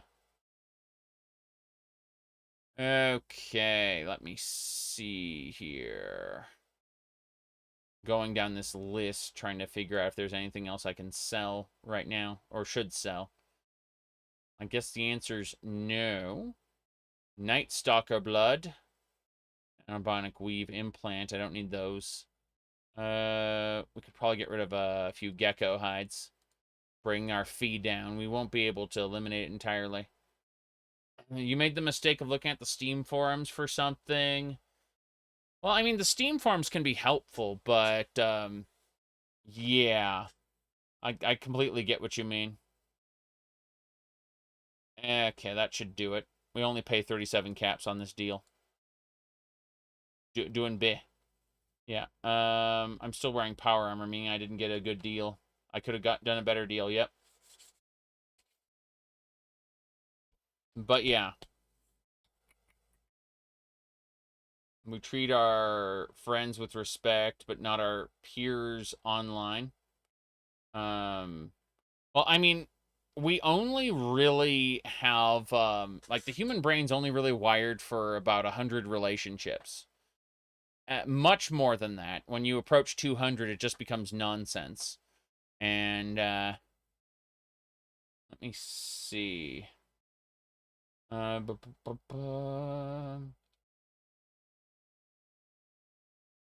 PC Gaming Wiki. Interesting. Yep.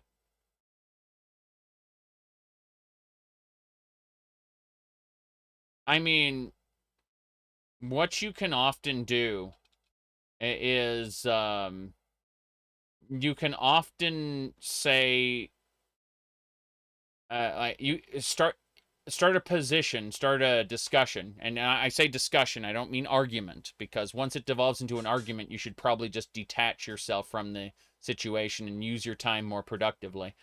But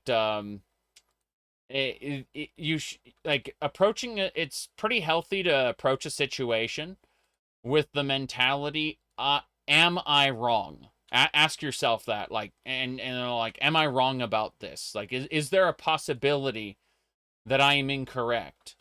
And by doing that, you can be more readily able to take in contradictory information, knowing that that contradictory information comes from a person with a different perspective. And so what you do is you file that in person A believes X, person B believes Y, instead of saying X is true and Y is false.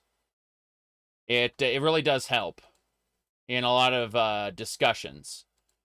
And I mean discussions because, again, once something devolves into arguments, or someone becomes aggressive in their posturing, it's best to just detach yourself from the situation.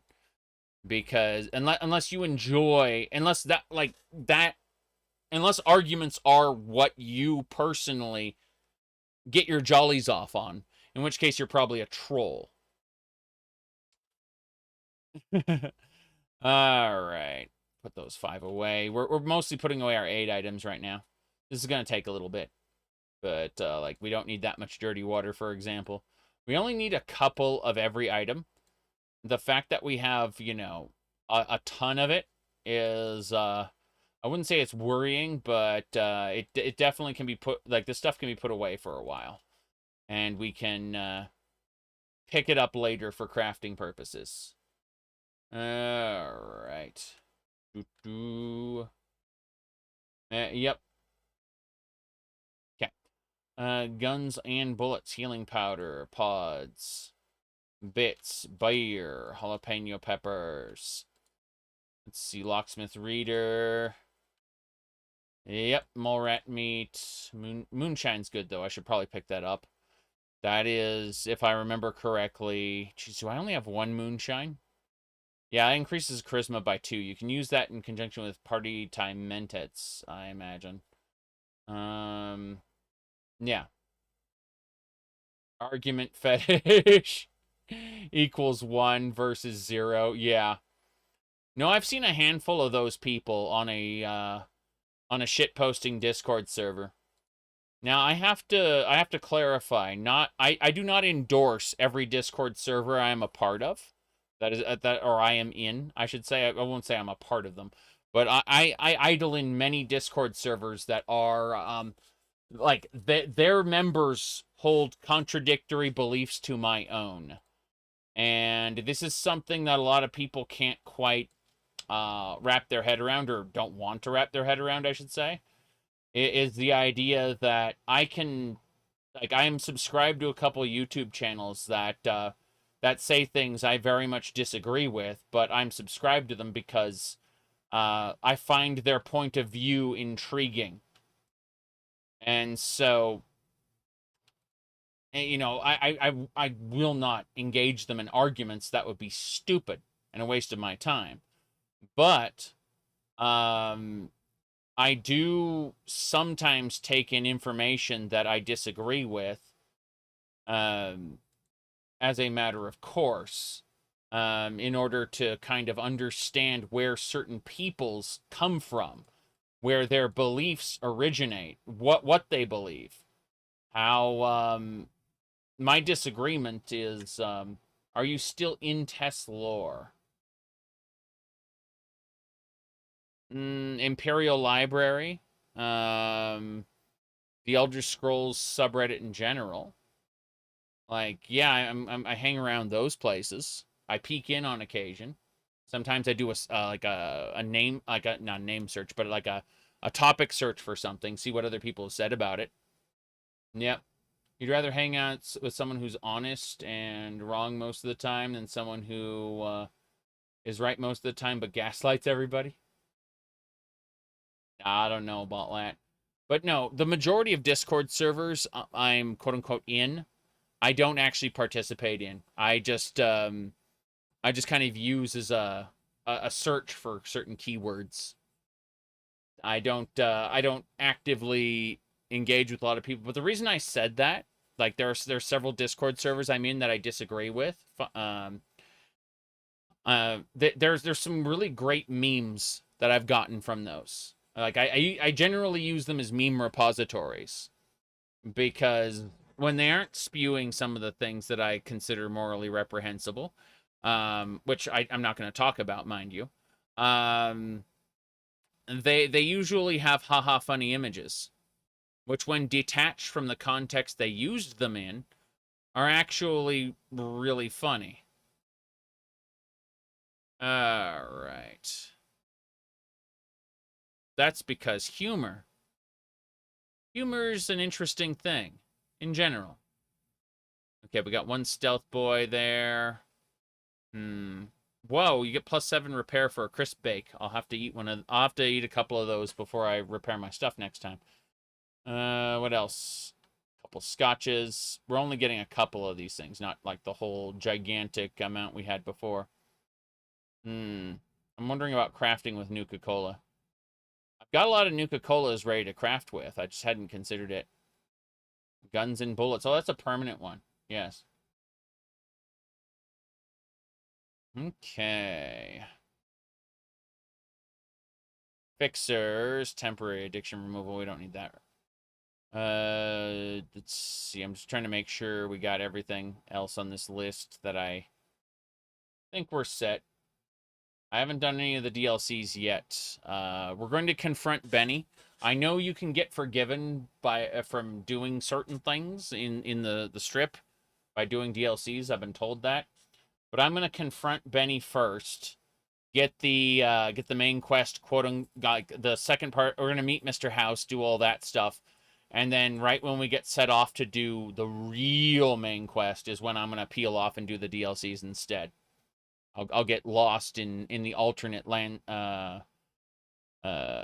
the alternate areas after we finish. Like I'm finishing up a couple side quests and things around the outside the strip before I go onto the strip. Then I'm gonna go talk to Benny, and I can't guarantee how the Benny conversation is gonna go. I can't guarantee how the Mr. House conversation is gonna go. But once it's done and I get started on the quote-unquote real main quest, that's when I'll go and get the DLCs started. Yes.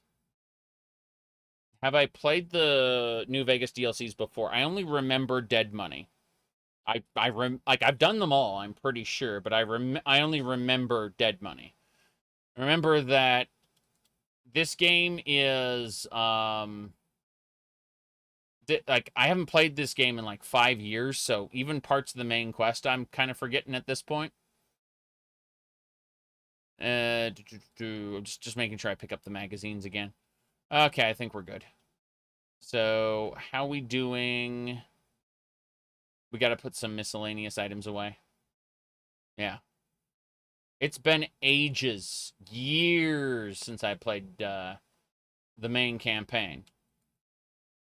And again, like, I don't remember basically anything about the DLCs other than Dead Money. And even then, I don't remember all of Dead Money, just like little bits and bobs. Okay. Okay.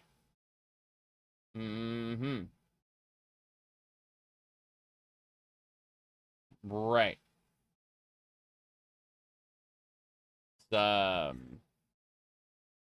It's part of the... I suspect it's part of Jam, Just Mods, probably. Probably part of Just Mods. Yes. Okay. We need to rest. So our goal here is to wait 3 days to get the Wasteland to reset itself before we start traveling to other locations. Gonna take one more day, and then we gotta drink from the sink or we'll fall over dead from dehydration. There we go. We are dying of thirst, so we drink from the sink. Go, go, go. And we should be able to have some ant bits, I believe. Pretty sure we made some fire ant bits. 1, 2. And then... Is that it? Just a freaking... I don't want Brahmin steak. I want, like, coyote steak. Oh, yeah. That should do it. I chose the Legion the last time. But, yeah. Laying in bed to the point of dehydration. Yep. Basically, I played an evil guy last time. And did evil decisions. Yes, boys in skirts and furries. Don't forget about the fur. The Legion has tons of furries. They have their little their little fursuits. Remember? The guy, especially the guy in Nipton. He was a any decent Legion follower? Probably not. Define decent. I need the big book of science. I need to use the big book of science. B for big. Big book of science. There we go. Hell yeah. Okay, we need to pick up a few things. So we're going to go with... Not beer. Let's just grab some wine until we're at our carry weight. That wine's good. What about some vodka? So we need to get 160 pounds or we get hit with our hoarder penalty. By the way, our character is a hoarder. If you hadn't figured that out from watching me play, we actually get a penalty to our to all of our stats if we don't have at least 160 pounds of carry capacity or carry on us at all times. It's true. Let's see. A couple of iguanas on a stick. I'm just grabbing a couple more of these things. Let's see. Beer wouldn't be it, but take all the buff out. Buff out doesn't weigh anything. Bubble gum. Here we go. Some Brahmin steaks. That's better. All right. Mm-hmm. Yep. People didn't know that the Legion are full of furries. It's absolutely true. Okay.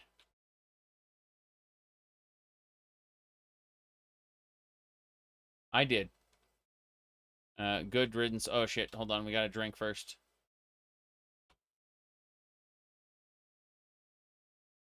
Foxy man.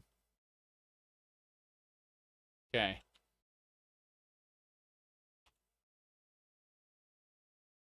Moving along. Okay. Should just be able to save it here. Mm-hmm. Yeah. I was gonna say, New Vegas does have a good voice acting cast. And a lot of the problem with Bethesda is they tend to focus way too much on paying big name talent to do big name roles, and it's like, okay, well, what about everyone else? Talented as well as directed. Correct. Bethesda also has a problem with voice direction. Thankfully, this came from Obsidian, so you can see the voice actors are actually directed for the most part.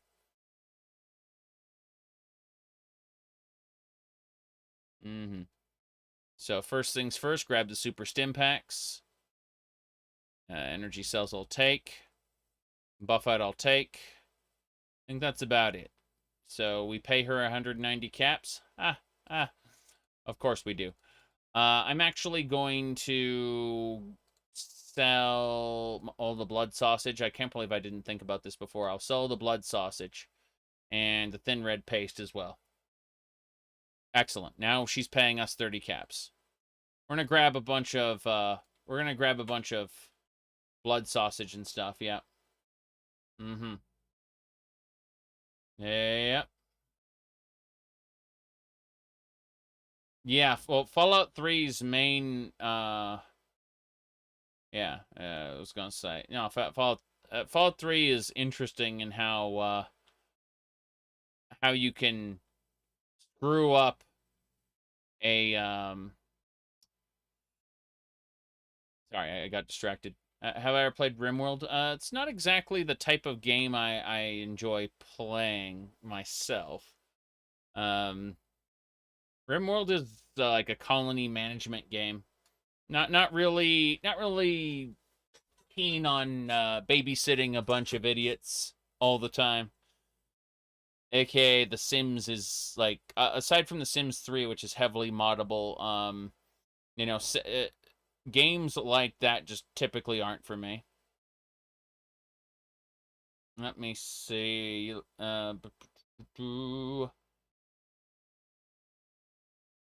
They have to be told to breathe.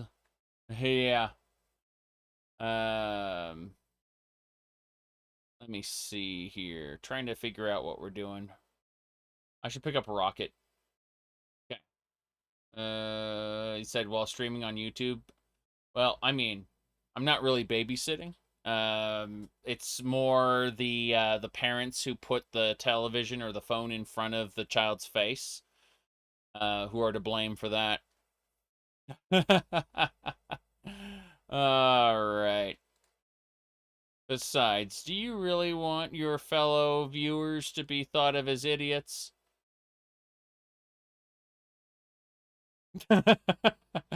Okay, let me see here. Yeah, blood sausage. We're gonna pick that up, and we're gonna sell a good number of it.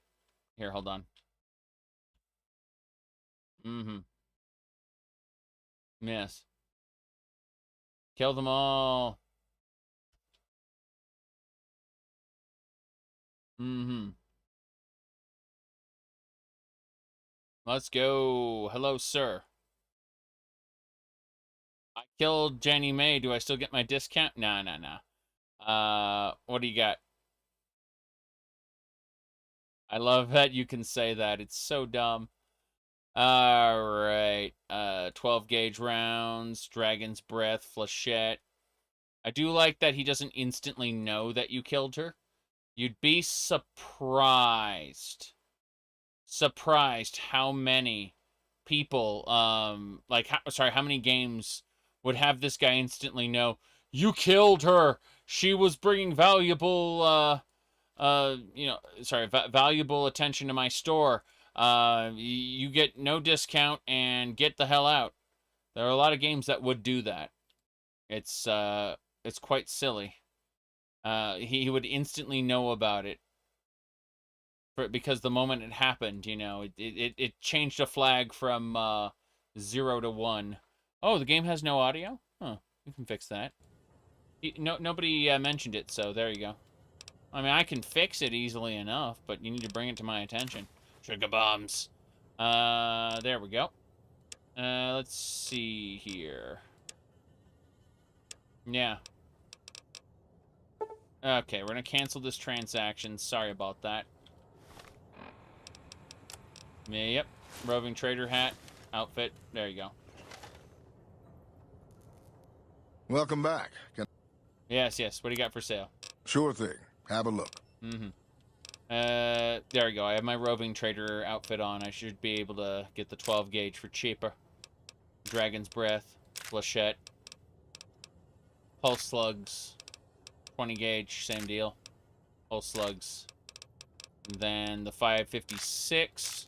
The best part about 556 is that I can make 5mm out of it. You can see how much cheaper it is already. It's kind of nuts. Yep, that is great. We're just getting a nice set of loot from this guy. A Hyper Breeder Alpha. That's pretty special. Can you craft ammo in Fallout 3? No. The reloading benches were only added to Fallout New Vegas. In Tale of Two Wastelands you can.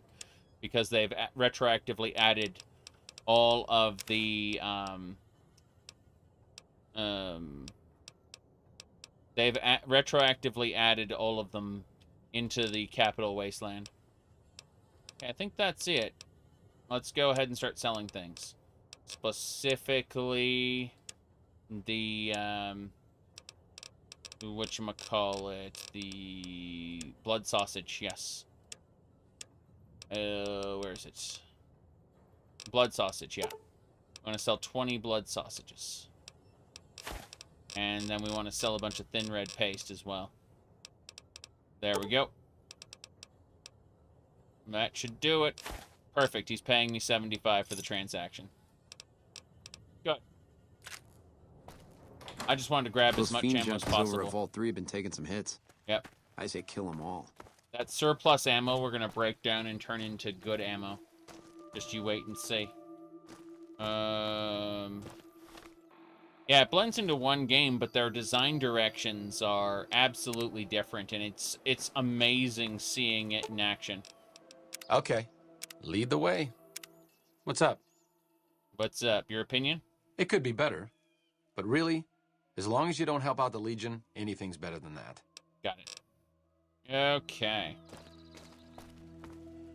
So, let's talk to him about this organization he was supposedly a part of.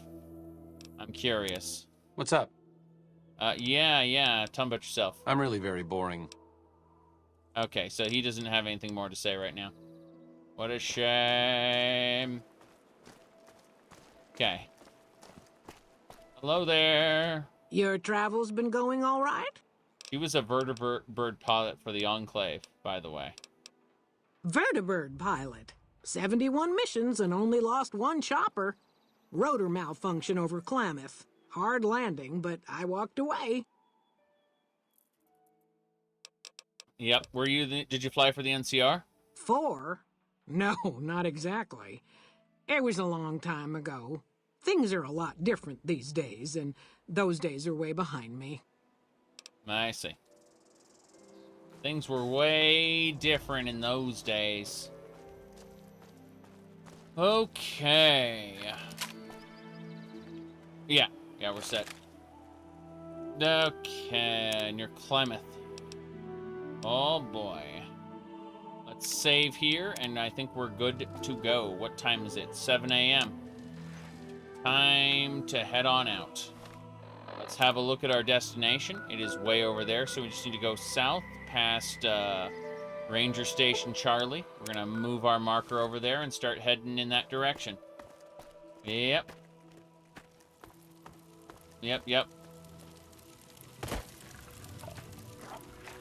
That's the idea. No, Obsidian really tried to ignore some of the interplay stuff and focus mostly on Fallout 1 and 2 as their source material. But I mean, they draw heavily from Fallout 3 as well in certain reasonable ways. Yep.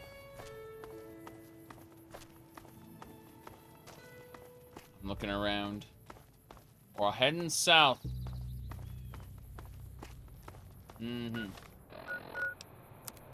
Let's go. Use the robot at the crash site to test if your character is ready to start exploring the wasteland properly. I understand. I'm well geared and skilled for basically anything I need to do. Just as a warning, my covert bandaging skills are a little rusty. Sure they are. Let's go. Fallout themed magic decks. Oh my god. I mean, it's gonna be Brotherhood of Steel. Yeah, I'll be honest with you. Trouble. I kind of want to mess with the Brotherhood of Steel again in Fallout. In Fallout 4. I'd like to pick that as my primary faction. Huh. Gecko's here. I guess the raiders I killed over here never respawn. Makes sense, but also grumble grumble. Checking these ammo boxes. Got some ammo from there, yep.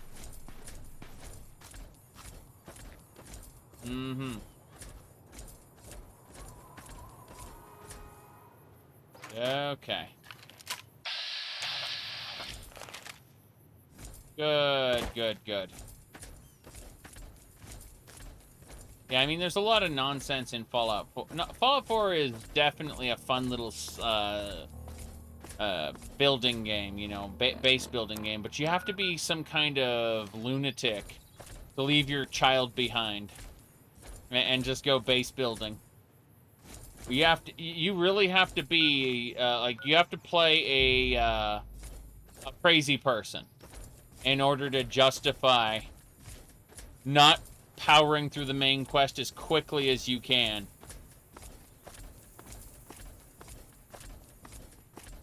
Alright. Will I play? I have no idea what the hell that means when it comes out. Oh, jeez. Who the hell are you guys? Vipus. Damn. Sucks to be you guys. I mean, Fallout London sounds like it'll be fun. You know, if and when it comes out. Do they have a release date yet? It's one of those cases where I just have to shrug and go, I'm not going to let it take up mind share if there isn't, like, a playable segment already. Yeah. Later this year? Cool. That's good to hear. Yeah, that's great to hear. I will probably enjoy it when it comes out then. Sounds great. I'm just saying, like, there's way too many projects in way too many... Because remember, I don't... Like, I know this sounds crazy, but I don't just play Bethesda games. And I don't... I also play a good number of other games, which all have their own modding projects and stuff. So, I basically come to the conclusion that I can't let this stuff take up mind share. Unless it's really close to release to the point where I can, like, nail down a date. You know? And, or is it playable already? In which case, absolutely, I'll keep it on the brain. But, there's just way too much stuff to play, in general. So, I'm not exactly keeping track of every single thing on the horizon, unfortunately. Hello, sir! The NCR took back Nelson. Maybe they can win this war after all. Yeah. Uh-huh. Did you hear about the Legion defeat at Nelson? We're winning back our territories. Oh, damn. You guys are patriots. I mean, that's cool. How may I serve you, master? That's cool that you're patriots, but, hello. Those fiend junkies over at Vault 3 been taking some hits. I say kill them all. Probably gonna come out in December. Well, I mean, I won't be able to touch it I won't be able to touch anything that comes out in September, most likely.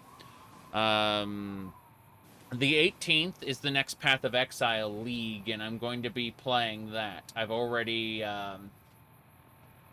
committed. So in 11 days, let me see here. Yeah, in 11 days, I'm going to be playing the new Path of Exile League, and that may take a week. It may take longer. I don't know. But after that, we've got Starfield coming up. And yeah, I'm gonna be busy until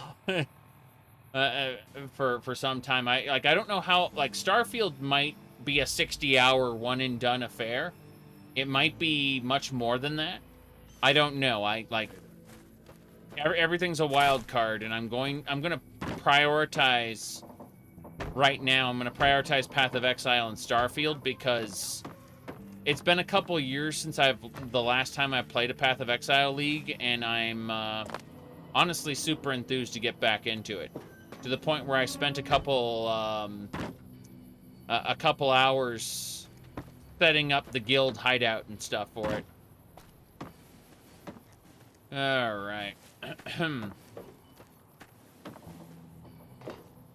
Let's see here. We're going inside. Hello there. You're stuck. You're back. What's up? Yeah. Just gonna say, anything unusual happening? It was quiet until those rockets blasted off over our heads. He referenced the ghoul quest. That's awesome. Tell me about the Rangers. We're part scout, part commando, part sheriff. The training is brutal, and I'd say 8 out of 10 recruits washes out before the end. Mm-hmm. Before you get your ranger badge, you've got to prove you can be quieter than a shadow and more ferocious than a deathclaw. I see. Are there a lot of Rangers in the Mojave? Couple dozen, I'd say. Most of them posted at stations like this one. We either man the station or patrol the immediate area. I see. How does one become a Ranger? The Rangers mostly draw from the basic NCR army. A trooper who shows exceptional skill at fighting and scouting can be nominated for the training. Mm-hmm. I see. Let's talk about something else.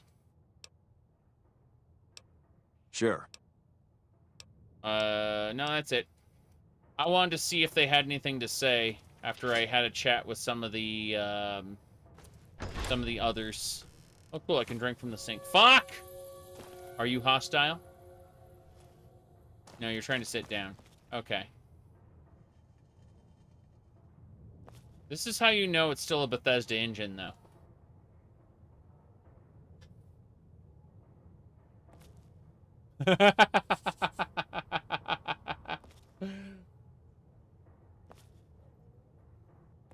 Obsidian may have made it, but the game, but yeah.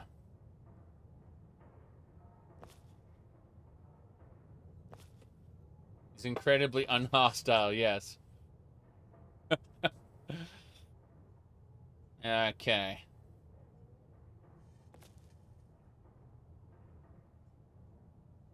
Mm-hmm. Let's see. Baldur's Gate 3 has outdone any modern CRPG. It feels like the NPCs are aware of everything you do, every quest you do. Well, I mean, they shouldn't all be aware of every quest you do. But yeah, I get what you mean. I get what you mean. I look forward to playing it eventually, and I expect that it will be better. Like, they have already patched like 150 bugs, something like that, since the initial launch. So I am excited to play it eventually, because they've gone above and beyond in terms of patching it. Normally, companies will be like, "We released it," and then the moment they release their game, they just kind of take a week off. Remember the ranger station? Yeah, no one seems to be doing anything there. Although, don't know who these guys are. Are they fiends? I assume these guys are fiends because they're walking around in like weird directions, like they're waiting for someone to enter their radius. Oh, they're Just vipers. as a warning, my covert bandaging skills are a little rusty. Bam! I'm gonna use that armor to repair my power armor. That guy's set right there. Yeah. They didn't notice. Wait, they noticed. Shit. My way away rifle. We're gonna use it. Here they come. I mean, they're basically out in the middle of nowhere, so. Good on you stepping to the side like that. Look at you. Goodbye, head. Toot toot. Oh, fuck. I don't think so. I was going to use the chainsaw for the doge, but, you know, we got it. Perfect. Okay, bottle caps there, some carton of cigarettes, that's good stuff. Alright, bottle caps, submachine gun, that's a lot of 9mm stuff. Fine with that, though. Hell yeah. We got it. Hold on, that guy had some roving trader, he had a roving trader hat, that's fun. Okay, let's get Caravan. Okay. Is everyone's head detached from their bodies? I see, it's a little camp. Okay, they're just walking back and forth around the campfire. That makes a lot of sense. I was a little confused there for a second, going like, well, really? What's happening here? Oh, we got some dog steaks made. That's great. I'd love to be able to go in these. Like, whenever I see one of these rail junctures. Love to be able to... Like, I really enjoyed the metro stations in Fallout 3. People are like, it's just filler! Like, no. It's dungeon crawling content. Yeah. P3 is over-sexualized. Yeah, why not? Bright followers are dead here.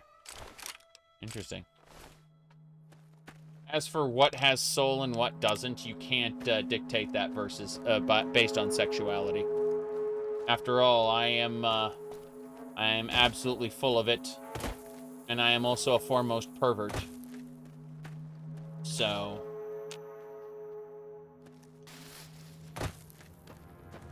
Let me go this way. Looks like break time's over. Wait. Fuck. There's a mole rat. Pretty sure the mole. Yeah, we're good. No. Oh, what is this supposed to be ants? This is supposed to be ants. Weird. Like, there's an anthill here and there's no way in it. Which is fine. It's fine if there's no way in it, but, you know, there's no monsters around other than a single mole rat. And I'm like, that one mole rat had that one big hole. Kind of strange. My goodness. But yeah, there's a contingent of kind of crazy people who've decided unilaterally that if something is horny, it cannot be art. And it's like, I have some bad news for you. There's been a lot of horny art over the centuries. Oh boy. I was about to say decades, but I corrected myself. Yes.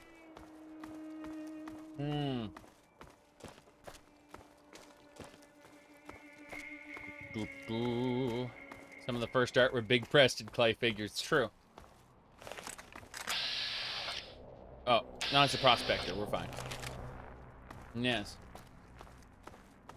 Locking soldiers in general, I can't say. I haven't played it. I have seen my friend play some of the opening, and I was absolutely livid when I saw a dice roll for what your character knew. I thought that was like grabbing some of the worst elements of D&D. Like, you should do an insight check. Like, fuck off. What's in your character's head is what's in your head. Instead, we should be rolling for physical actions.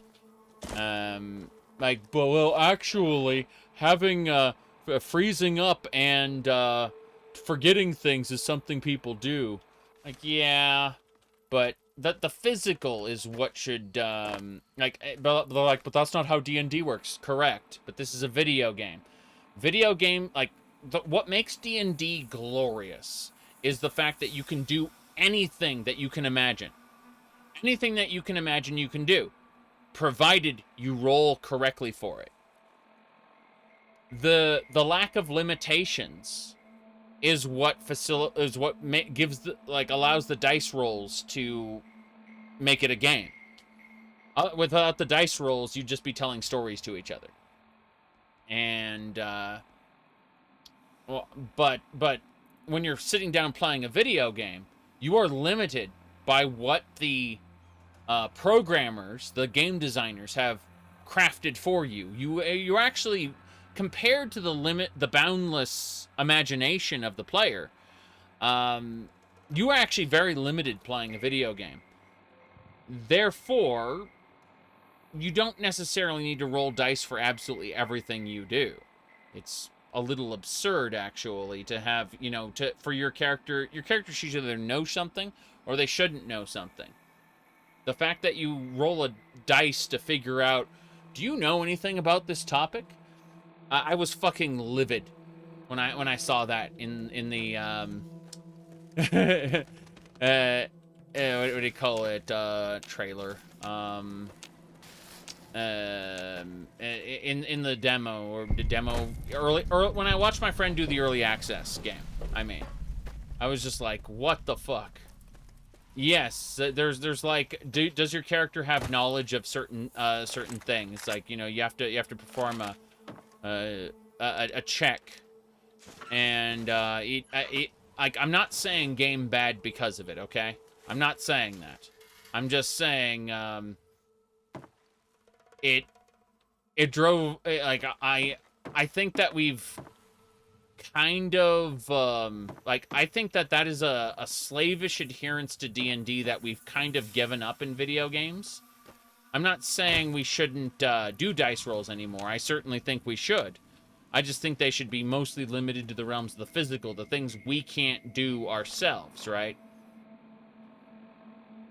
But whether our character knows something, that's the domain of what our character's been exposed to.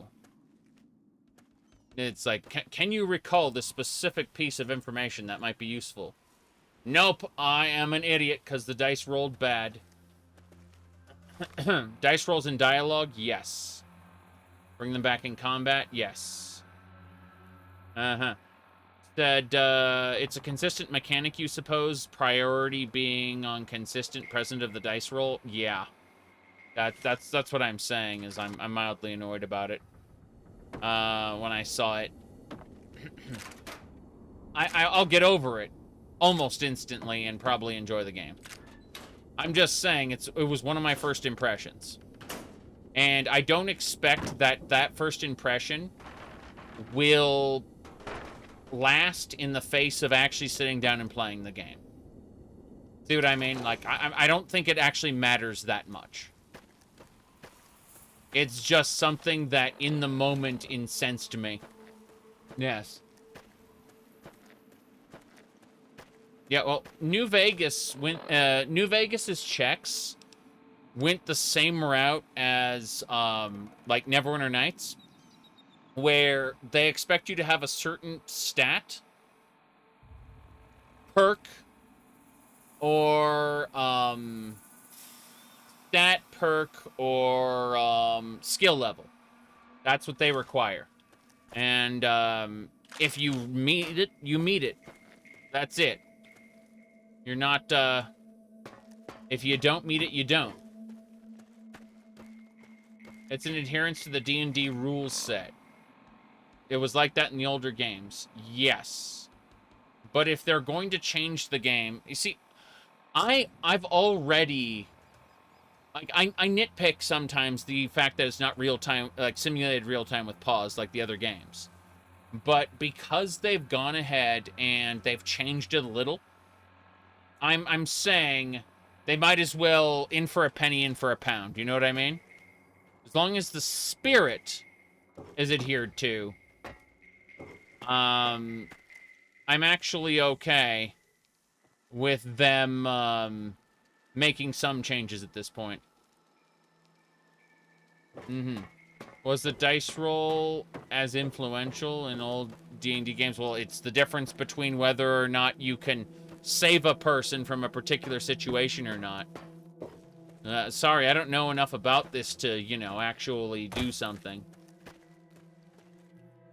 Yep. Yes, the dice roll in old D&D does govern most things, and I'm fine with that. Like, because again, it's a case of you are like anything you imagine is possible in D&D.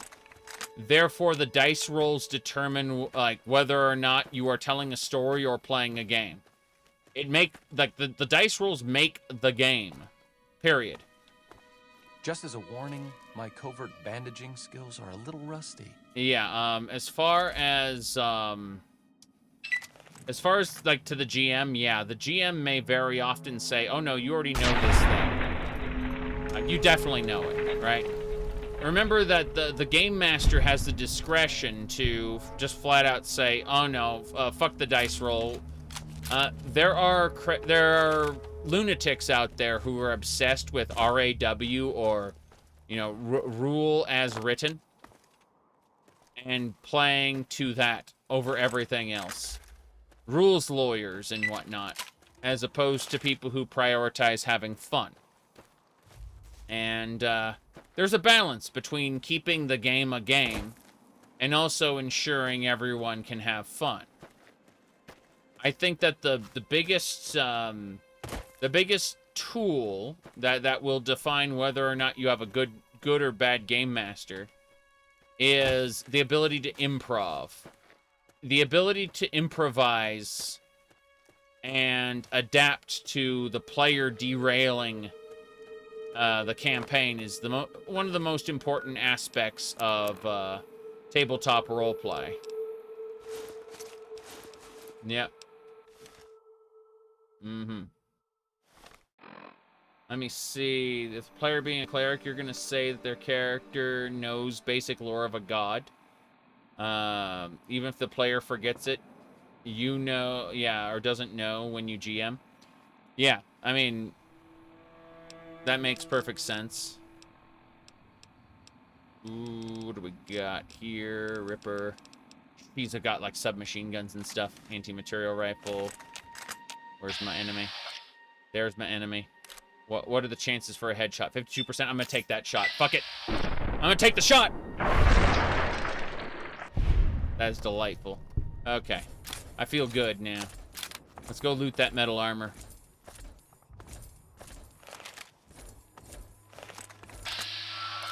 Okay, this, I need to snipe him from here. Got him. Excellent. There's another one. Fuck! I missed. Can I make the shot from here? 46%.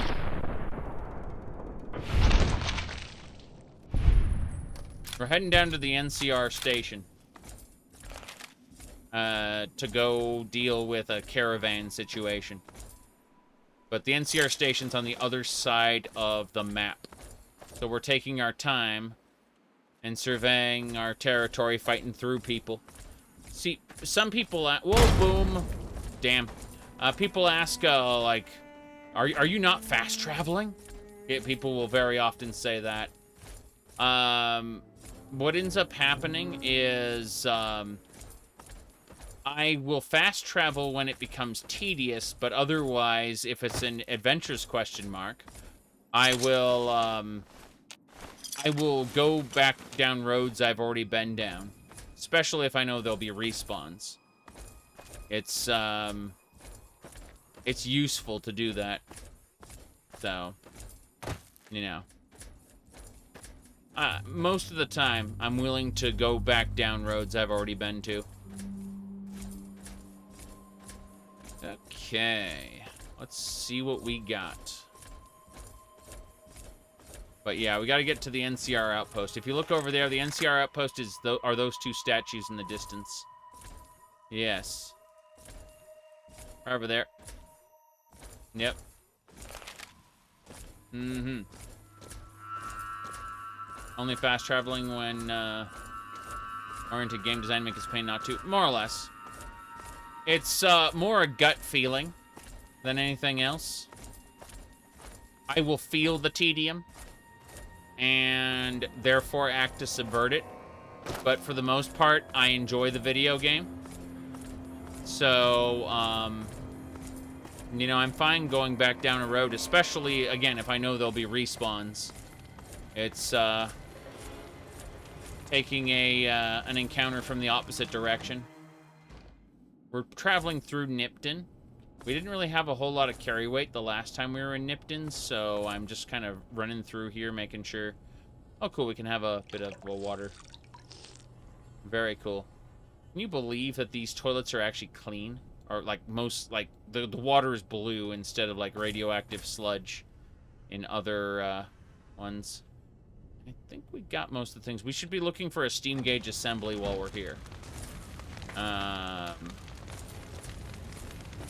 Let me see. Looks like break time's over. Whoop. That's a bark scorpion. Pretty sure he'll kill it, yeah. Could have gone worse. Mm-hmm. You said just did Indoril? It's, looks legit. Yes.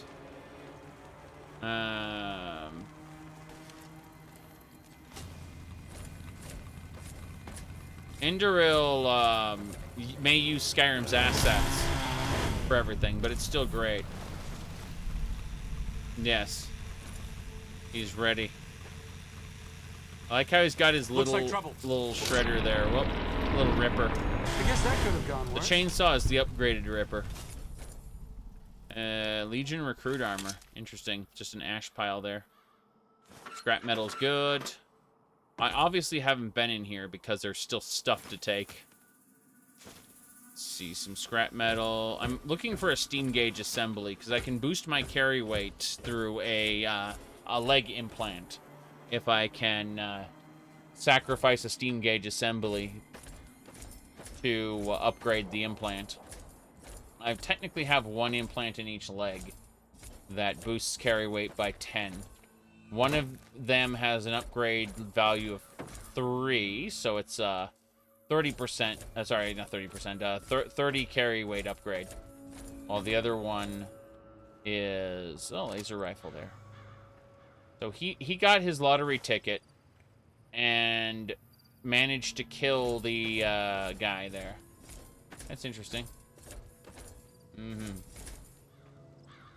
Yes. Water doesn't stay contaminated if it passes over a radioactive source. Huh. I'll have you drive in. Midnight science fiction feature? I don't remember this. I don't remember this at all. Holy crap. Mm-hmm. Carton of cigarettes. Yeah, Fallout 76, ironically, touched on the difference between boiled water and purified water, and the need for at least boiling your water. That drinking dirty water is terrible, and you should at least boil it. That's the start of Old World Blues. Good to know. Camp McCarran is has 3 steam gauge assemblies. That's great to know. I won't be by Camp McCarran for a while, so I will probably forget by then. But yeah, Old World Blues, like, I have all the DLCs turned off by default. What I mean by that is they don't start until you actually go interact with them for the first time. Hold on.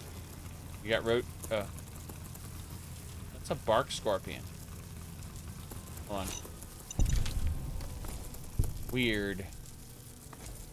Looks like someone was holding bark scorpions in cages. It's very strange.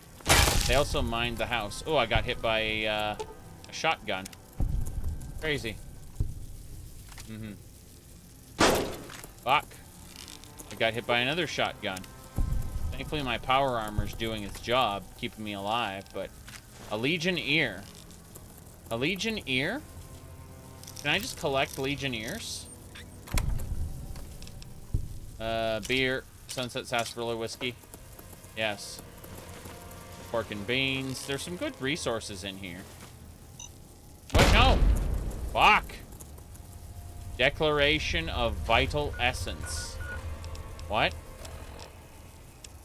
I declare sole proprietorship of Vital Essence and claim rights to said essence. Town's gonna be hell ever since Mayor waltzed in saying he put Nipton on the map. Alright. Why don't you spend all your... Why spend all the time in the house of yours? I'm locking up my essence. And I'm setting up defenses. I see. No one gets their hands on my Vital Essence except Harry himself. I see. We're gonna get his Vital Essence. Liquid nitrogen, grilled mantis, Nuka-Cola. Is that it? Yeah. That's interesting. There's something going on here. Aside from, you know, the Legionnaires being Legionnaires.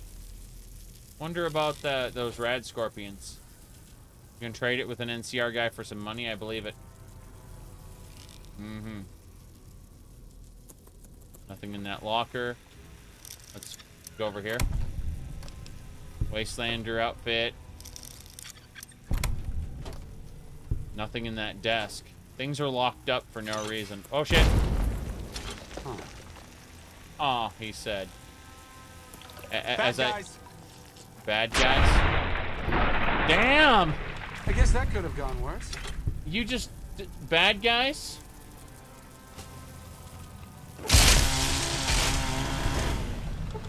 Yeah. That's pretty funny. That pressure plate. Is there a rigged shotgunner? No, the pressure plate activated the scorpions. Yeah.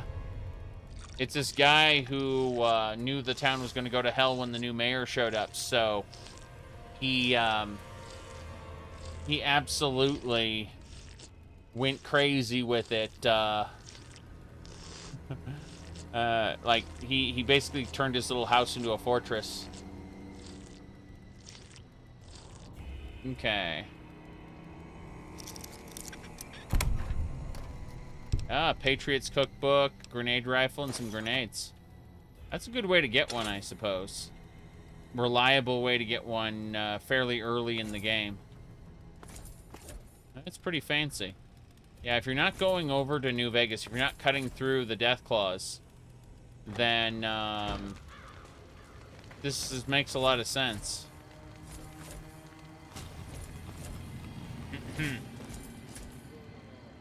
Powder Ganger.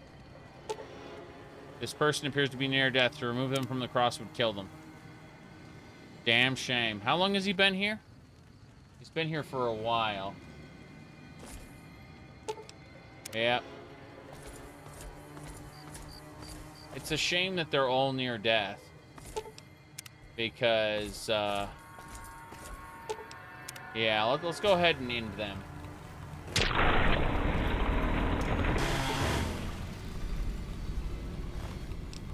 Okay, thin red paste. We're gonna finish them off. Let them know that we show them mercy. Mercy, I say. Okay, what else? That should do it. They were all near death. So I've extracted their thin paste. No one's commented on that so far. This is where the furry showed up. Yes. I came right over here, and when I stepped in this spot, a furry walked up to me and said, show them what you've seen. And I said, your crimes here are unforgivable. And he said, as are all crimes. If you have such conviction, attack me then. And so I did.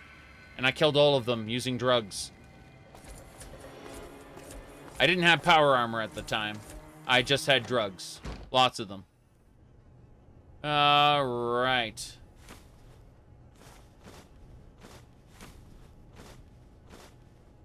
I mean, he invited me. He said, you know, if you have such conviction, attack. He said it with such confidence, too. So I thought, you know, obviously he was going to put his money where his mouth was. And, yeah. Okay, flour, beans. Yes. Uh-huh. Yeah, yep. You can't force feed someone with the pneumatic cannon in this game. But yeah. Scrap electronics and a wrench. Cool, we're getting good loot here. Yeah, we're getting decent loot. I'm still looking for a steam gauge assembly. It'd be nice to have, but I accept the fact that we can't necessarily find one in every town we go to. Cigarettes. What else? BBs. BB got, yep. Some food. Nothing over there. Nuka-Cola truck, a camera. We should start collecting all the cameras, because eventually we're gonna have to give the cameras over to the production of Liberty Prime. Liberty Prime needs more cameras. I'm gonna check out this house now. Pretty sure like most of the houses will be inaccessible, but let's see. Nipped and nipped and nipped. Nipped and house. We've already been here. Yeah. Your crowning achievement, Yogg Station stopped you being able to shoot the portals through glass. I could see that being a problem, actually. I could see that being a serious problem, really. Alright, I think this is the last Nipton house we're gonna go investigate. Wine is good. Milk bottles are irrelevant. Flour is a crafting ingredient. Life is like a harmonica.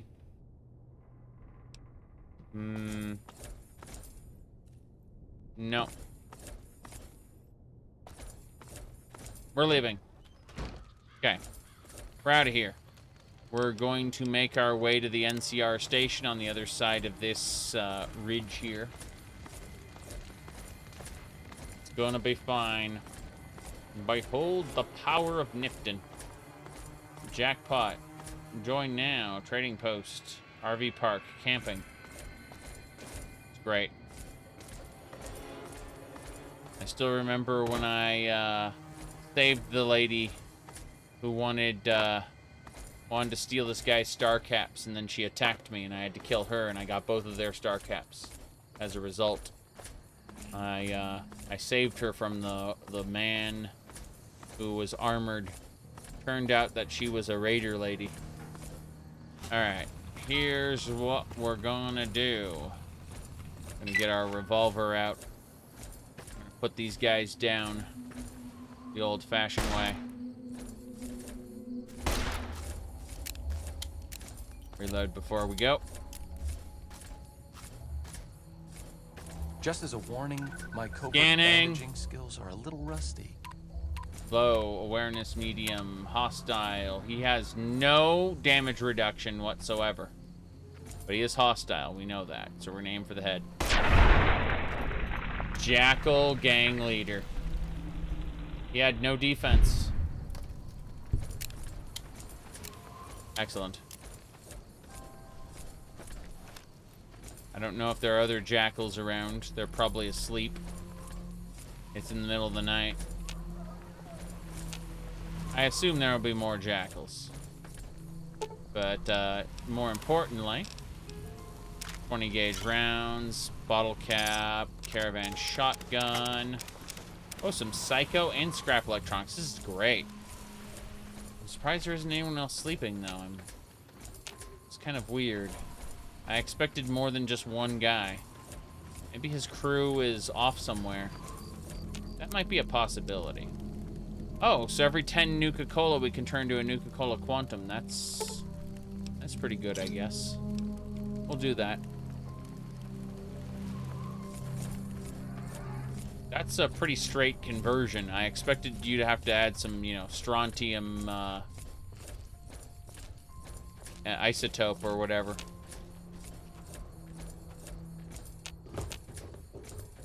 I don't trust. This area's got to have enemies. There's no way.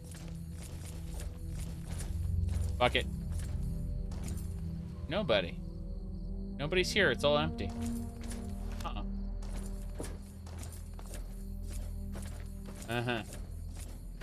Oh, yeah, only take the amount of restraint for a reformed cannibal to only harvest blood, sausage, and red paste, leaving the rest behind. It's true. Although our crowning achievement, the one time we relapsed, the only time we relapsed was nom nom nom tastes like rat immunity. That was a morsel beyond compare. Yes. The baby from the pit was extra tasty. Otherwise, we're trying to be a good person. We just fell down the cannibal rabbit hole a few times, yes. Hardly a reformed cannibal. Excuse me, society judges the thin red paste. The thin red paste and blood sausage to not be cannibalism. Yes. No longer eats everything indiscriminately. Yes. You're confusing reformed with repentant. So it's interesting because, okay, redemption is something that happens to you, whereas atonement is something you have to actively seek out. When a character is redeemed, but they don't seek atonement, very often it rubs people the wrong way. That's the best, that's how I can explain it, is people do not like it when a character gets redeemed without putting in the legwork. Hello there. Hey there. Need anything? Yeah, what do you got? Sure. Here's what I got. Here's what I got. Yeah, the game will dictate to you what is and isn't evil. Thanks. Thanks. Based entirely on an arbitrary set of guidelines. In other words, eating of a corpse, like ripping into the corpse and nomming down, that's considered evil. But if you use the survival skill to pull out some blood sausage and thin red paste, then you are considered a that as a neutral action, neither good nor evil. But if I adjust the magnetic field, perhaps the resulting change in wavelength will... excuse me. I'm merely thinking out loud. Okay. That's fine. You shouldn't think out loud in the presence of Wastelanders. You're a Brotherhood procurement specialist, after all. Okay. Yep. That implies that being a messy eater is the actual crime, not the act of eating somebody. Yep. I don't know, but like the game morally judges you for you know, the etiquette karma system. Something like that, yeah. I don't know. At least I got the Dine and Dash perk, so I can rip out a corpse and a good slice of meat instead of you know, instead of eating it on the spot. Bring me a nice crisp piece of meat. All right, what do we got? Hey there. Need anything? Hey, Rancher, how's it going? Sure. Sure. Let's see. You really don't have a whole lot of things. I guess I'll take the gourd seeds. That's fine. In exchange for the gourd seeds, I will sell you... You know what? I'm just going to sell you one of these pistols. How about that? And then I'll take some NCR money. Yeah, that's good. Give me a shout if you need anything else. Good. Mm-hmm. Yeah, I was gonna say, stealing is kind of funny, because after you kill someone, it's still considered stealing to take their stuff. Not if they're a corpse, mind you. Yeah. Look at that prancing. First recon's at Camp Forlorn Hope. Now we've got a chance to hold it. That's right. Camp Forlorn Hope. Hello there. The NCR took back Nelson. Maybe they can win this war after all. True. I played Project Brazil. No. I hear that Project Brazil was folded into New California or something. Or it was like a prototype for New California. I'm not entirely sure. But I haven't touched the content myself. I've seen a friend play some of it. Thanks for the assist. Wish others around here had your drive. Yes. Okay. Yeah, those crates are empty. They've been freshly looted. Let's go. We're looking for things. Whoops. How you doing, Cass? I'm gonna sit down at this stool. Nelson's Praise. back in our hands. I hope we can defend it this time. Okay, we're gonna have a chat with Cass right now. Looking for trouble? Yeah, it looks like the Crimson Caravan actually wants to buy out your buy out your caravan. They want to buy Cassidy caravans? Don't they know it's burned to ash? No. Even times being what they are. Not sure I'm looking to sell. Even for all the whiskey in Reno. Mm-hmm. Brazil is the development name for New California? Okay, well then, no. Let's see, what happened to your caravan? Mojave happened. Hit by raiders packing some heavy firepower. Can't believe the Crimson Caravan haven't heard. So if you want to buy all of Cassidy caravans, you're looking at it. And what I got in my pockets. Still, as little as that is, not looking to sell. Why not? If someone came up to you and offered you 1,000 caps for your name, would you take it? Actually, you know what? Fuck it. I don't want to hear your answer anyway. Point is, I made the caravan what it is. It's mine. I have a letter here. Their terms are fair. Alice McLafferty, eh? No, I see the zeros, and I know she's good for them. Still, it's not about the money. Dad'd spin like a twister if he ever heard I sold our name for anything. Mm-hmm. Are you sure? Look, I know you came all this way, and that takes some drive, especially these days. Just doesn't feel right. Trading history for a slip of paper. There we go. I'm prepared to offer you the terms plus. This outpost is the last place you want to be trapped. If you made the caravan, you're responsible for killing it. Let's go with that one. Yep. What did you just say to me? 'Cause you sure as hell got my attention now. Mm-hmm. Who believes in holding on to a dead caravan? Let's see. I may be honest, but at least I'm not blinded by pride. That's fair. But there's been that voice inside me saying the same thing, and whiskey wasn't killing it. Give me that paper.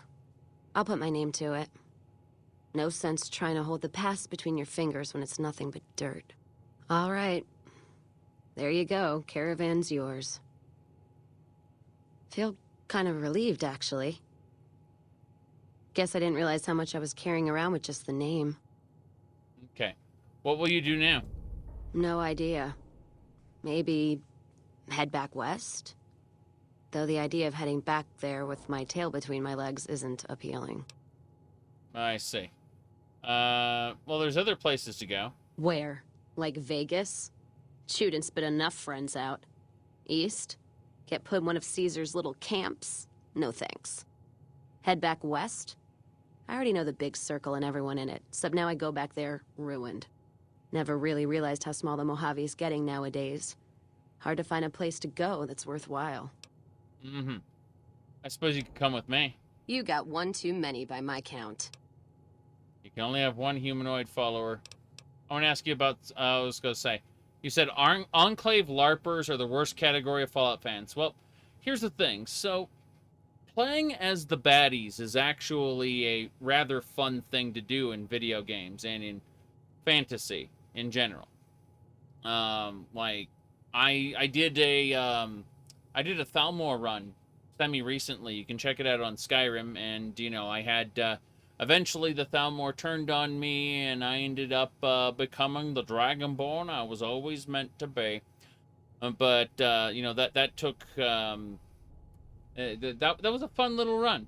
It only lasted about 700 hours. Jokes aside, though, I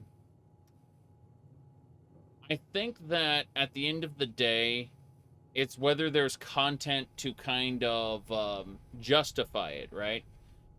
I mean, I think that the main concern when it comes to people wanting, like, desperately wanting to be the Enclave, wait, your issue with them playing as baddies is acknowledging that they're meant to be the villains? That a lot of Enclave fans don't? I mean, of course they're supposed to be the villains, but I mean, there's a difference between role-playing and using a faction as a substitute for your own ideals. I very often talk about, like, I'm not a Harry Potter fan, but I like to meme Slytherin all the time, because I don't believe in the way, like, the world building of J.K. Rowling, and I think that, you know, other fantasy worlds have world building that basically say Slytherin is correct when it comes to bloodline research and things like that. And so, you know, like, I guess, I mean, it just comes down to, like, are you role-playing a character? Or are you some kind of sycophant that's using the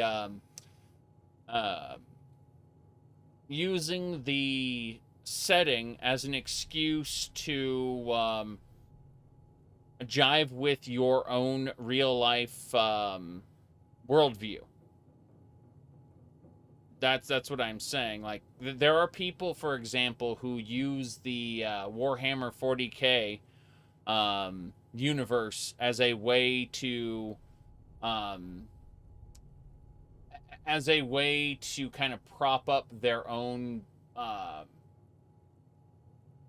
ideology, right?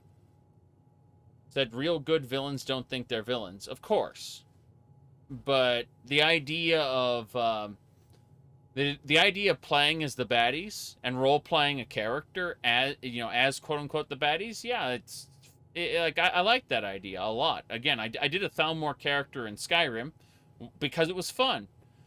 Do I actually think the Nords are dumb? Yes, I do think the Nords are dumb, but that's Bethesda's writing problem. Do I think the Thalmor are correct? No. No, that's a character that I was role-playing. in the game. That's it. There's a difference. When I shout, Elven supremacy is the only truth, that's a meme. I don't actually mean that.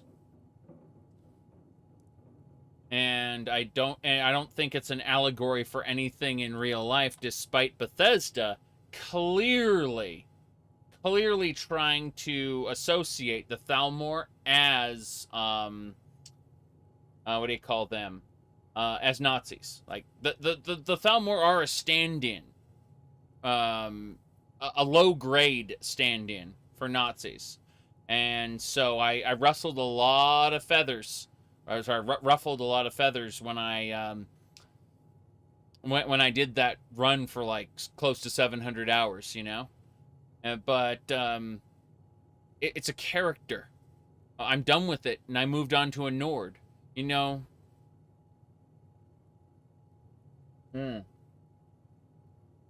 Let me see here. Darth Vader, honestly, like, there's a ton of, if you play the Star Wars games, there are a ton of different Sith that all have that kind of, that Darth Vader vibe. Like, discount Vaders are everywhere. In fact, that was supposed to be one of the primary commentary pieces built into the new, what do you call it? Built into the new Star Wars movies, the Disney films. And because the new films are garbage, they can't actually capitalize on narrative gold that they had literally laying around. Kylo Ren was one of the most interesting concepts you could have ever had for a character. And he's fucking wasted on no talent hacks who didn't know what they were sitting on. All right. If someone takes their real-life ideals for the Empire... I like the Empire quite a bit. Obviously, it's flawed, and, you know, like, the Rebellion are framed as objectively good by the story, so we have to believe what the writer says. It's, you said they have done better to copy-paste Legends at this point. Hollywood nepotism. Hollywood nepotism is the death of all good creativity. And there's a reason why we're kind of at the point now where the gaming industry has completely eclipsed the movie industry in terms of profits.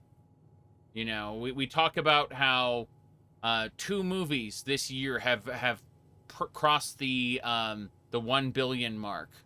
Meanwhile, a single video game makes 80 million, and we're scratching our heads going, well, how many of these games are coming out? Like 12. It's a case, and that's not even commenting on like mobile gacha games. Yes. Anyway. Yeah, we're not going to be moralizing fucking Star Wars, a series about space monks fighting Nazis, right? Sorry, that's what the story is about. Space wizards fighting Nazis. Don't care. Not doing that. No way. Don't think so. No. Anyway, all I'm saying is I don't like the few people, the few people out there who are actively arguing in favor of the Enclave, or actively arguing in favor of the Imperium of Mankind being, you know, objectively right and good, or the people arguing in favor of, you know, the Empire in Star Wars being, you know, like, objectively correct.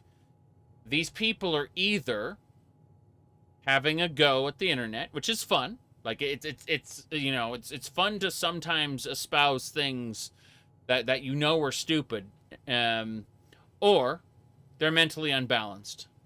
But that doesn't mean you can't role play as them. That doesn't mean we can't. Doesn't mean we couldn't like role play. There's a reason why the Sith Empire exists in Star Wars: The Old Republic, right? There's a reason why all of these factions exist, because it's fucking fun. That's it. That's like it's sometimes fun to be the baddies, and that's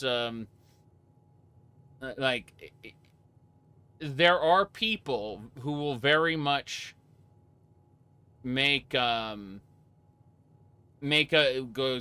will go to great lengths to they will go to great lengths to avoid. No, I've lost the thought. Hold on. You're not saying you can't roleplay characters. You're saying unironically supporting these factions morals is stupid.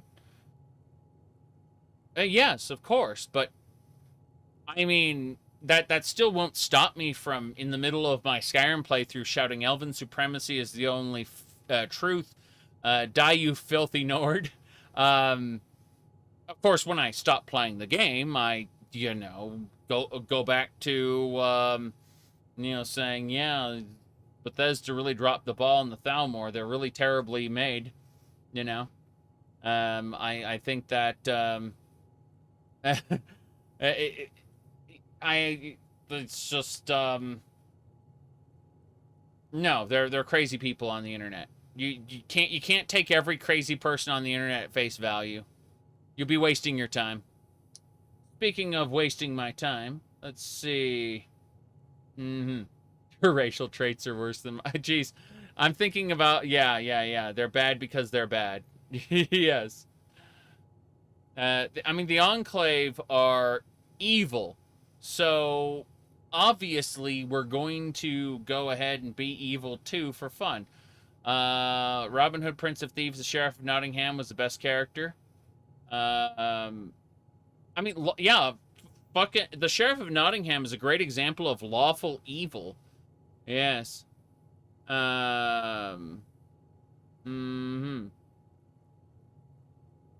me see here. Yep. If lizard people existed in real life, you'd be less fond of them. I mean, there's multiple reasons why we probably wouldn't come to terms with lizard people. Yeah, lawful evil is arguably worse than chaotic evil. Lawful evil is fun. Like, just really fun as an idea.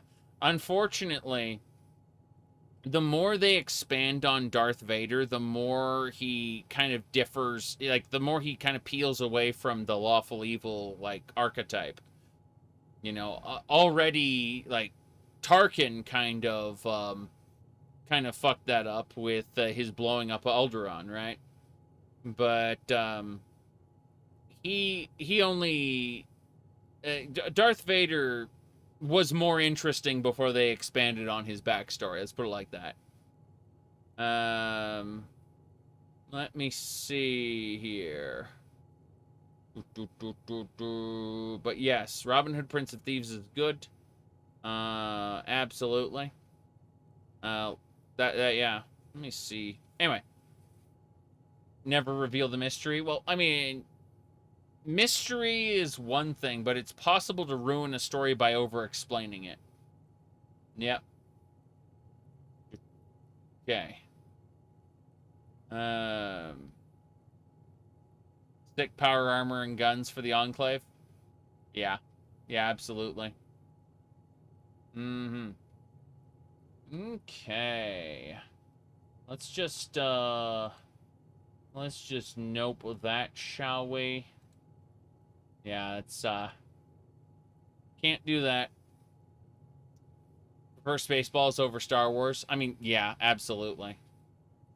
Absolutely. So, I want to ask you something else. What's on your mind? Yes. So, Jean-Baptiste in Freeside wanted to meet you. Jean-Baptiste. Sounds like someone got knocked out of the good book so hard his name broke. Either that, or it's Canadarian or some such shit. So who is this Baptiste, and what does he want? Baptiste. He was the Van Griffs. The only Van Graffs I know are the ones out west. Well, except for Gloria Van Graff, and I don't know her all that well. Nor do I want to. Don't have any objection speaking with him. Though if he's with the Van Graffs, he should know I'm not looking to buy weapons. Okay. Nelson's back in our hands. I hope we can defend it this time. I hope we can. You come around like a bad habit. So, interested in following me to Freeside? Don't know. Not sure where to head next. What will you do now, then? That's the question I've been asking myself. No idea. Maybe head back west? Okay. Let's go. You could not finish Andor for the life of you. Andor was... How do I put this? Andor had some terrible pacing problems. The first three episodes should have been a single episode. A lot of those plotting, emotional moments where they're sitting there staring at each other, should have been slimmed down significantly. It's like the overall plot of Andor was fairly well done, but like the first 3 episodes should have been condensed to a single episode, and then the final arc of the story, the whole prison story, should have been 1 episode. 2 at the most. Probably just 1 episode. But that whole final arc was a waste. Absolute positive waste. Okay, so let's have a look at our skills here. Mr. Cuddles. I don't need Mr. Cuddles. Hold on. Quests. Find Rose of Cassidy of Rose. Oh. Yeah, we're not going to be able to do that right now. That's not happening. However, let me see. Debt collector. We could possibly do that. Wonder where these people are located. Let's see. None of them are here. Makes sense. They're all in Freeside. That makes sense. All right.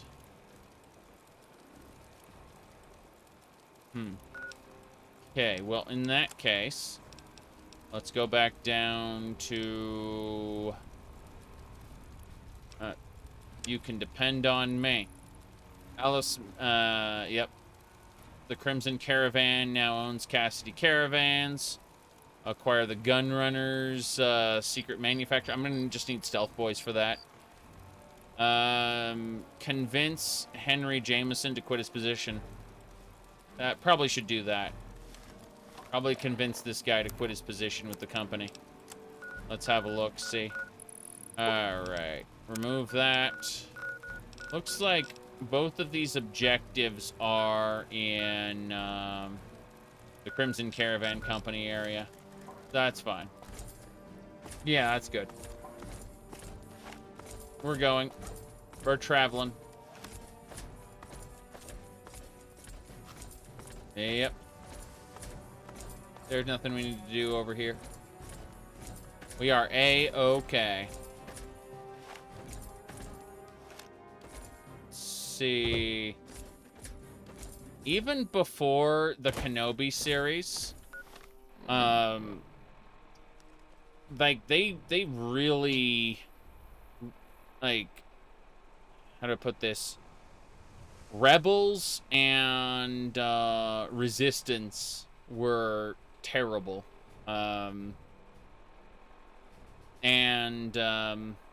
Yeah. Basically, Star Wars has been haha funny for a while. I think when it embraced the cheese, it was at its best. When it when Disney, like, even before Disney, like George Lucas is, George Lucas ain't all that good at managing his franchise either. If anything, the best Star Wars content came out when like there were basically just novels and games coming out. That's when some of the best Star Wars stuff happened. During a big content drought, as it were, in terms of like films weren't being made.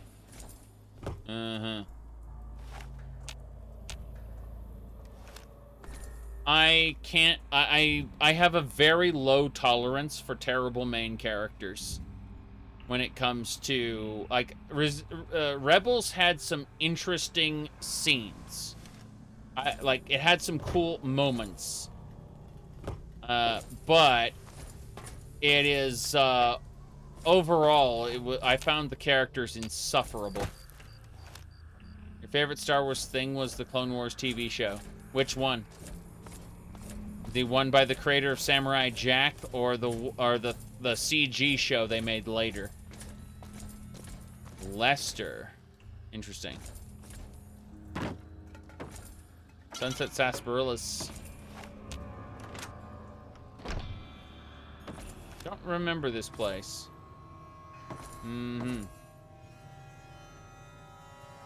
Stimpack. Potato crisps. Yes. Let me see here. Stimpack, crispy bits, energy cells.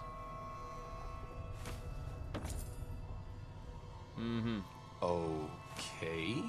I'll do my best. He tried to sneak. I got a Sunset Sarsaparilla Star Cap. That's what I'm talking about. A journal. Guess who keeps the luck rolling? What? Let's see. Following a guy naming himself Mr. Fox. A member of Caesar's Legion. Oh. 8,000 caps. Interesting. What's that journal doing here? It's really strange.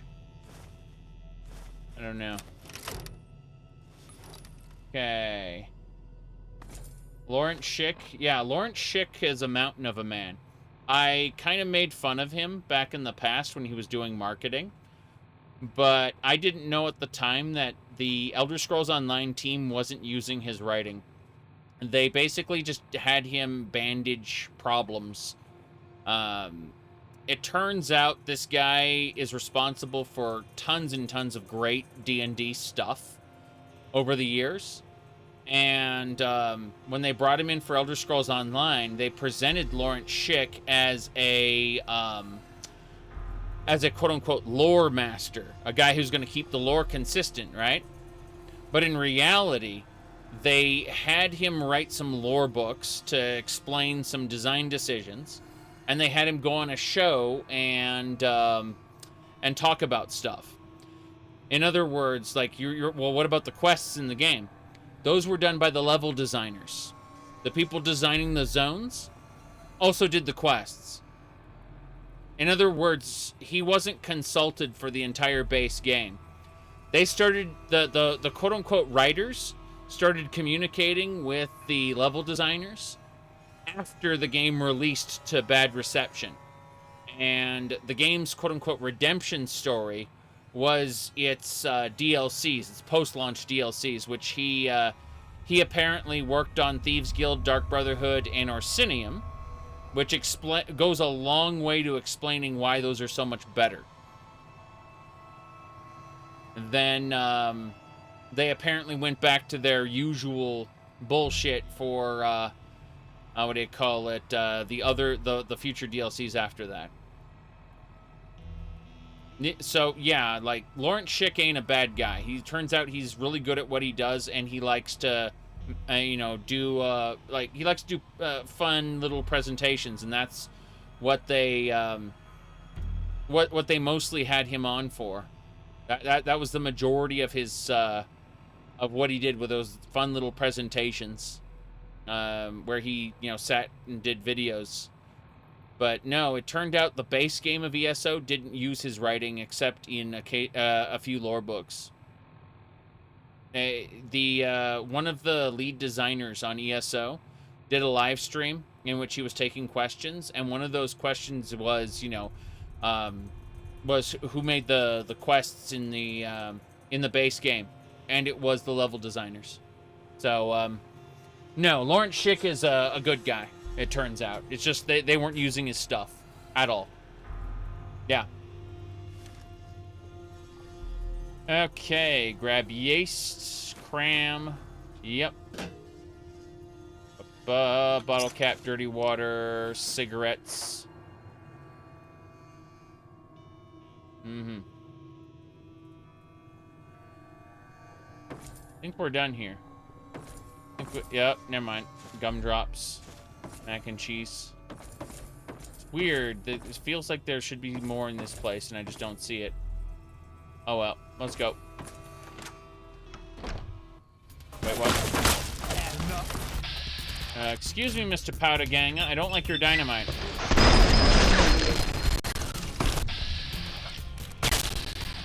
Fuck. You're next, Mr. Powder Gang.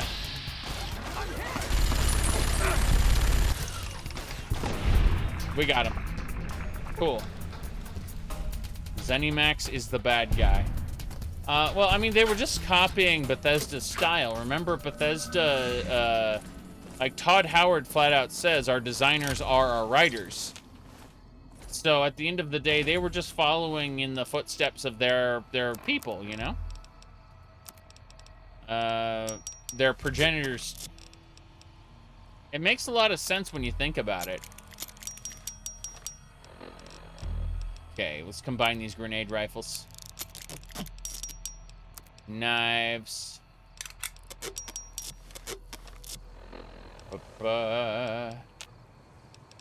Okay. Ripper. Hold on. Still trying to figure this out. Single shotguns, combine those. Let's see if I can repair my way rifle now. Yes, Caravan shotgun can get repaired into it. Awesome. What else? Yeah. Legion recruit armor. Terrible. There we go. Now, can we dress up as a powder ganger? That's the question. Powder ganger guard. Yes, we can dress up as a powder ganger. No one will notice. What's up? You don't care that I'm a powder ganger, right? I'm really very boring. Okay. Yeah, he's very boring, as you know. It could be better. If we can find a way to work toward the independence of New Vegas, that would be ideal. But really, as long as you don't help out the Legion, anything's better than that. Okay. So let's go. We need to obviously switch off of looking like a powder ganger, put our power armor back on. But once we're ready to go to NCRCF, we should probably go pay a visit to, sorry, put on our powder ganger outfit. That's all I was gonna say. Put on our powder ganger outfit and I'll make this work. There's a dead bright follower here. I could have sworn I missed a guy. Oh, he's right here. He was right here. There we go. That should be everybody.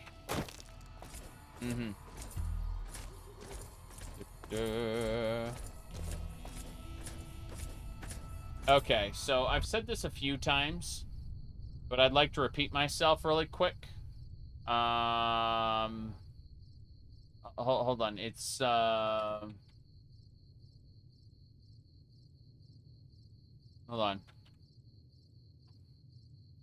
So, I'm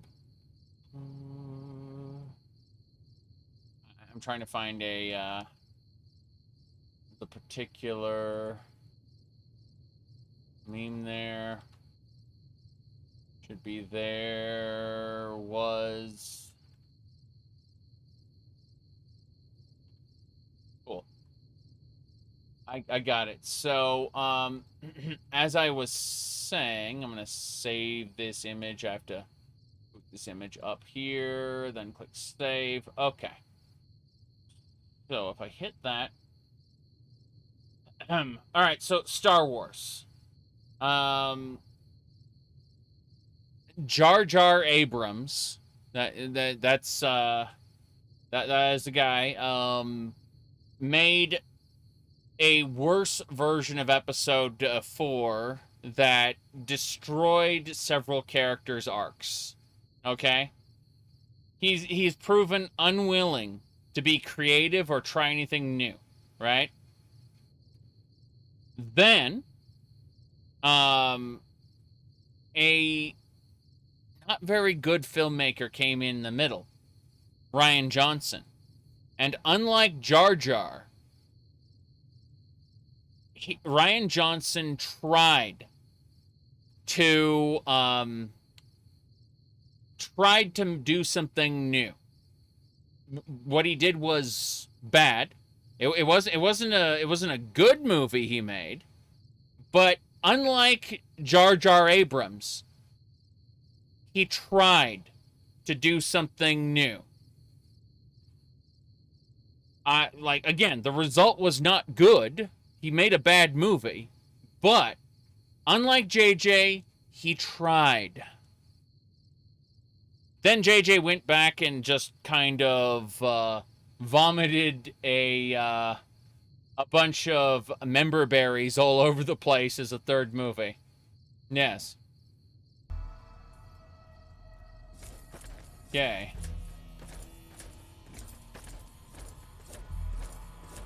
Luke didn't teleport, he projected. He was projecting his himself with the his image with the Force. His voice and image there. Looper was decent. As long as you don't think too hard, Looper's decent, yes. And that's one of the core conceits of it is don't explain it if you explain it and it doesn't make sense. That's one of the core pieces of Looper. It depends on you not thinking about it, so they flat out tell you don't think about it. It's actually quite funny. Yes, astral projection through the Force. Battle meditation. Yep. Jackals.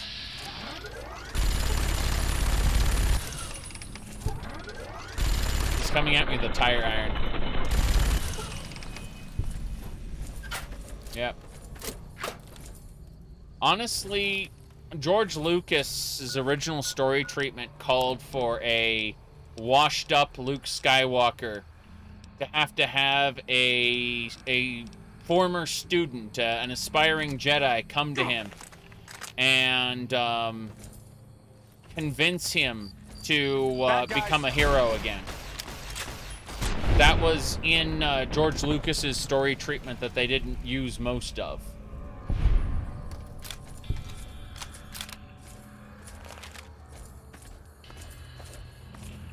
Like this student got Luke to believe in himself again. Of course, he also went on to say that his next trilogy was going to be about these microscopic organisms, which were the true rulers of the galaxy. So, yeah, no. Yeah. Hold on a second. I'm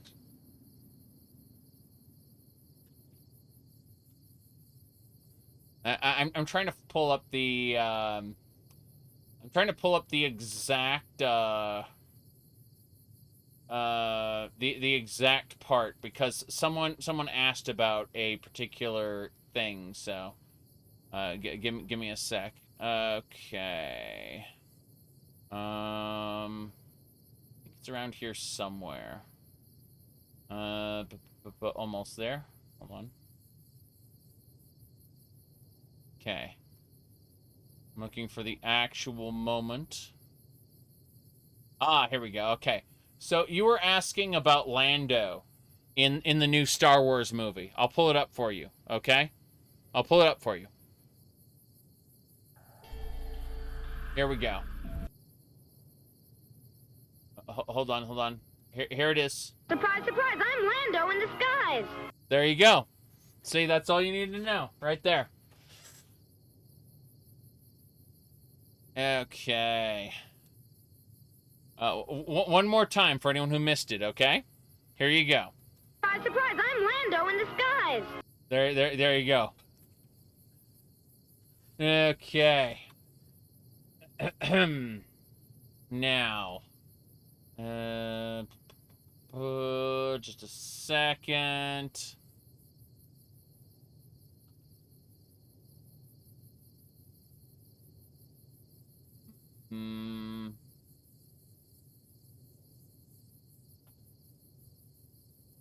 It was around here somewhere.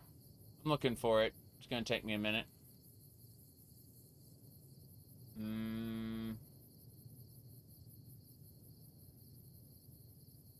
Okay.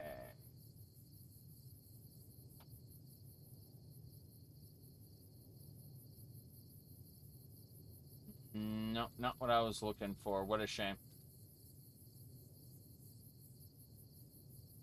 Episode 9 has 0 memeable scenes. Interesting. I mean, that just shows the quality of George Lucas's writing when what we judge the prequels to be good for are how many memeable scenes it has, which is, you know. Master, sir, I heard Yoda talking about midichlorians. I've been wondering, what are midichlorians? It's heroin. There you go. Okay. Let's go.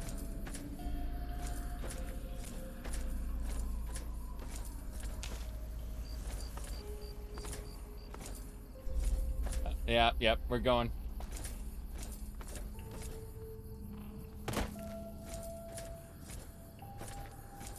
Ooh. Oh, no. So, here's the deal.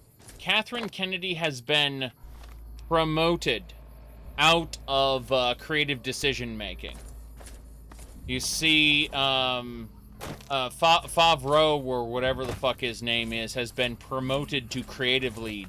They basically created a new person to replace her in terms of like the casual day-to-day decision making. She does business. She makes business decisions. She handles administrative work. But yeah, the Favreau, or whatever his name is going to be is now creative lead, as I understand it. Oh boy, that is a jackal. Looks like trouble. Ah! Got him. Okay. Stop it. We're gonna aim for the torso. Go, go, go.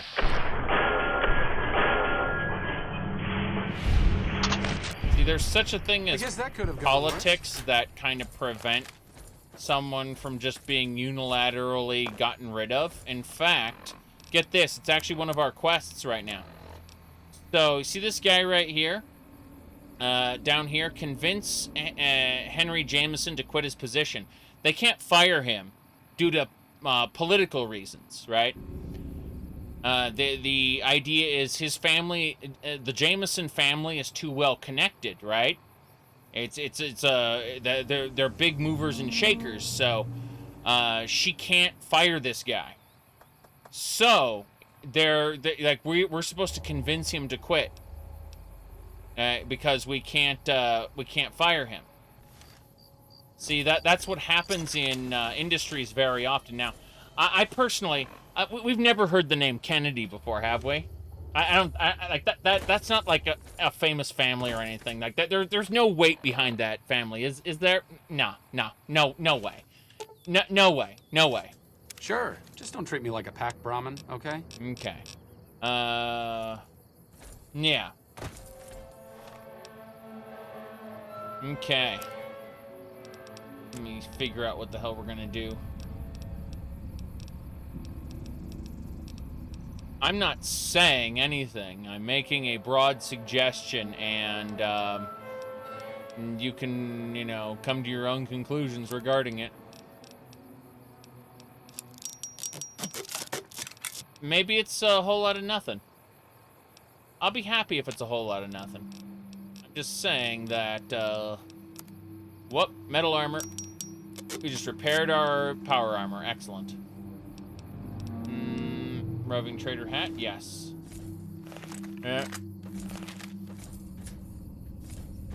Yeah, I'm not saying you should, like, you asked, why she hasn't been fired, why they haven't replaced her.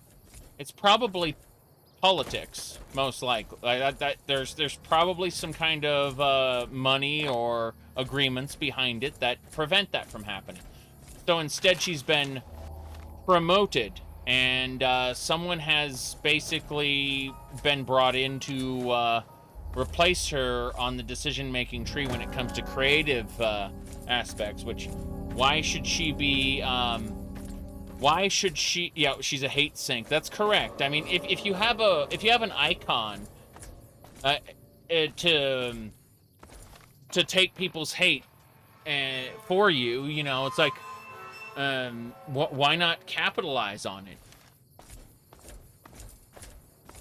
I mean, as long as people are hyper-focused, like, especially the weirdos, the people who are way too invested in a freaking series about space wizard monks versus Nazis. They're so focused on that they don't, you know, pay attention to like,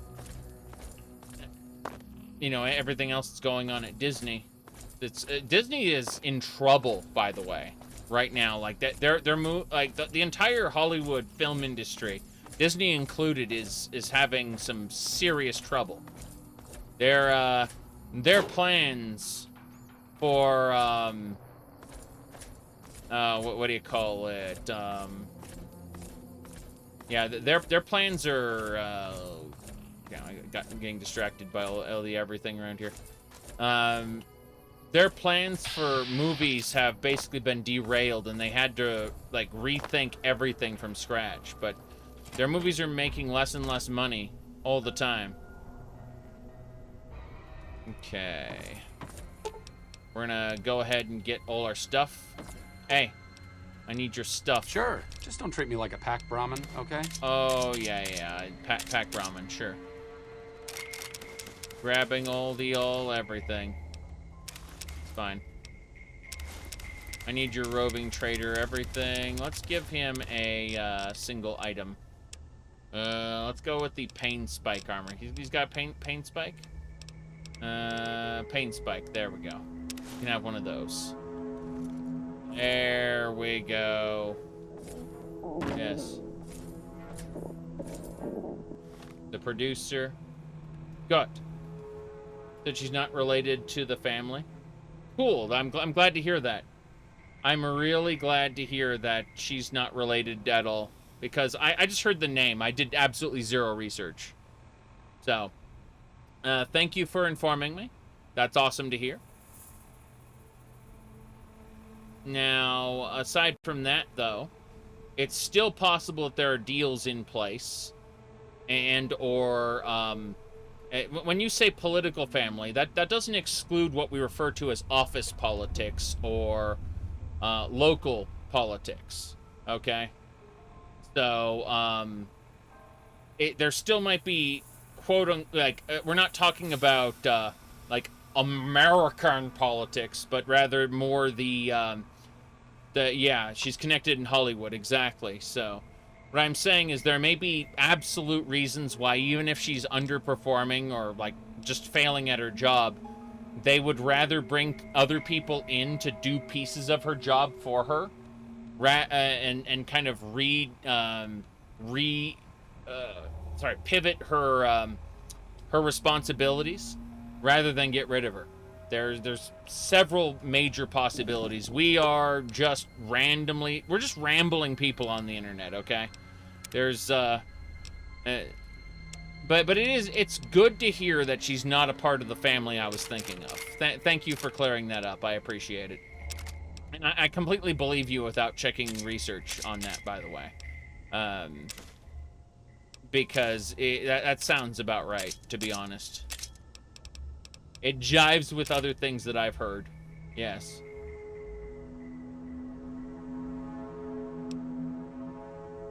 Well, Dagger Oblivion, I'm all for the gay people. I'm 100% in favor of the gay people. But, as for Satanists, Satanism isn't what Christians think Satanism is. So, you know. Okay. Let me see here. We're just putting things away right now. We're sending things off. Putting them in the thing here. Rebreather. We're keeping the roving trader hat. Okay, yeah, we'll keep the fully repaired one. Fuck! I didn't mean to take both. Roving yeah, I do have a roving trader hat. Okay. Roving trader hat outfit. Yeah, we're set. Absolutely. Right.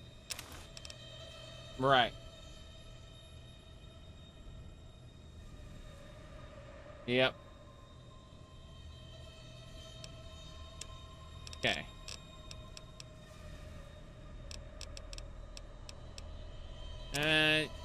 What you dropped into is someone probably about to get timed out and or banned.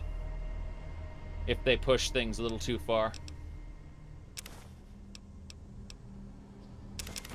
They're on the verge of getting kicked out. Let's put it like that. Okay, let's see here. Mute fruit, Danny Boy apples.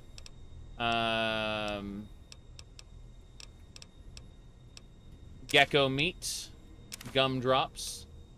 Pod there. Let's see. Corn. What else we got? Purified waters there. I can put those away.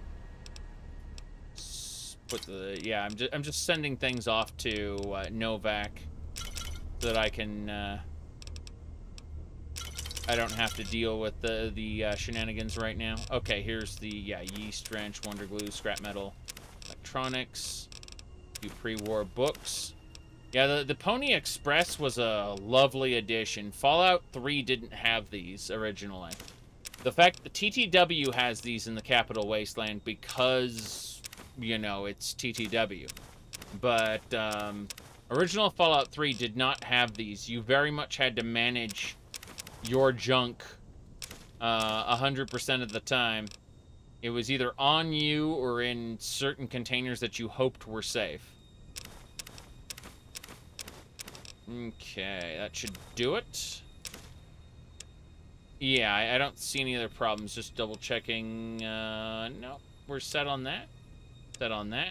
And unless there's something else I missed, I think we're good to go. I guess ant eggs are good to put away. As long as I'm over 160 carry weight. Yeah, this is fine. Let's do it. Okay.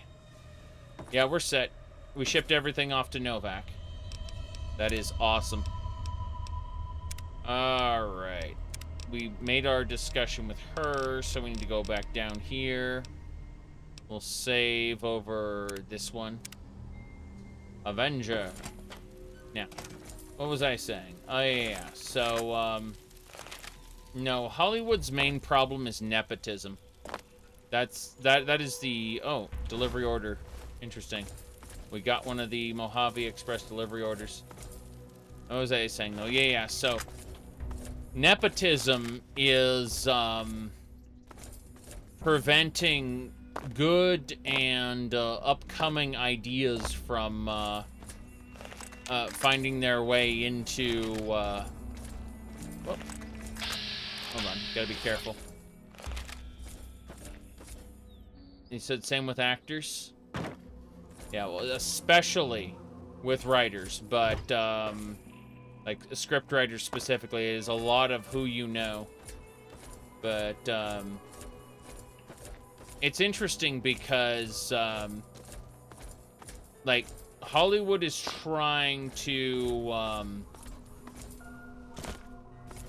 trying to subsume the what do you call it?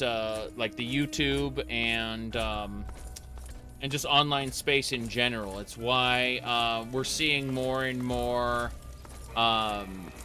Hollywood-like projects inside of streaming services. Streaming services are trying to become networks to replace cable, basically. Got a problem in wrestling? Well, wrestling has a fair number of smaller leagues that can kind of do what they want. They aren't outside of the big again, I know practically nothing about wrestling outside of the few people I interact with who do. So I don't know anything about the big time, as it were, but there are many smaller local leagues that are, and I use league as a general term because they call themselves different things, but these different small-time organizations still manage to handle wrestling pretty well. Let me see. How did the boomers get their hands on oil for their bomber? That's a very good question. I imagine that some automated oil wells are still producing after 200 years, which is kind of silly. Or it's been extracted by robots, in which case it's just like they have huge supplies that are just kind of sitting around, right? Remember that they had a place they refer to as Site 1 that we don't get to see in game, but it's where their howitzers came from. And I imagine their fuel probably came from Site 1 as well. Just saying, it's a possibility. Welcome back. I can't get Rad Scorpion Casserole. There's like nobody here anymore. Hello there. Move along, please. So, you're the ones gonna bring the law back to Primm. Maybe. I'll believe it when I see it. Yeah, I don't know. Hey, Nash. Hey, youngster. Yeah. About that. What do you have to trade? There's so many. Yeah, powder gangers, gangstas. What do you have for sale? Okay, so this man does in fact have things we want. We're gonna put our roving trader outfit on before we speak to him again. Yeah, it's fine. Hey, youngster. Hey, youngster. Okay, next up we go over to... I'm starting to lose my mind here. What do you have for sale? Okay. So, we're going to trade with the man. And by trade with the man, I mean we're going to get 12 gauge, flechette, pulse slug, 20 gauge. But yeah, it's actually a really big load off my mind to know that Catherine Kennedy isn't connected with the other Kennedys. I did no research on that, so the thought of it was kind of off-putting, actually. All right, 556s, and we got a box full of, I don't know if we go, yeah, we need a duct tape, scrap electronics, wrench, wonder glue. Those are all good. The War Club honors. It's just literally a club. Okay, so there's really nothing here for me then. He doesn't have anything. On aid, he has regular stim pack.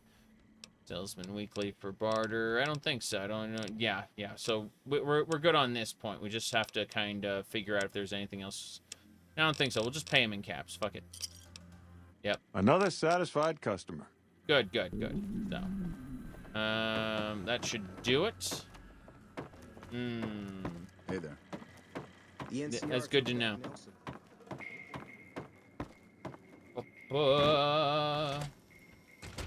But yeah, as far as geez, what are you doing? Come on over. Let's go. Yep. Okay. You were introduced to New Vegas while stoned, and the powder gangers seemed menacing. Yeah, it's supposed to be like chain gang, you know, like shit like that. Except you know, they use dynamite to break their to break free, and yeah, it's great. Let's just give a bunch of criminals explosives. That couldn't possibly go wrong. No problem. Okay. Well, based on all of this, let's look at the world map. We gotta continue up north to the main strip. Yep. Yeah, they got explosives. They go kaboom. Makes perfect sense to me. But yeah. I mean, I just assume that everything that the boomers have that they shouldn't have was brought over from Site 1. That's just my assumption. Or Site 2, or whatever the fuck they call it these days. Okay, we're gonna head up to Good Springs, and then we're gonna head through Good Springs to New Vegas. Through the Deathclaw land, now that we're strong enough to go through it. But for now, we're just kind of going down this road, waiting to get attacked by geckos and likely other things. It's a pretty peaceful route so far until we run into Powdergangus. There's some geckos. Okay, geckos first. 1 gecko. 2 gecko. 3 gecko. That's 1. That's 2. And that should be 3. Oh, missed 1. Or no, it didn't do enough damage. That's fine. Cool. Got those geckos taken care of with my way rifle. Grab the gecko hides. I don't know why I can't recover the spikes. I feel like those should be eminently recoverable. There's no powder or anything. Like the projectile isn't removed from a casing or anything, you know. There's no element of the oh jeez, Arcade, what are you doing? I'll shoot the powder gang. We gained karma for killing them. I guess that could have gone worse. It was considered a good action to kill them. Yes. More importantly, powder ganger outfits. And gecko parts, of course. Yeah, I'm already the most hated you can possibly be with the powder gangers, so there's no actual detriment to killing more of them. Fuck! You're done. And you're done. That's right. The other guy might be able to survive a hit with his helmet, I don't know. Put a t-shirt on after looting him, that's right. Looks like break. I see. Like how the devs didn't take into effect the Courier's canonically a cyborg with a remote-controlled brain in a big mountain. Oh, wow.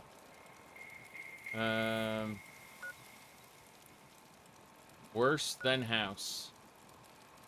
I don't know what you fucking mean by that. I mean, the Courier is special. I'll say that right now. Yes, we're gonna put clothes on this guy. Watch.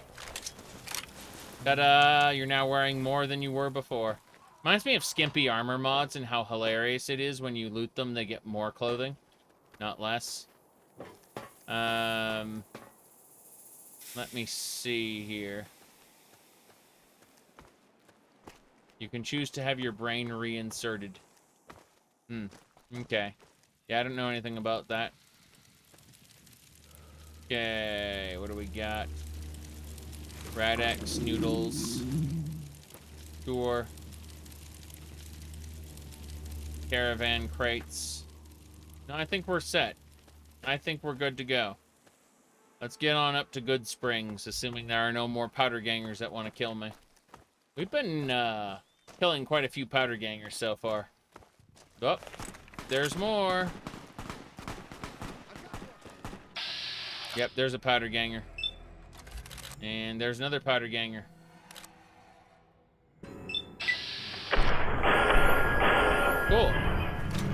kill both of them. Glorious. That last powder ganger doesn't know what's gonna hit him. Fuck, let's try again. Got him. Awesome. Get all the parts. Where's the last guy? There he is. Bottle caps are mine. And clothing. Oh shit, this is a trade caravan. Hello, roving trader. I am roving trader Nice job as well. out there. I am roving trader. Patrolling the Mojave almost makes you wish for a nuclear winter. She said the thing. Yeah, I don't see traders, so I guess these are just NCR. Yeah, this is just. Oh God, what's happening here? Hey. Excuse me. What do you see going on here? What do you see going on here? Holy shit! Hold on. We gotta fix this. This is incredible. Get ready for it. Yep. Give me a moment. I'm copy pastaing this. Okay, here we go. Get ready for it. This is amazing. Hold on. Let me do this. Okay. I'm grabbing a specific thing here. Okay. So get ready for it, everybody. Here we go.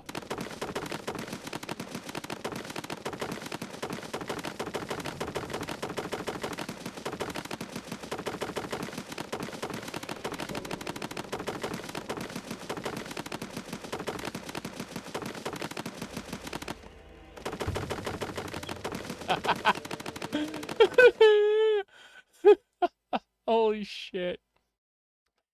Okay, we're good. Let's go.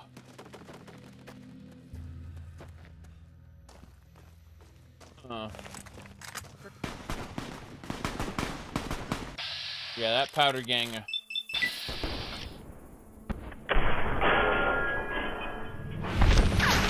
Damn right. We gain karma. Glad that's over.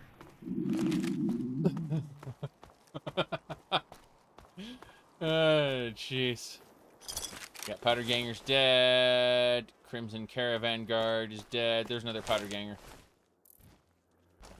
Alright, how close are we to NCRCF? It's the Hidden Valley, Junction, Hunter's Farm. NCR Ranger Safe House is up there. Huh. I don't know what it looks like. I actually don't... Oh, there it is. NCR Correctional Facility, down that way. Cool. Yes. Exactly. Stupid fucking Bethesda jank. You got it. Can someone help me? My Fallout New Vegas crashes on startup. Stupid fucking Bethesda jank. What mods are you using? I don't even have that many mods installed. Just the basics. I've got Fallout Character Overhaul, Essential Visual Enhancements, and of course Project Nevada. I even installed New Vegas Stutter Remover, so I don't understand what the problem is. Those mods are old and outdated. You should try using newer mods. What are you talking about? These are the most endorsed mods on Nexus, and I've always used them. Fallout New Vegas is just a buggy game. I'm also using an ENB, by the way. You shouldn't use ENB. It was made for Skyrim, not New Vegas. It causes all sorts of graphical issues. What are you talking about? All of my favorite YouTubers use an ENB, and it makes their games look next-gen. Besides, Skyrim and Fallout New Vegas are basically the same engine. I'm not removing Blackout ENB, end of story. Listen, you should just start over and follow the Viva New Vegas mod guide. Yeah, I'm not reading all of that. Fuck this. I'm going to install a Nexus collection using Vortex. Thanks for nothing. Okay. That'll do it.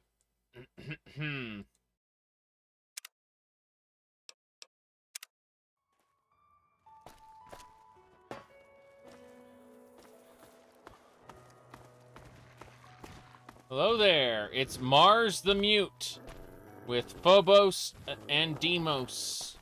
His doges. Okay. Oh, there's another dead powder ganger over here. No, it was just a mirage. What a shame. I don't think there's anything over here I need to worry about at the moment, so let's start heading back. We'll definitely be dealing with NCRCF soon. Let's go ahead and figure out which powder ganger outfit we're going to be wearing. Should be the powder ganger guard outfit if we don't have one already. Gang simple, plain outfit, powder ganger guard armor. This is what we're going to be using. Yep. Let's go ahead and grab those. That is a fully repaired powder ganger guard armor. We're going to use that when we go over to NCRCF and have a chat with the guy. So let's make a standard save right here. And get moving. This is hopefully the powder... Here we go.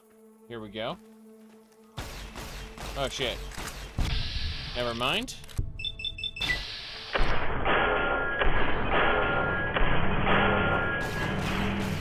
Right. Good, good, good. Mm-hmm.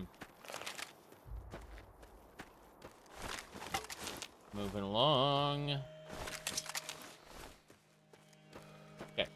I need to put on my my powder ganger outfit. And then that should do it. We are now a powder ganger, as far as anyone knows. Let's go. We're gonna roam on down to NCRCF. Sometimes the disguise works, sometimes it doesn't. Okay. Gonna say, will my follower, this is something I hadn't thought about, but will my follower be attacking on sight? We're gonna find out. The hell is this? Corpses. Corpses, I say. We're hungry and thirsty. We can get into the correctional facility here without getting attacked. This armor should allow us to get in and talk to the person we need to talk to if I remember the way in, which I don't.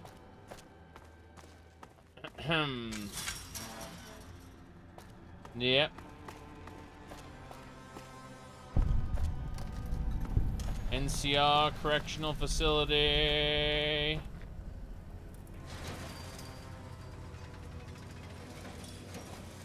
Let's go. I know all the guys I did time with around here, and you ain't one of them. Can't fool me with that powder ganger get-up. Okay. What is this place? This is, or was, the Big House. New California Republic Correctional Facility. Not much correcting went on here, just slave labor. One day, us prisoners decided to liberate ourselves. Killed the warden, killed the guards, took over the whole damn territory. I see. Can I go in? Well, I don't know. Depends on if you can make it worth my time.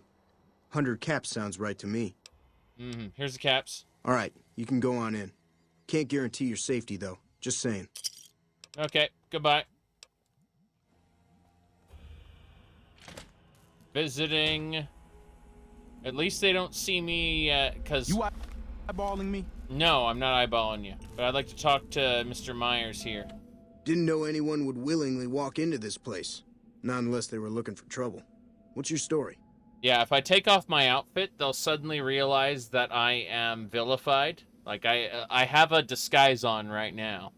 Thankfully, the guy who, quote-unquote, saw through my disguise didn't actually notice that, you know, the powder gangers hate me. So, this is good. Alright, what'd you do before you end up being incarcerated? I was a sheriff, believe it or not, for a small town far to the west of here. Short version is that sometimes justice is a little slow, and I helped speed it up one too many times. I'm not sorry for anything I did, but I will do the time. Fair enough trade if you ask me. How would you feel about being Primm's new sheriff? Assuming an NCR pardon comes with the job, and it had better. I also need to be able to do things my own way. Due process has its place, but sometimes it's just a waste of time. I'll need to know that I'm not going to end up right back in prison. Yep. Myers a great sheriff, better than Primm Slim. Primm Slim is terrible, yeah. You have a deal. All right, then. Guess I'll just make a quiet exit. No need for a goodbye party or anything. Yep. There we go. We just need to go get him a pardon. What was that? Oh, fuck.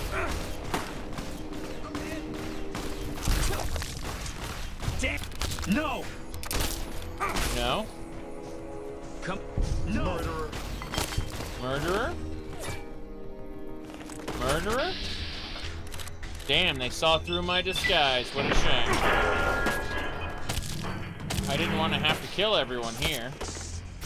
Oh, jeez. I'll just take your roll everything. Goodbye. Yeah, I gotta run. Gotta run. We're moving away. Ganon's killing a bunch of people. I like how he's shooting as he runs away. That is so funny.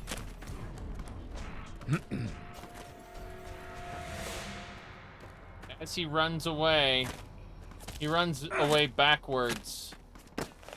Jeez, that sniper's gonna shoot me for some time. It's time to... Whoop, vilified.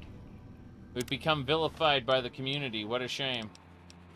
It's almost like I wasn't vilified to begin with. Let's put on our armor there. We're no longer dressed as a powder ganger.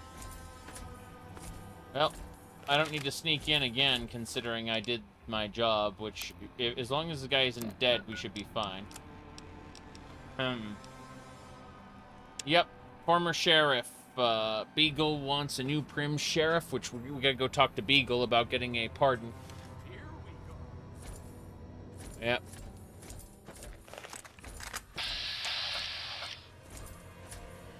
Come on, Ganon, we gotta go. Getting out of here. Yep. His tendencies for mass murder have, let me see here. Beagle wants a new sheriff. Yes. The NCR. Imagine bringing the NCR in to control the town. That would be terrible. Nobody wants that. Arcade is a former enclave. He mentioned that. He worked for a fascist paramilitary organization.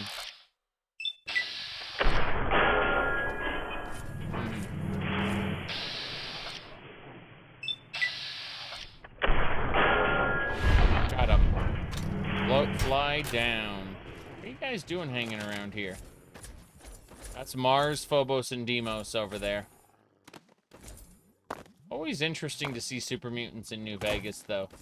Most of them, not all of them, but most of them are non-hostile. There are obviously exceptions. Several. But, it's interesting because there's, like, once you get the quests done, especially the one at the mountain, then you no longer have anyone coming and causing you problems. Let me see here. Okay. We're going. Deputy Beagle. There are no super mutant NCR soldiers. Yeah, it is kind of strange considering the number of super mutants that exist in this area. Gecko!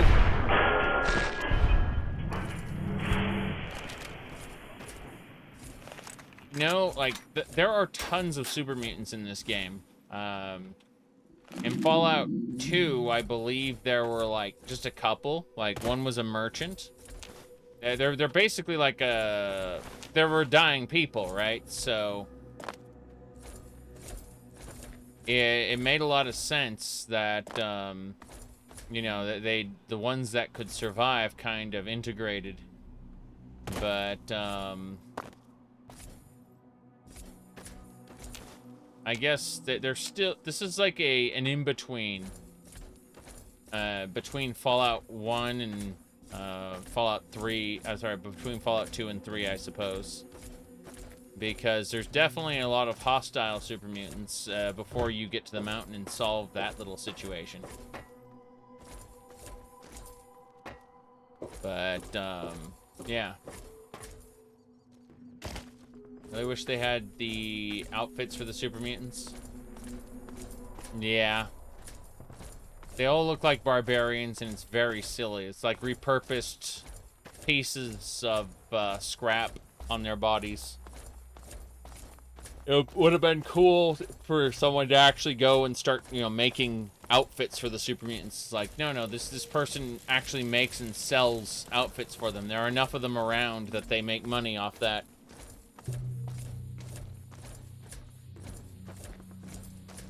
Okay.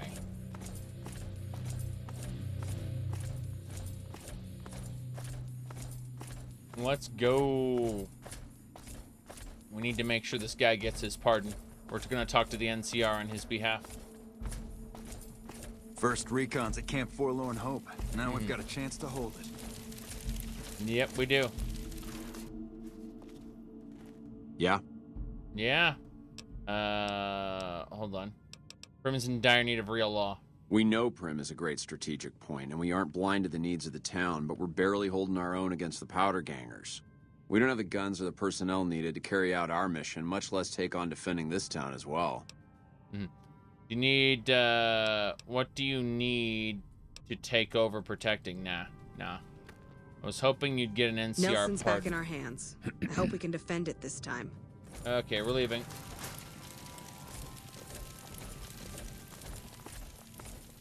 The synths can sell your data. I mean, people are still kind of up in the air as to whether Mark Zuckerberg is a lizard man or a synth. People aren't entirely sure. We do know that he actually is fighting fit, though. Which is kind of interesting.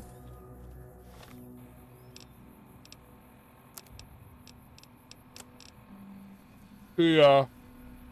Mark Zuckerberg is apparently a skilled fighter. And so when Elon Musk said he'd fight Mark Zuckerberg, Zuckerberg agreed. And it came out that, you know, Mark is actually, again, fairly skilled. And Elon's mom apparently got involved and had the match canceled. Have you gotten my pardon from the NCR yet? Where should I go? There's an NCR camp down there on the southern border of Nevada. Camp Mojave, I think. Okay, Camp Mojave's where I can get him his pardon then. Right, I have to go. So. Yeah, of course, keep in mind that Elongated Muskrat is also a man who, what do you call it? He said, like, there were rumors about a mine, like a rare gem mine that he got his wealth from. And he tried to make it out like he was a self-made man. And then his father came in and said, excuse me, but I fronted you that money from my fucking mine.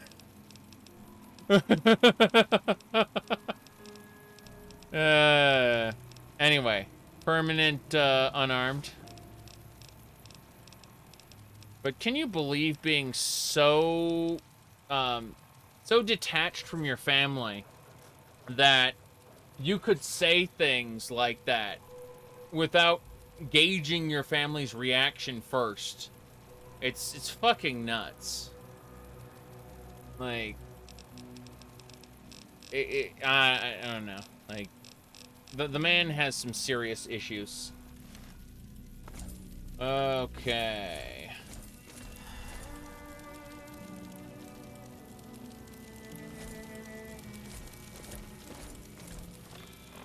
Well, I need to figure out where the hell we're going. Okay. So my kind of town. Beagle wants a new sheriff. I gotta get him his thing. Oh, this is kind of confusing here. We have our one guy right here. He's wandering around town. Yeah, he's hanging around town here. The other one, if I check the map. Yeah, we got to go to the Mojave Outpost. Wait, it's not the Mojave Outpost. It's a different place. Jice. I don't know what we're doing now. So, where did he say? Okay, what's the name of this quest again? Cause yeah, my kind of town. So,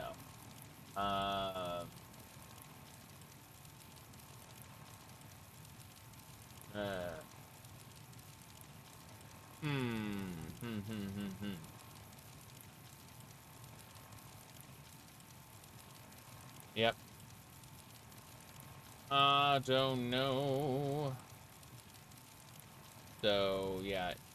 We got, yeah, we're not doing Primm Slim, that's for sure. Let me see.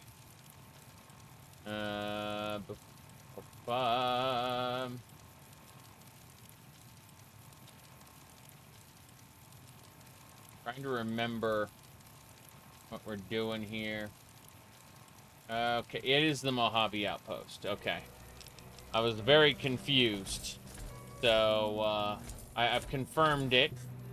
So what we're going to do, for anyone who doesn't know, is we're going to click on the Mojave Outpost. And then we're going to do this. So even though the world is huge, you can select anywhere you know about on the map and instantly fast travel there. This gets you right to the fun. Fast travel. Fast. Good. That'll do it.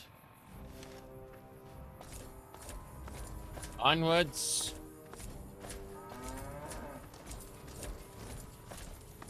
We're gonna go meet with the man and get the job done.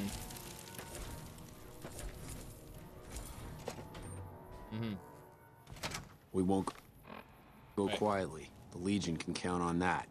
You said Sim Settlements. Well, I mean, I'm not a gigantic fan of Sim Settlements. I prefer Horizon. Horizon and Sim Settlements don't really work well together. And Sim Settlements is a very, very heavy mod. Most of it is contained in the game scripting system. It really needs some, it really needs an overhaul. Sim Settlements for Fallout 4. It needs to be overhauled into, like, the script extender language, mostly. Like, too much of it is being powered off of Fallout 4's scripting engine. First recon's at Camp Forlorn Hope. Been doing a lot of good work out there, setting an example for the others. I know Ranger Jackson appreciates it. Yep. But Sim Settlements is very heavy. It doesn't play well with other mods. And unfortunately, there used to be a compatibility patch for, what do you call it, for Horizon, but not so much. Okay.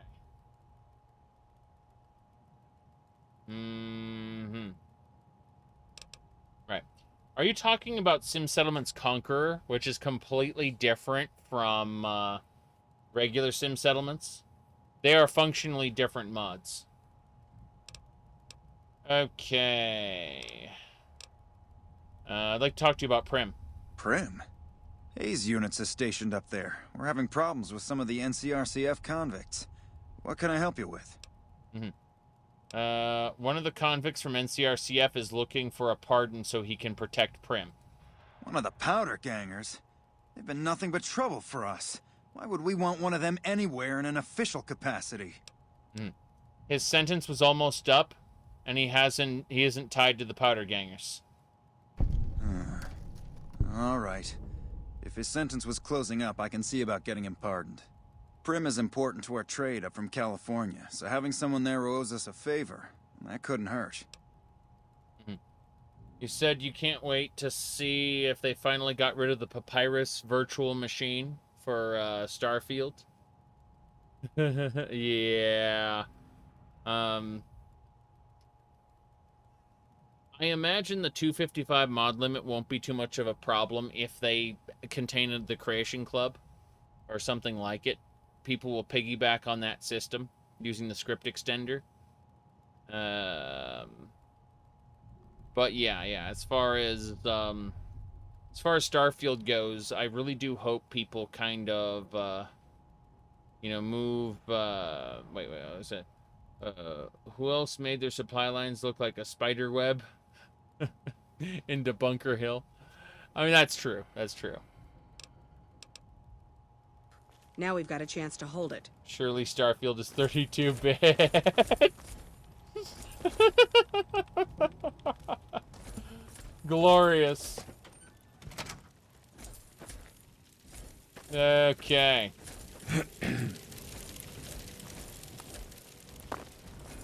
Hello. Hey there. Need anything? Yeah, I'd like to see your wares. Sure. You've got some Moonay. Very good. I'll be taking your 12 gauge, your flechette, your 20 gauge, pulse slugs. I'll take your 556 rounds. Let's see if you have any boxes.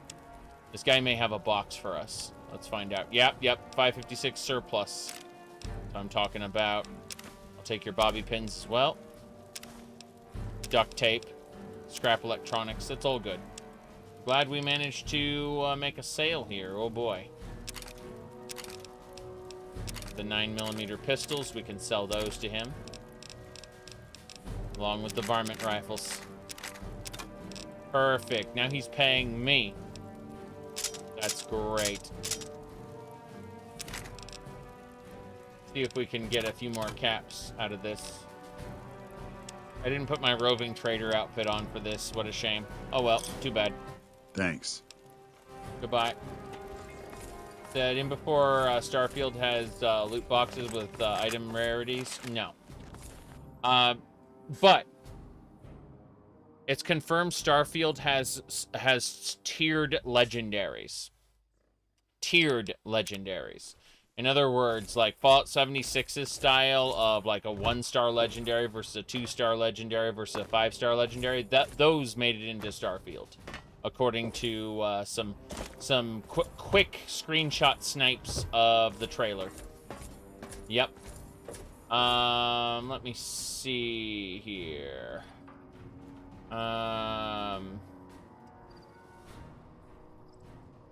Yep.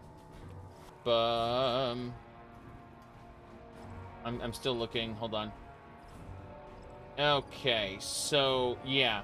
Starfield probably won't have microtransactions. It will have like Creation Club style mods. So we're looking at official mods that they are gonna release as DLC most likely. That's more and more what the game is confirmed to have quote-unquote in-game purchases or in-app purchases, and those will probably take the form of the Creation Club. I mean, obviously, I have no authority to speak on this behalf. I'm pretty sure based on all the footage I've seen and Bethesda's general behavior up until now.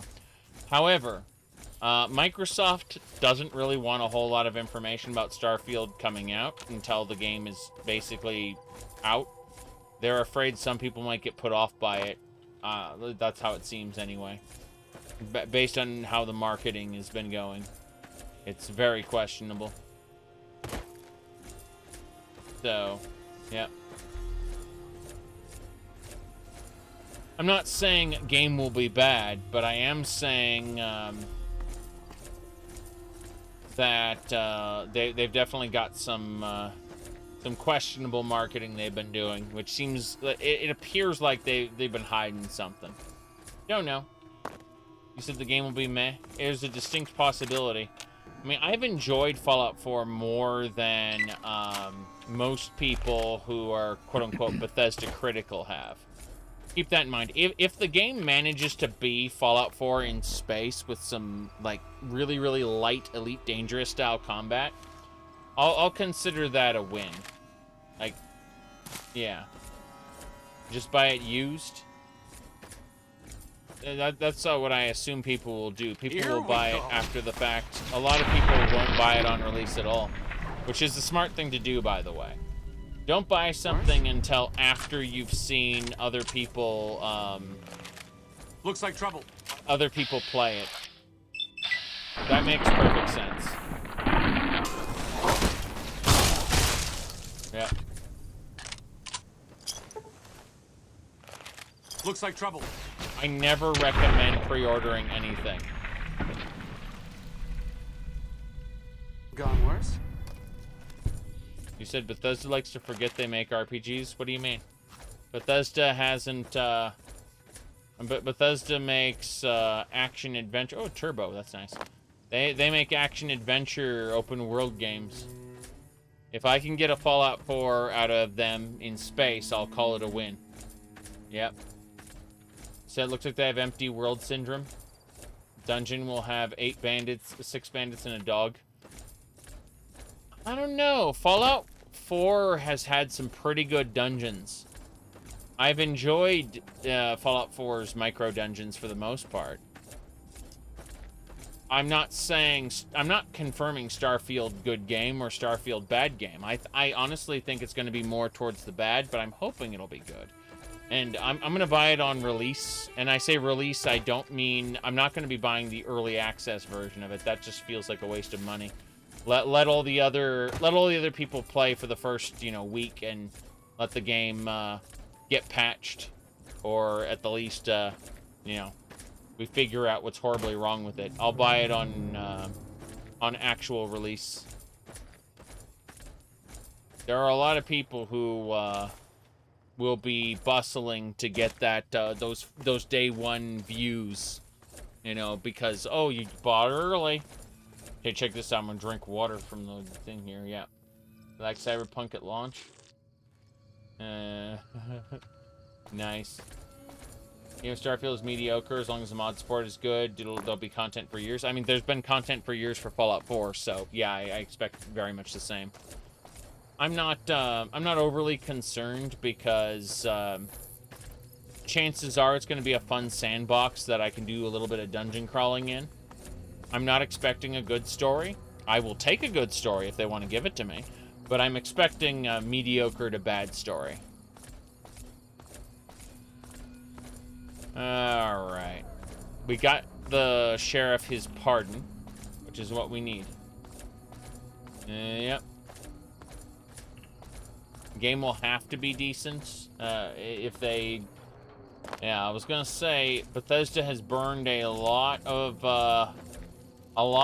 brand.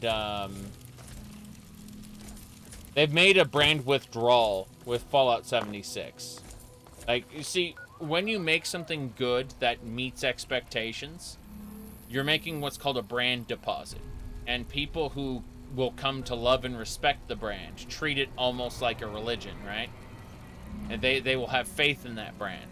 That as long as you're making brand deposits, people will feel more and more that way. They will start to sympathize with the company as their friends. This is perfectly normal in the gaming industry. Whether you think it should be normal or not, it is. But what companies realized is you can make a ton of money by making brand withdrawals. You can make a lot of money very quickly. It burns goodwill and ultimately destroys the brand. But, yeah, it's interesting because that's how how brand withdrawals work.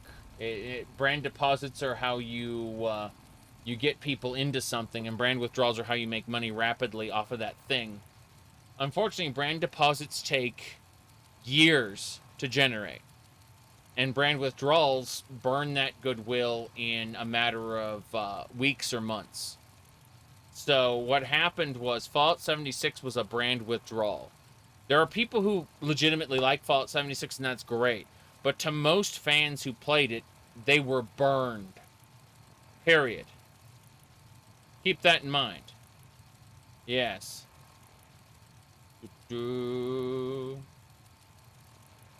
Now, let's go. Thanks for getting me that pardon. Me and the boys will take good care of Primm. Don't you worry. Your ventriloquism is awesome. He doesn't have to move his lips or anything. No.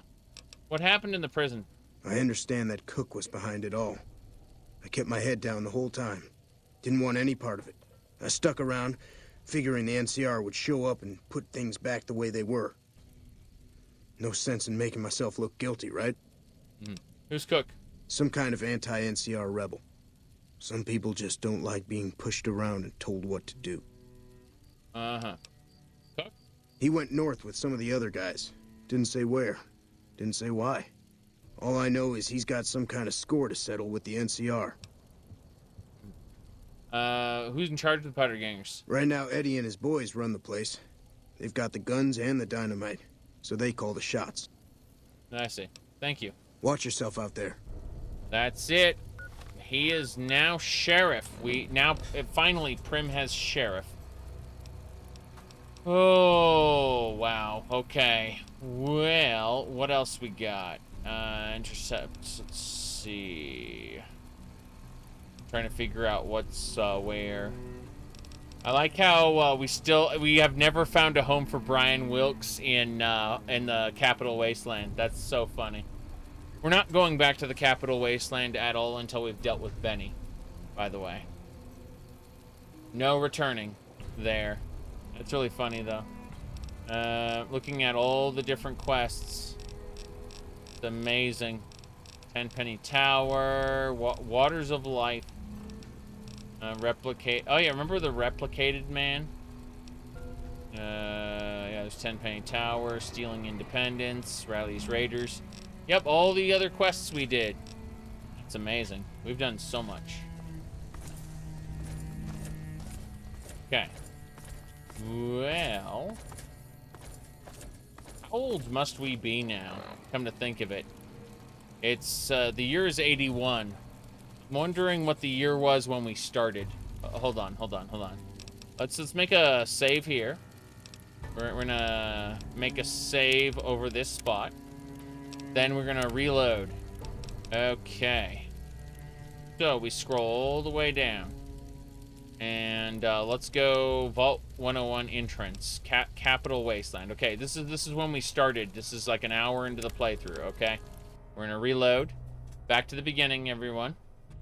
And yeah. Okay, so this is literally where we started outside of Vault 101. Look for Dad. Let's see. Yep, 77.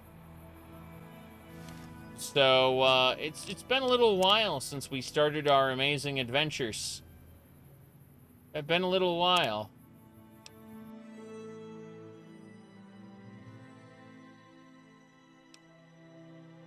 Yep.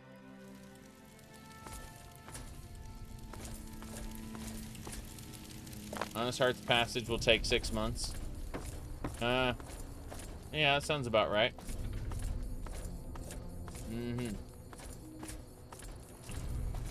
Okay. This is good. You can see which people are behind in the stream and which ones are current based on when they respond to things. Alright. Let me see here. Guess that's it. Well, if it isn't the Lawbringer. What's your problem now? My problem is that I'm no longer a deputy. I'm just a beagle now. Apparently 2.5 months of law enforcement experience doesn't count for anything. The new regime is just that. All new. He's a good sheriff, but a hard man. He doesn't abide by anyone slinking by the rules. I guess there won't be any trouble, but the man's law is hard. There we go. Wow, he lost his deputy title. Yeah, he's just a beagle now. Well, if it isn't the Lawbringer. That's pretty cool. The NCR took back Nelson. Maybe they can win this war after all. How you guys doing? Heard it was you brought the law back to Primm, youngster. Hats off to you. Very good. Where can I get information about the man who shot me? A Beagle had some notes he was taking while he was eavesdropping around the Powder gangsters. Okay. Sounds about right. What do you have for sale? Give me a moment to get back to my shop and I'll show you my stock. Oh, cool. So he's going to his shop now. Welcome back. That's fine. Primm Primm residence. has a new sheriff. That should keep the powder gangers away. That's right. Damn. Hey there. Yeah, they renamed the NPC. Can you believe Primm Slim Howdy. could be a sheriff? That'd be terrible. Just terrible. People would get it in their mind to blow him up because I could easily blow him up. He's also probably inflexible. Yes. Your user, my quest is done, proceed to New Vegas. Something like that. What's happening here? Hello there. What's up? Not a whole lot. It could be better. But really, as long as you don't help out the Legion, anything's better than that. Right. Goodbye. Everyone's popping Someone out. finally put down that sick motor runner son of a bitch. I Good did. riddance. I killed Motor Runner, son of a bitch.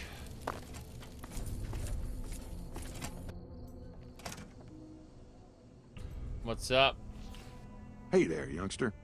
Yeah. Dude's gonna say, what do you have for sale?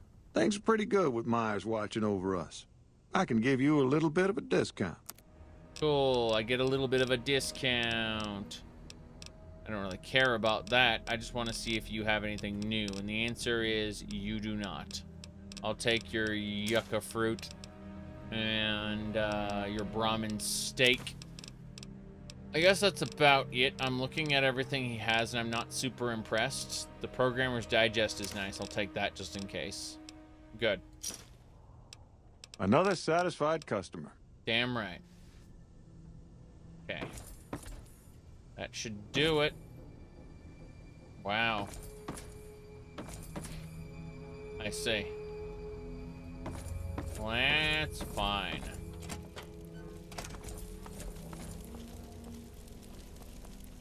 Wonder why he's just standing there. If I get far enough away, yeah, he runs. He follows me. Awesome. Okay. That should do it. Let's save the game now. Have a nice solid save where Deputy Beagle has become Beagle. The hard law. Can't believe anyone would choose Primm Slim to be sheriff. That'd be a terrible idea. Alright, let's go up to Good Springs and get ourselves, get all this stuff dealt with, I guess. Actually, I know we can sleep in the old sheriff's house, assuming, you know, the new sheriff hasn't taken it over yet.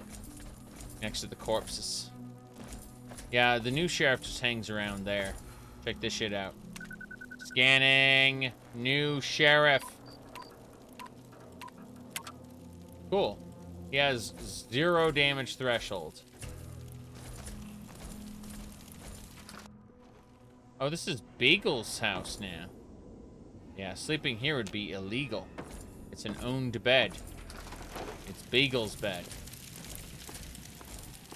It's one of my implants.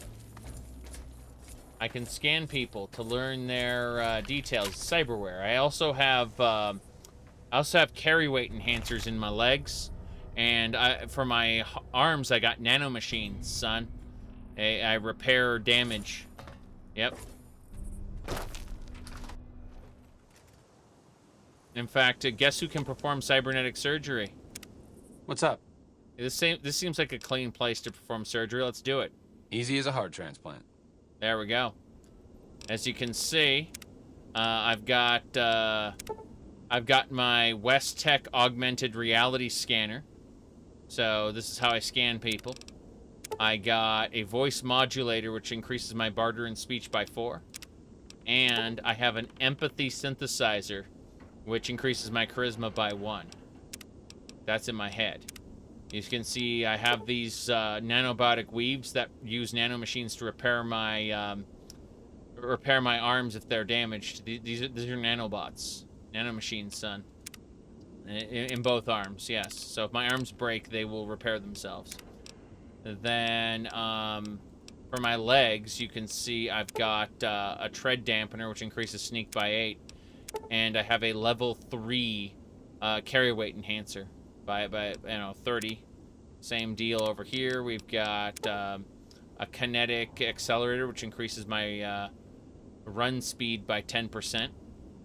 And then I have a carry weight plus 10 weight absorber. Yep. It's only rank 1, though. I need more steam gauge, what do you call them, assemblies, in order to sacrifice to upgrade these carry weight stabilizers there. But, yep. It's good stuff. It's a shame about these corpses. They're still hanging around here. But I can sleep in this bed for 8 hours. And that'll get us to morning. Cool.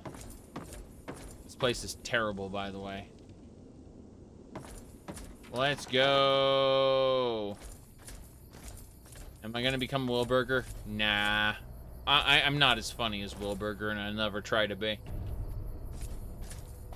Autism Cat is something that,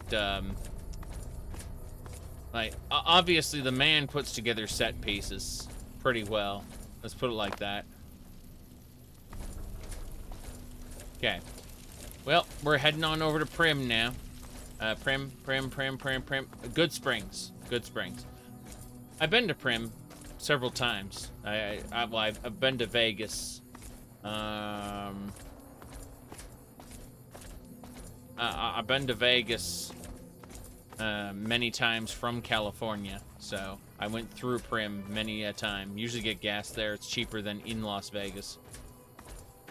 Depends. Sometimes it is, sometimes it isn't.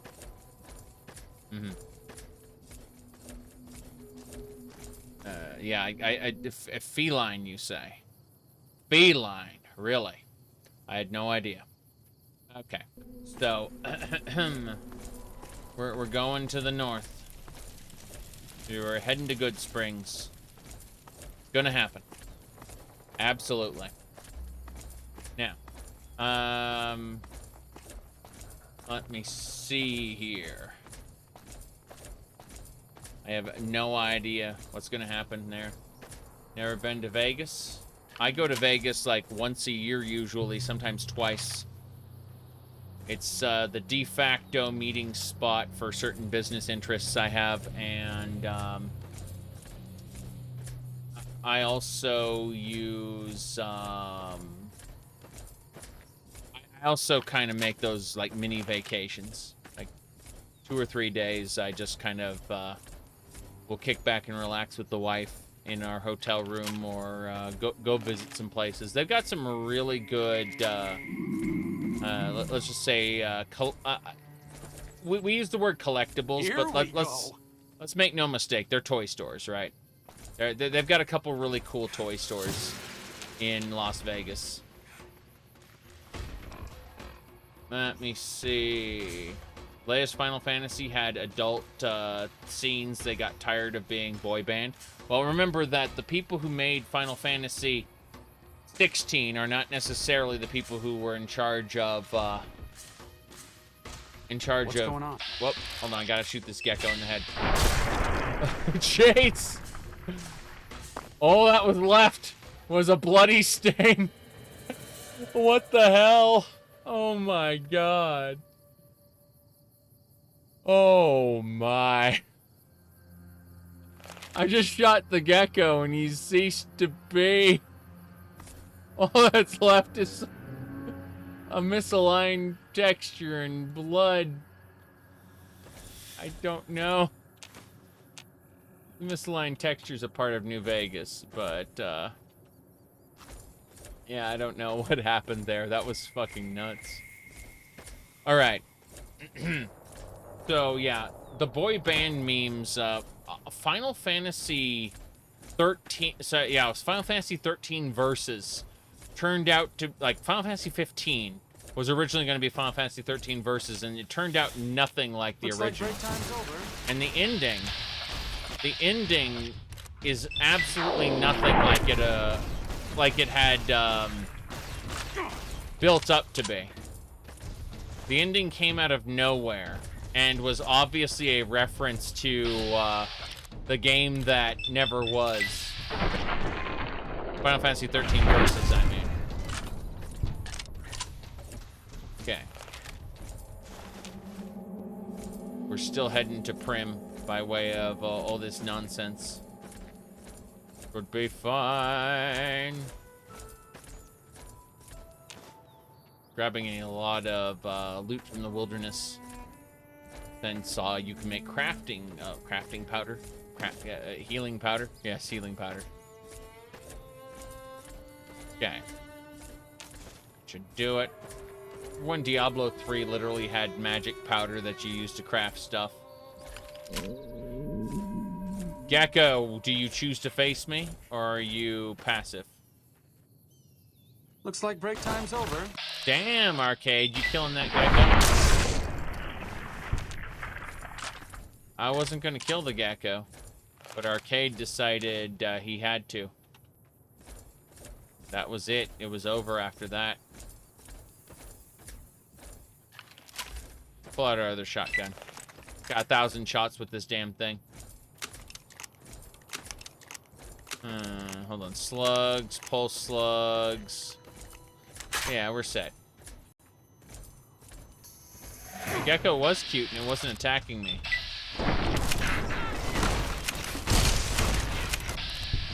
Now, this one behind you. Could have gone worse. It could have been worse. You were almost killed. Holy crap. I don't even know. Bastard. I say bastard. Okay. So, we're almost to Primm by way of, Whoa, whoa, whoa, whoa, whoa, whoa, whoa. Are you killing everything? Got him. Cool. Starfield shotgun animations. Starfield is amazing when you look at the fact that there are people who are like grabbing a gun and they're like the texture not the textures but the animations are completely misaligned, where he's like holding the wrong gun. He's holding the gun in the wrong spot. Like his hand is for a grip that doesn't exist, and that was in the trailer. It's nuts, absolutely nuts that would make its way into the trailer, because they're showing that footage, and they don't realize what's wrong with it. Then you know, what are they not showing us? Type deal, you know. If this is the best they have to put on display, this is misaligned grip. Yeah. That's part of the charm, that's your hope. Down we go. My concern isn't that misaligned grip does not ruin the game for me. Okay? Like I can play video game with bad graphics or non-existent graphics. I don't mind. Hold on. I gotta make some slasher. Cool. We got it's the fruit specifically. Yeah. What else? I guess that's it. We don't want to steam any red roach. We're good. We're leaving. Yeah. We're gonna continue over to Good Springs. Now, yeah, the slowdown concerns me. Looks like break time's over. Yeah, I'm playing a game with slowdown already. Like, but, you know, this is supposed to be like a $70 full price product. Gone worse. And so when we look at a $70 full price product, we kind of expect a little more, especially in the year 2023. We're already well past when, like, the video games I used to play back in the day said the post-apocalypse would happen. It's like, yeah, the apocalypse will begin in the year 2020. Like, that's, seriously, like, games were telling me that the world was going to end, like, 3 years ago, so. The fact that, technology has slowed down, hardware-wise, makes sense. The fact that software-wise, we've become less and less efficient to the point where we're wasting... I'm killing the gecko. We got him. To the point where we're wasting most of our hardware on, like, inefficient operating systems and shit. Definitely makes me sad. Cataclysm Dark Days Ahead has very limited graphics. Yeah. But I mean, there's so much you can do in it. Like, I've seen so many no-win situations, which are really, really funny in Cataclysm. I haven't played Cataclysm myself, but like one of my friends is really into it, so like very often I'll see him playing it and check it out. It's like, oh wow, the topsy-turvy situations you get yourself into, man. Give me a sec. Red Dead Redemption coming to Nintendo Switch, you said? That's interesting. Didn't know that. Let me check a couple more things here. Hold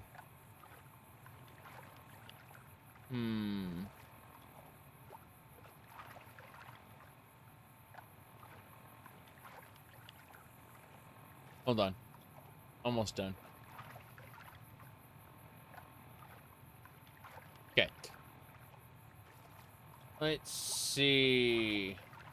Wasting all your background processes on performance that do nothing, and fancy lighting, yes.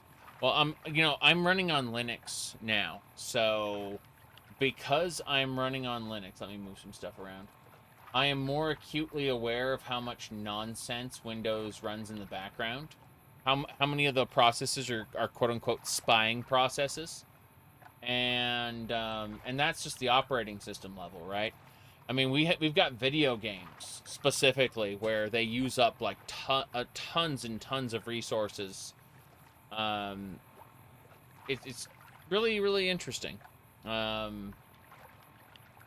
Like, just on the base level, you'll get something that runs poorly, and yet someone else will have a game either in a different engine or something that's been like homebrewed from the ground up, where they've built an engine from scratch, and it will run amazingly. So, like, there's obviously a lot of waste in some of these prefab engines. I think that's part of why Godot is becoming so popular. Is it runs pretty smoothly, from what I've seen and what my friends in game development have told me. I have no aspirations to be a game developer. I've seen what it costs people to be indie, and I'm not willing to pay that cost. Alright. Let's go.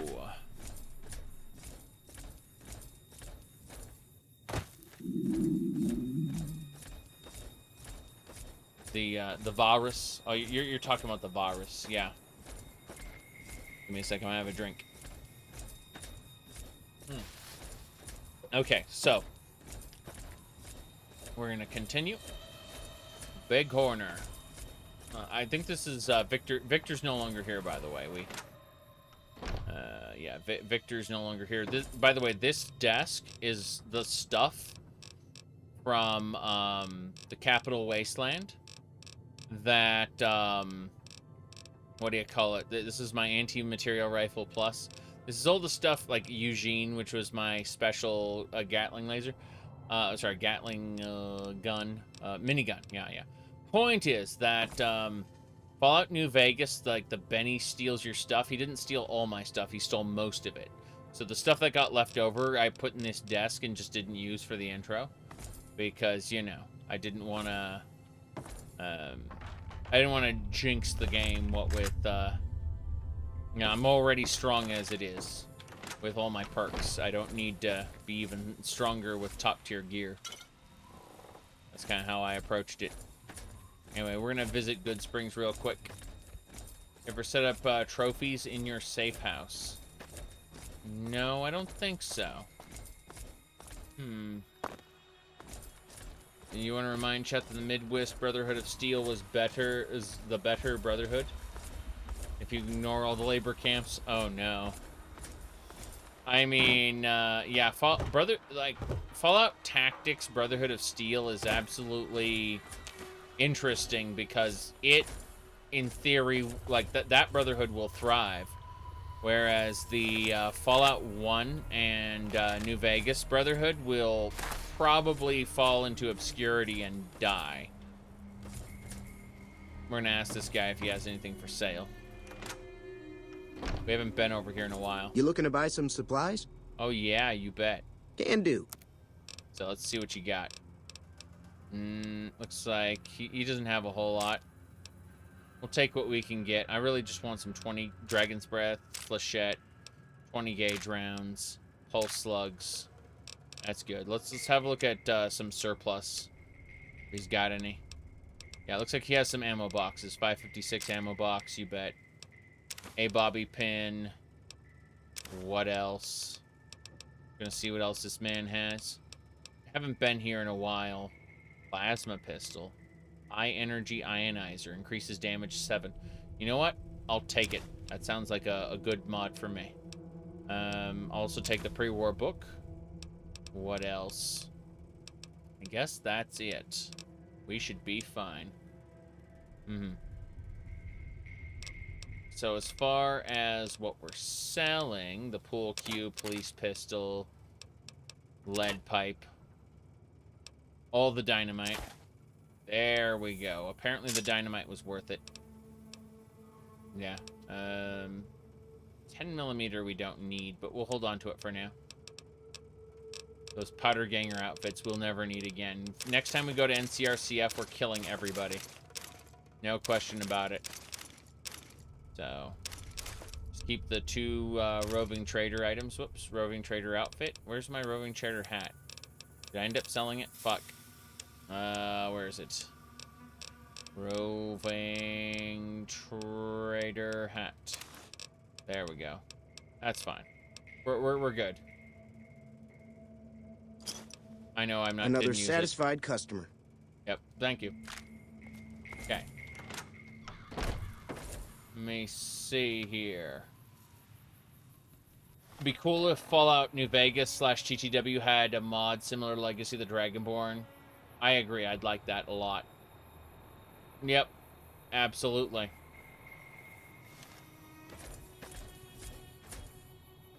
Okay.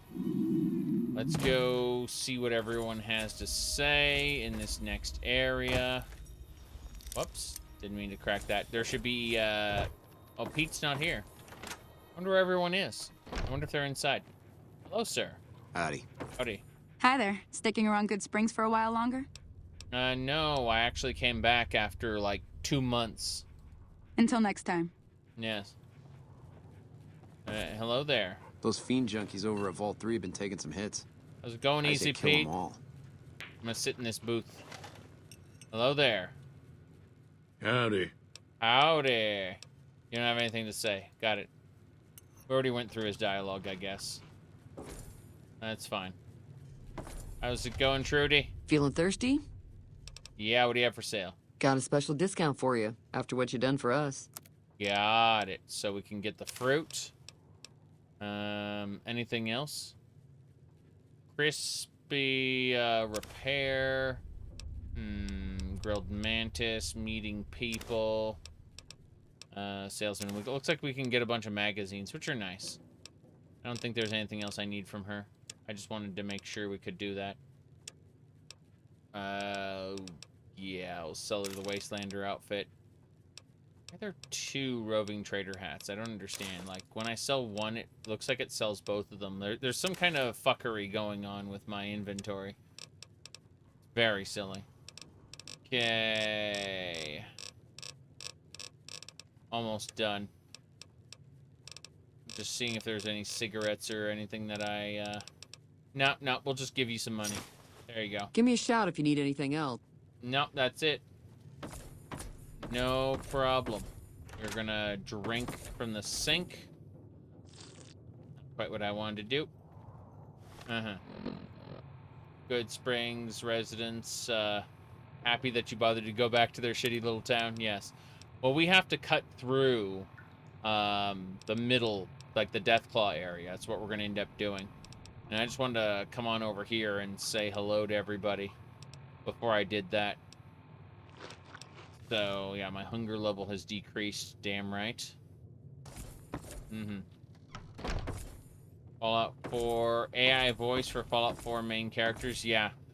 You know that a lot of voice actors are going to have, like, it's going to be interesting. The first voice actor who actually has money enough to sue is going to set a precedent that I don't think anyone likes. Someone finally put down that sick motor runner son of a bitch. Yep. Good riddance. I mean, there's already a, you know, a strike going on right now, both actors and writers, but it's going to be interesting to see how things progress. Oh, that corn is... Okay. I'll do my best. I picked the corn.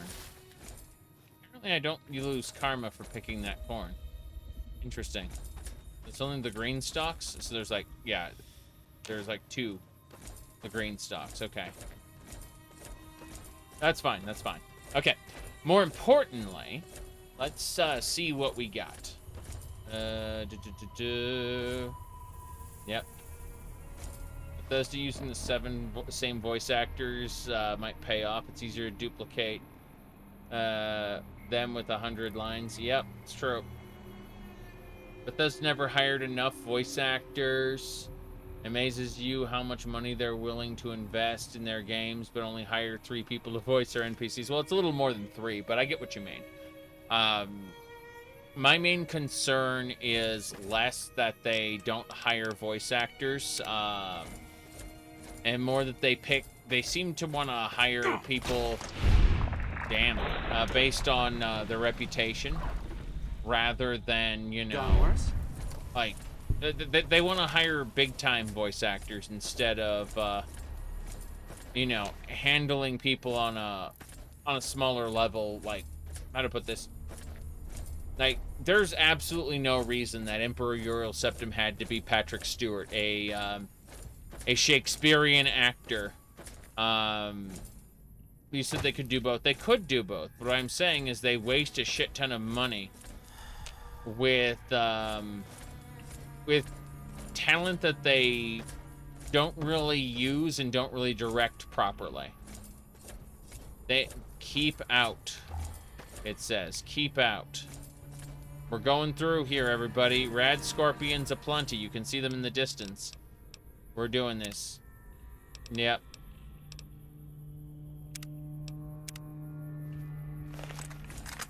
They need a voice, like a skilled voice director, someone who's not in-house Bethesda, but rather someone who has experience doing this kind of thing. They need to hire a full-time position of just, you know, a voice director who can handle this shit.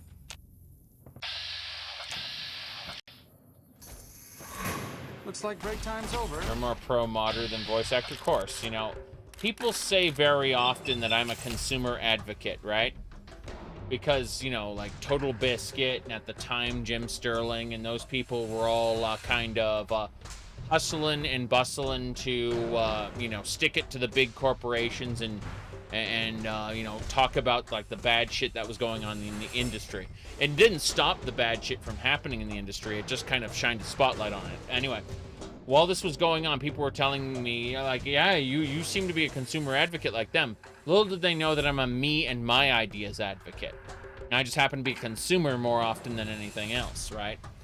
So, of course, you would be more pro-modder than pro-voice actor because, you know, we're all using mods here, right? Whatever happened to Jim?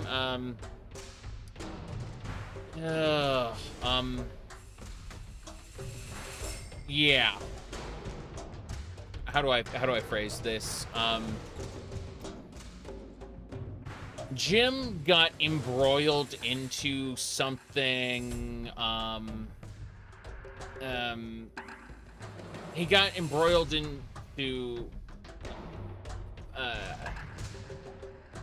kind of an online tribalism, I guess, and mostly their videos consist of capitalism bad, capitalism bad, capitalism bad, and that's fine if you want to make a serious concerted argument to me about why capitalism bad, fair enough, go do it.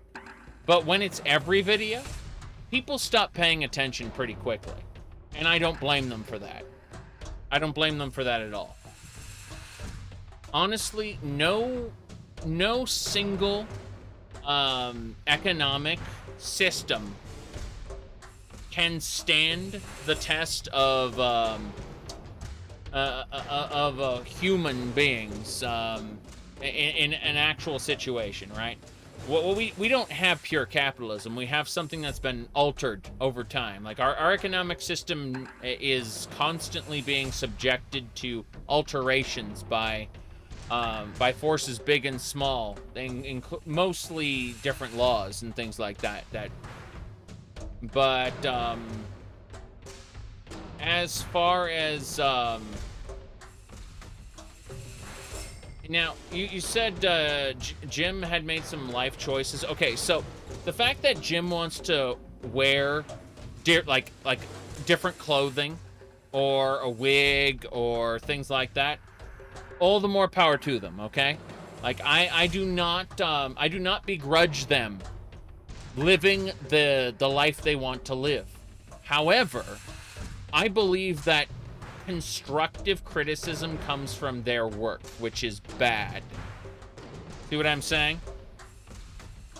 Like, at the end of the day, don't attack the person, discuss the message, and the message is awful and repeating itself and annoying.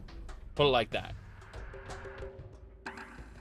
That kind of like me. I'm definitely there. As far as mildly annoying, for sure. But what I'm trying to say is that anything of value they had to say, they've said what, like 4 years ago, 5 years ago. Everything else is just see. I told you, corporation bad. That you know what I'm saying?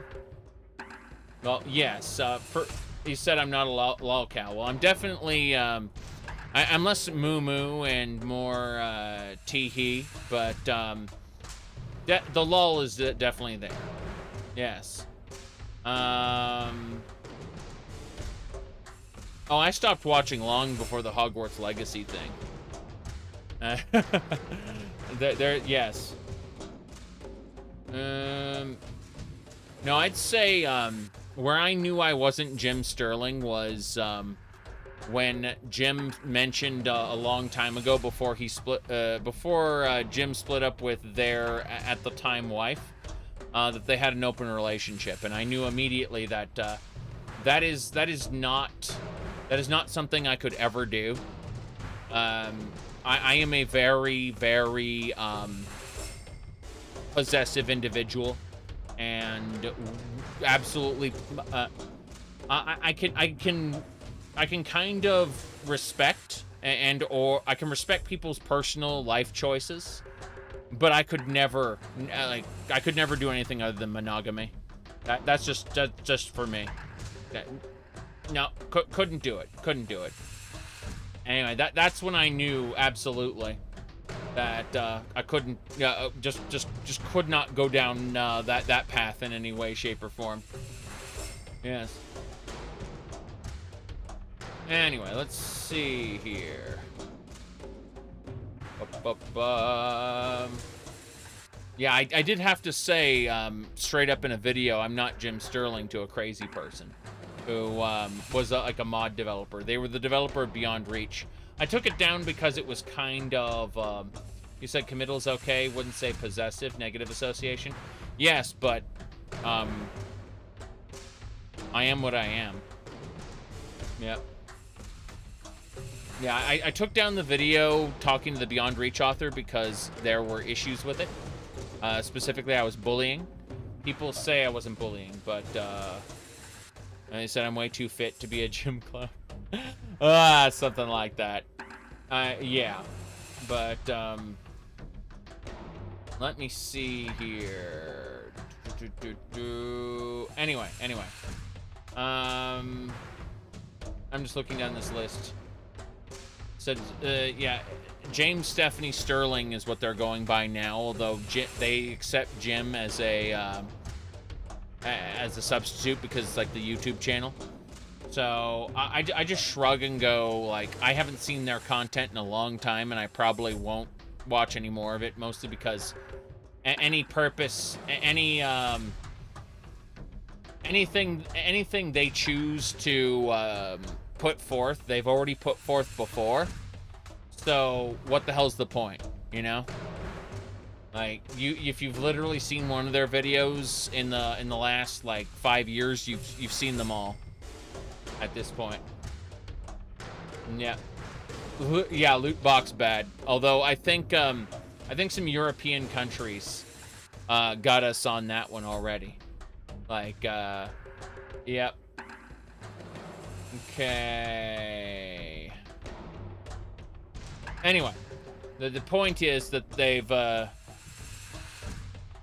kind of lost the forest for the trees, and they've become embroiled in tribalism. And yeah, the Hogwarts thing apparently was, like, for a lot of people, the straw that broke the camel's back. Rad scorpions. Yeah, it's true. It's really there. You heard the EU is going to outright ban loot boxes. Yeah, I mean, here's the thing. I don't think they should ban loot boxes. I think that they should straight up say loot boxes are for adults only. I think that, like, they should treat gambling like gambling, okay? And I think adults should be allowed to gamble if they want to. It's just that there needs to be strict controls in the same way, like, a child can't go into a casino and start playing video poker, right? There need to be strict controls that prevent children from gambling online. It's detrimental to their mental health. That's proven. And it's also very predatory. And it like, addictions form early in life.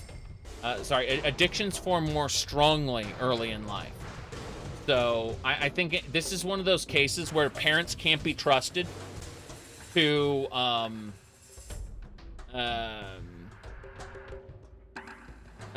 they can't be trusted to moderate their children's activity. They very much give their children a phone and then let the phone act as their babysitter. This is bad for many reasons, but it has become a cultural reality. What I mean by that is no amount of evangelizing where you stand up on a podium and say parents should be responsible for their kids is going to stop the social reality that the majority of parents use their phones as a babysitter. It's like no amount of standing on a soapbox and screaming that parents should be responsible is going to stop this. So I'd much rather that loot boxes be classified as gambling and given the same protections as, like, actual gambling, to the point where, more importantly, it should be taxed at a higher rate to the government. But other than that, I don't want loot boxes eliminated. I don't want it to be banned. I just want it to be taken out of the hands of children who, you know, stand to have the most detrimental effects. If an adult manages to blow their entire paycheck on a gacha game, that is an adult decision, and they are informed individuals of society. You know. Anyway, that's all I got to say. We're gonna go kill a rad scorpion now. It's gonna go shooty bang bang, and it's gonna die. I missed. This sucks. Okay. Gotta make our stand against the scorpions. Fuck! That hurt. I think I got poisoned already. I need to aim for the... It's too close. I can't aim for it? Okay, it's actually dead. It's actually dead. Reload, reload, reload. We got this. Is that one running away? That's hilarious. Bam.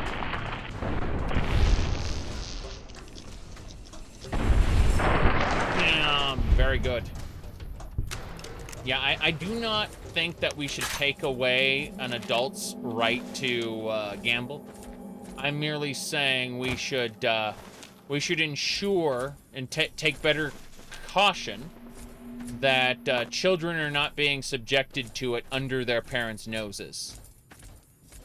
That's what I'm saying. Good, good, good. Oh, according to him, he used to be a part of a fascist paramilitary organization. His words, not mine. So, yeah. He said that. Okay. We need to eat some blood sausage to heal ourselves up. Yep, that'll heal me all the way up. Good. We're checking this area out, and then we're gonna go through this pass over here.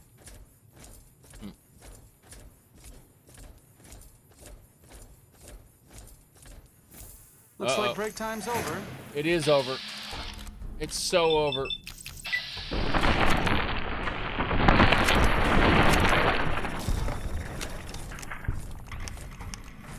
Yeah, I got stabbed again. My health is going down.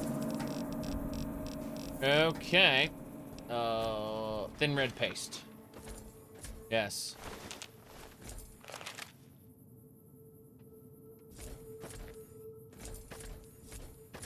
Anyway, that's all I have to say. Like, Total Biscuit and Jim Sterling both really tried to pioneer this idea of loot boxes bad, and they made enough noise to the point where a couple European countries heard them and actively tried to ban them.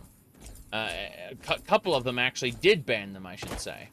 It's a good thing.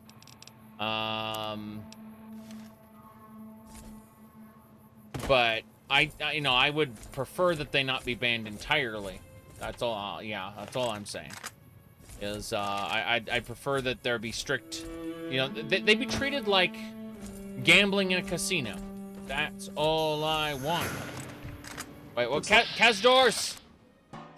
These aren't baby Cazadors. These are the full-sized ones. Man. Okay, we got him.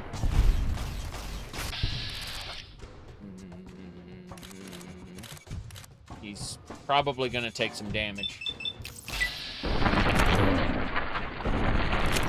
Okay, when I hit its head, it kind of flops over, which is amazing. I haven't been this way, so... No, they crush up the stinger, and then they snort it. He said so. He said that the junkies, they crush the stinger into powder, and then they sniff it. Or snort it, yeah.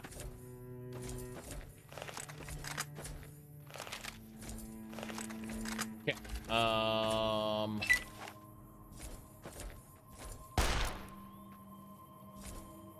gonna have some Cazadors coming over here in a second. Recognize this exact location. Let's have a look.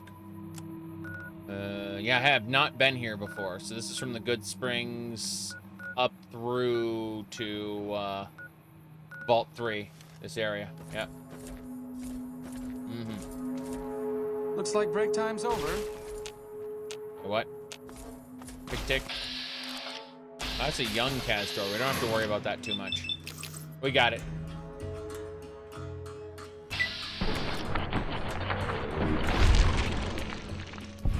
Damn. Quite what I was expecting, but hey. Yeah. Cool. Both Cazadors are defeated. We got this. Okay. Straightforward. Oh, shit. Looks like break time's over. Yeah, Cazador just spun around the corner. That is a fully, Good. We got him. We're shooting him in the head. Here we go. That's one. Oh, shit, two more. We just need to switch weapons. Fuck this. Combat shotgun. Here we go. Oh, these babies are terrifying. When they're caught in the grass like that, they're practically invulnerable. Whoop, hello. That's scary. Thin red paste and poison glands. I think we pretty much handled it. Don't see any death cause. Not yet, anyway. Yes. You got it. That's Ganon, all right. Okay. So, are those who I think they are? Just as a warning, my covert bandaging skills are a little rusty. I thought I saw a bandit. We're gonna look. That's a secret between you and me, Skinner. Nothing going on here. Okay. Gonna be extra careful. Right. Give me a sec. We're gonna throw down a regular save. Oh, I figured this one. Okay. Need to be extra careful. They're just walking back and forth like a crazy person. Why is the HUD different color? So what you do is you hit settings, then you go to gameplay. Not gameplay, sorry. Settings, display, and then you can change the color yourself using these sliders. And then you can set the Pip-Boy color as HUD as well. You can change it yourself. It's great. Okay. I'm looking. Not close enough yet. Looks like break time's over. Damn. He attacked first. Yeah, a couple of the countries in the EU said what mod does. I don't fucking know. Look at my mod list. I have no idea what mods I'm using other than, you know, like the mods I'm using. There you go. I typed in mod list. Okay. Whoa. What's this? Way rifle. Go. Everyone's coming to say hello, starting with the Viper. I don't know what caused that. I am fucking terrified.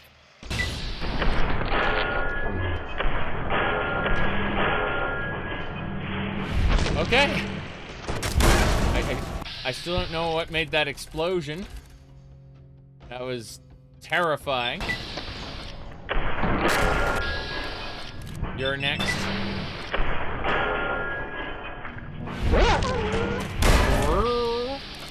That's the grenade rifle, man. I'm gonna aim for the head, make him dead. I have a 50% chance of hitting him with each shot, so I'm praying really hard that we get a shot in.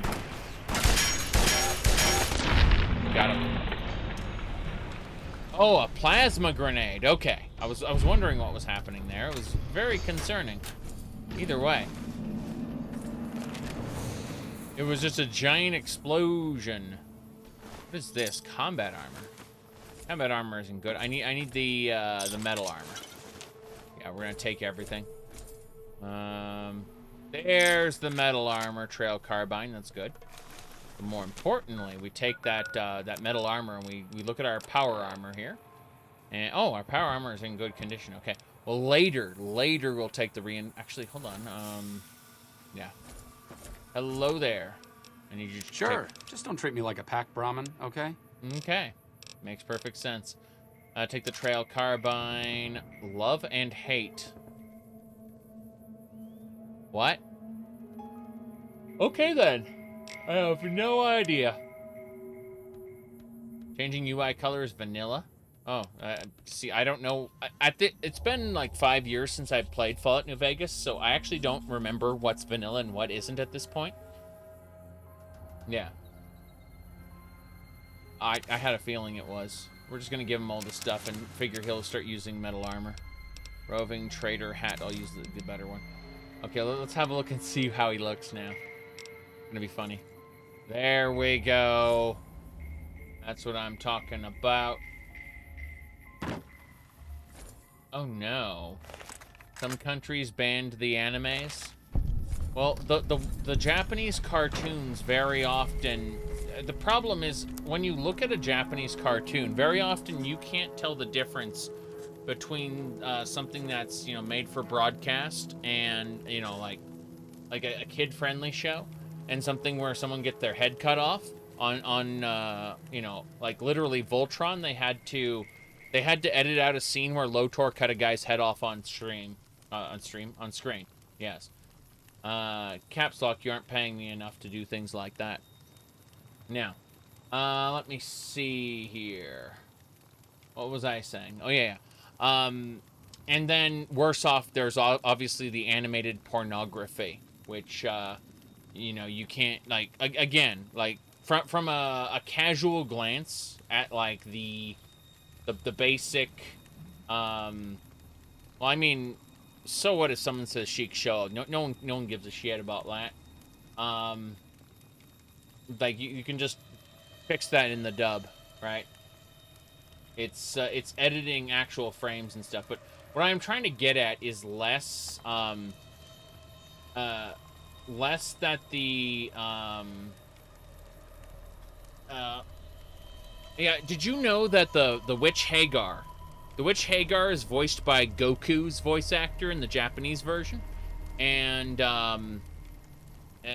Lotor stabs her, like, through the gut on, and just murders the crap out of her. First he kills her cat.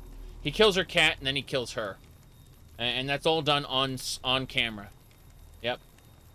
But what I'm trying to get at is,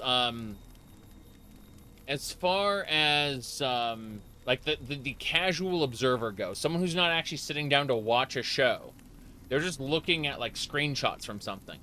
There isn't a lot of evidence between, like, there isn't a lot of distinction between what is acceptable for kids, what is, obviously made for, like, late teens. So, the things made for late teens in Japan are, like, they can be filled with sex and violence and shit, as long as it's, you know, implied and not shown necessarily. Like, when I mean sex, I mean, like, you know, obviously the ecchi animes and whatnot, where they don't, you know, they don't show the parts, but, you know, still the implied stuff happens.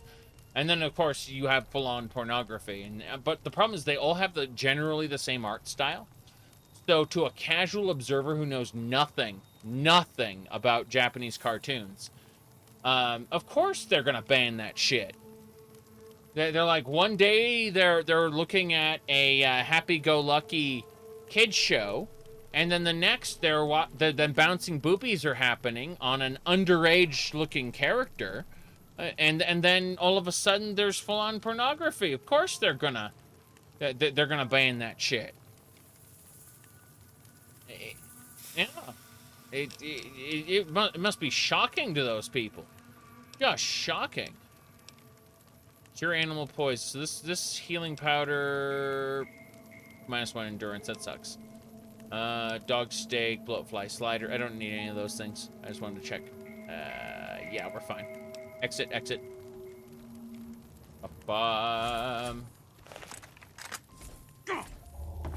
Got what? Wait, what are you... Oh, shit! Well, he's about to give us a hug, ain't he? Okay.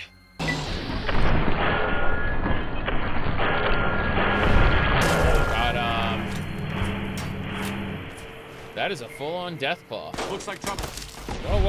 Whoa. Who was that? What? Who got shot where? I don't understand. Where was this man? Was he further down here? Empty sunset sarsaparillas. Huh. There he is. He was over there. Okay. I was confused there. Yep. Couple revolvers. Man, that guy was gonna dual wield.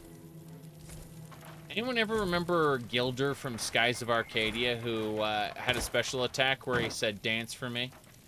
Yep. Imagine watching the first 3 minutes of Devilman anime. Oh. Oh, I've seen some worse. Yeah. It's very interesting though. How these Japanese cartoons again will. Looks like break time's over. Excuse me, sir. Mr. Gunslinger, where are you running to? Hello? Damn. Sorry. No, I was gonna say though how people will get thrown for a loop there. Yep. Okay. Anyway. Bam. Go. That guy's insane. Yep. Scrap metal. Scrap electronics, wonder glue. That's all good stuff. Sunset sarsaparilla. Was hoping for some bottle caps. Hoping for a steam gauge assembly. Steam gauge assembly! We can upgrade our carry weight by 10. Awesome. We're gonna do it. That should do it. Hey there, I need some cybernetic surgery. What's up?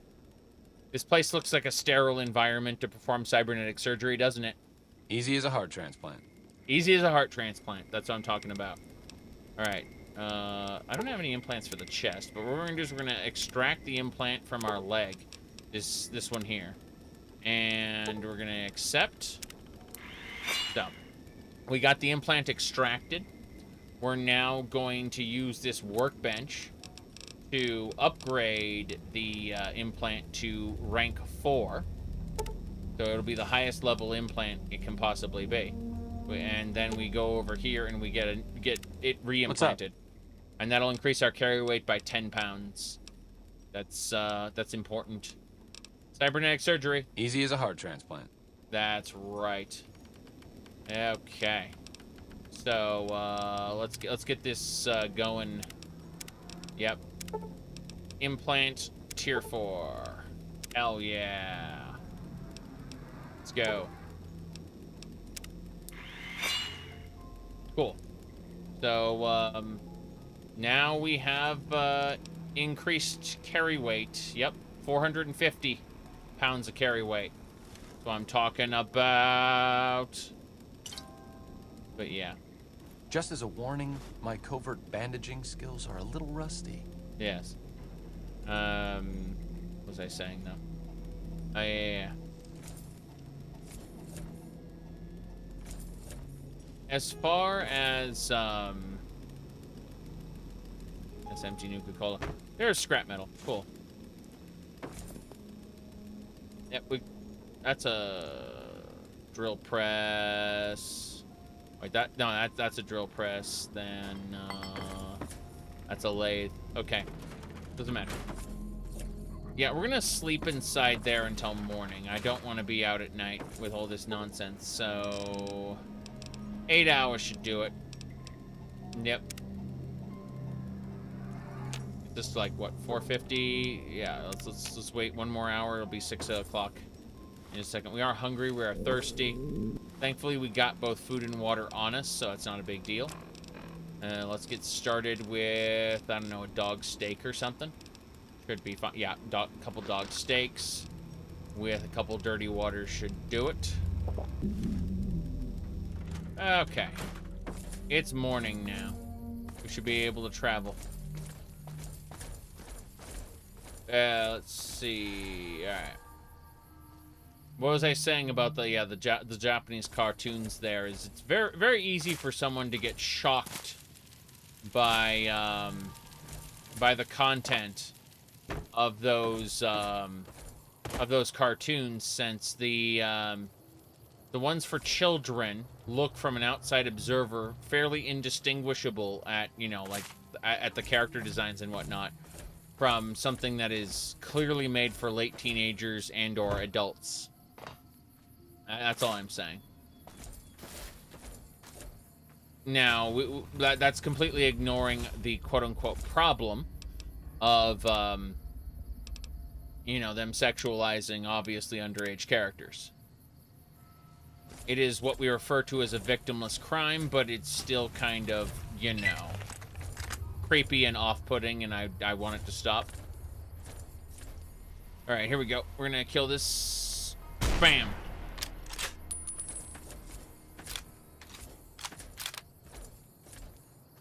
Mm-hmm.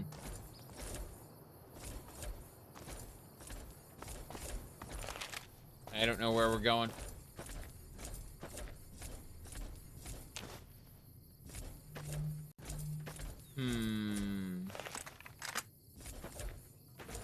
But yeah, I have on more than one occasion discussed the 10,000-year-old little girl vampire trope, which is apparently in 3 different shows that I've professed to like.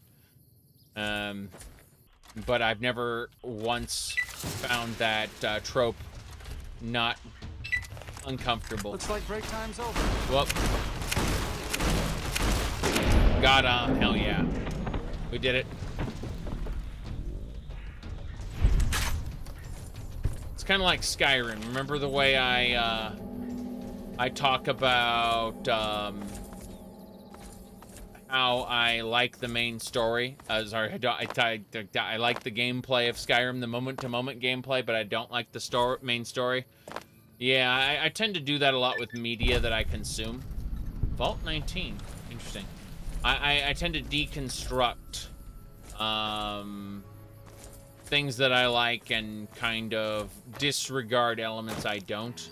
The only exception that I really can't stand is what do you call it?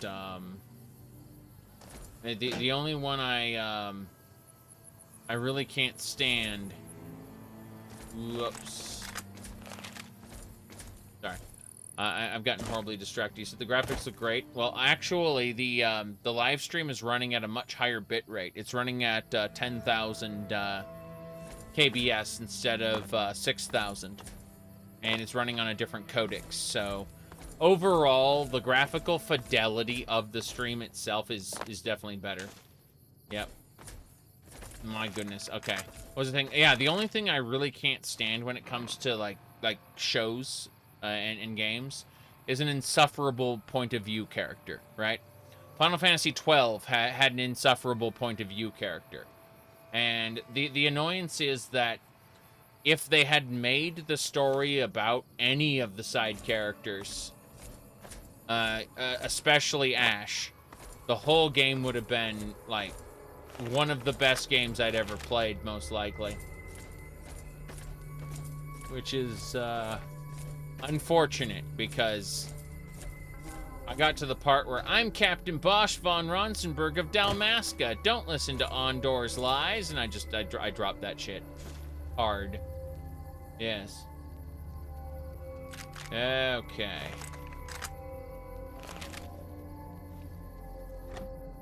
Oh no, Zidane was a pretty damn good character. But he was a rogue. He was not a good guy.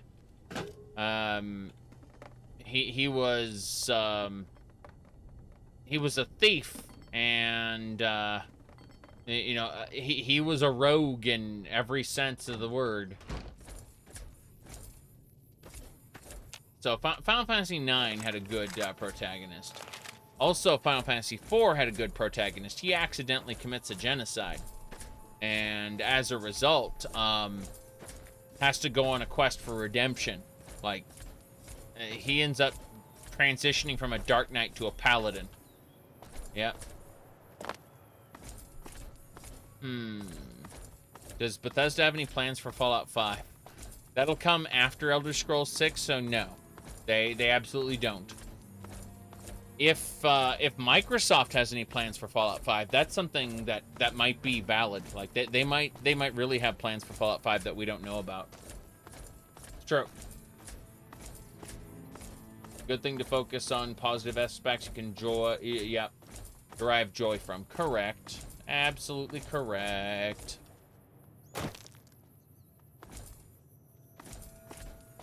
How do you accidentally commit a genocide?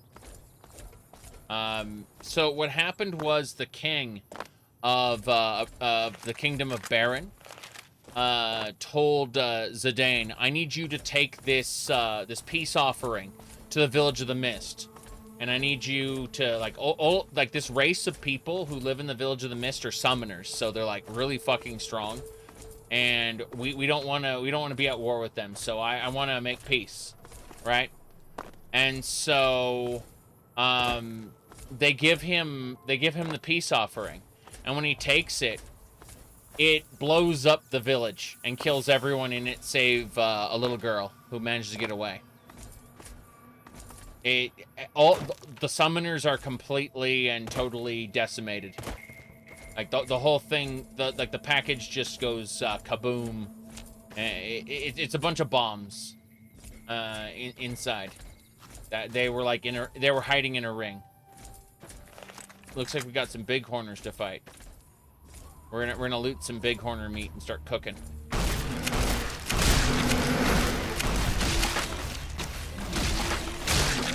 Damn. Whoa!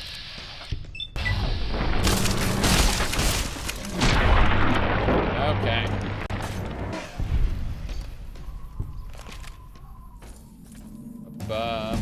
Level loop.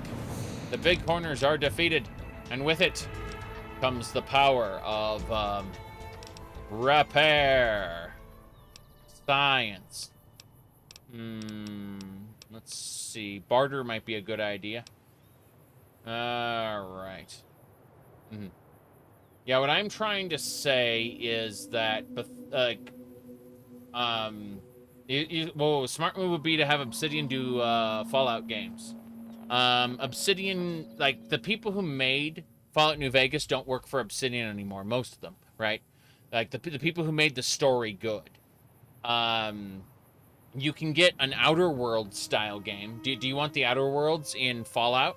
Like, in the Fallout universe? Because that's presently what the people who are left, who made New Vegas, are capable of.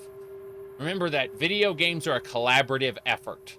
Okay? So, the people who made New Vegas what it is, storytelling-wise, no longer work for the company.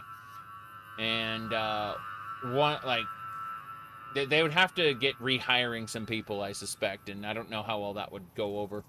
Let's see. Debate. I guess medicine. I should probably just invest some points into medicine. Makes sense. That should, you know, fuck it, all the points. We were gonna cure some guy anyway, so it makes sense. Warmonger. You figured out how to build all of the custom weapons. They all become available without the schematics. Interesting. The Warrens of the Divide have taught you how to keep your head down. Your movement is greatly increased while sneaking light armor. I don't use light armor. The Wasteland has taught you some hard lessons, but you remember them all. You gain 1% experience per level gained.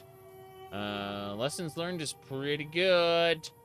But spray and pray. Yeah, let's go with Warmonger for now. We'll just have all the recipes, I guess. Let's do that. Lessons learned would get us the rest of the way up pretty quickly. But we get there anyway, eventually, so I don't know about that. Based on everything that I've been going through, I'd say level 20 perks mostly stuck. Yeah, I'm just going to go with Warmonger and have all the recipes. Fuck it. Yep. I did it. I did the thing. It's lagging because it's teaching me all the recipes, I think. Or the game froze, I don't know which. I'm going to give it a moment. There we go, yep. Cryolator version 3, yep. So, well, we just got all of the custom recipes in Fallout 3 and New Vegas. The Way Waffle, version 3. Rocket launcher, shish kebab. Dog tag fist, Molotov cocktail, powder, charge, French knife. Okay. So, we look at miscellaneous, we got all of them. Yes. Okay, more importantly, the cryolator is probably a good concept. Yep. But it's worth having all the recipes just in case. The version 3 is pretty good. Bighorner, loot. There are more bighorners to be harvesting here. I assume they'll respawn. If they don't respawn, then... Wow, it's a limited resource I didn't take into account. We'll grab as much bighorner meat as we can get our hands on. Absolutely. That should do it. Okay. Yeah, I think we're good to go. Let's keep a look around this valley, see if we can find anything else hanging around here. I mean, I see some, like, cactus fruit and stuff. So we are going to hunt this thing down. Good. You want a bighorner mount to ride? So do I. I would love to, go through, like, a larger Fallout sandbox with, mounts. That'd be pretty cool. We're having fun.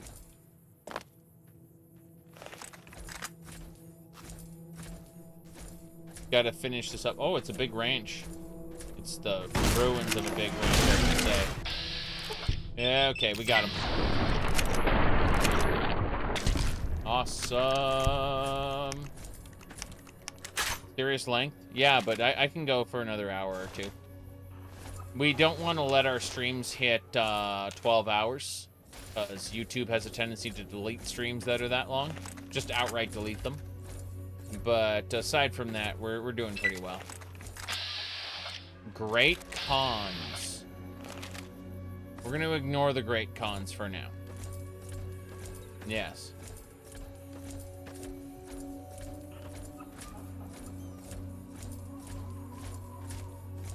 Okay. Looks like break time's over. Break time's over? What are you fighting? Oh, Manti. Okay. Come on, Mantis. Come on. That's right. Critical strike. Who's next? There's one over here. We're gonna get this. Here we go. Yeah, we're gonna get the Mantis. Come on. Could have gone worse.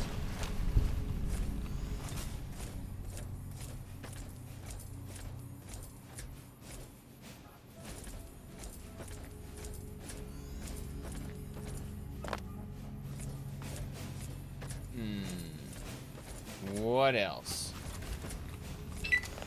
Just as a warning, my covert bandaging skills are a little rusty. That's one. That's two. We got some Mantis coming. Thankfully, Arcade's got them handled, I think. Damn. Chainsaw. Yep. Looks like there's a camp grill here. We can cook all the bighorner and Mantis stuff. I think if we go over here. Nope, we don't have enough. Eventually, if we got enough survival skill, we could cook all this stuff, but not right now. We are, however, going to continue to check out this area. This is an amazing little location, I've got to say. I'm looking in the water here.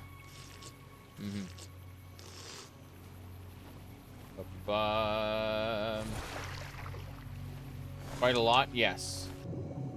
Oh god, I can't see in there. I like how it's more visible on the outside, but once you get in the water, it's like, oh hey, I can't see shit. Yeah, it's bighorner stuff. I don't care. All right. Looks like trouble. What trouble? What are you talking about? Oh, mantis from the other side there? Mantis from the other side. Ain't that the truth? Looks like trouble. Excuse me. Oh, jeez. He's just gonna sit there? Or is he dying in the water to mantis? I'm hoping he can run. Come on.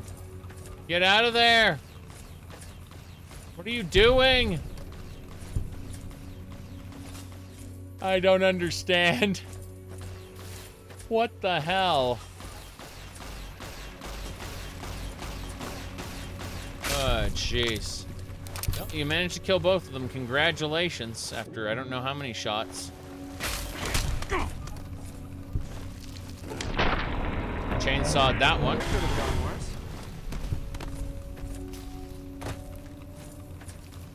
I don't know what's going on. It's very silly. I don't know what to expect. There it is. There are more. Here we go. We got him. Okay. That was... I didn't know what was happening. I was very confused. Very, very confused. Okay. This is pretty good. Yep. Gotta love when the enemy jumps into my saw. I mean, that's the main idea. Let me see here. What do we got in terms of world map? This area goes somewhere. Oh shit, that's Cazador territory. We're gonna leave and go this way. Any plans to continue Oblivion? We're gonna be restarting Oblivion. Not right now, because what's gonna happen is I was gonna say in about 11 days we got Path of Exile. I've got some other things I want to play in between, but basically when our Path of Exile's done and before Starfield comes out, I will probably see about starting a new Oblivion. That's going to be the goal anyway, is just basically we have to start from scratch using less mods, as in basically none. Yep. Just not gonna work any other way, unfortunately. But yeah, I definitely want to try Oblivion again. Not entirely sure what I'll run with. I mean, the Breton was pretty fun, I think. Those are great cons. So you're done with TTW in 11 days? Oh my, no. I mean, I might be. I might finish the game. I don't know. Like, depends on how much more content there is. And how fast I consume said content. I'm making no expectations. You can... There is, okay, so as far as the remaster goes, I'm going to tell you something right now. The Reddit post that all of the, articles and YouTube videos cite is fake. Guaranteed, 100%. It's false.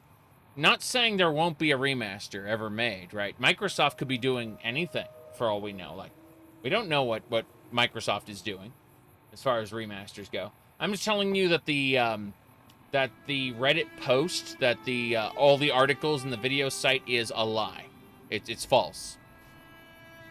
That's all I'm saying, as far as the Oblivion remaster goes.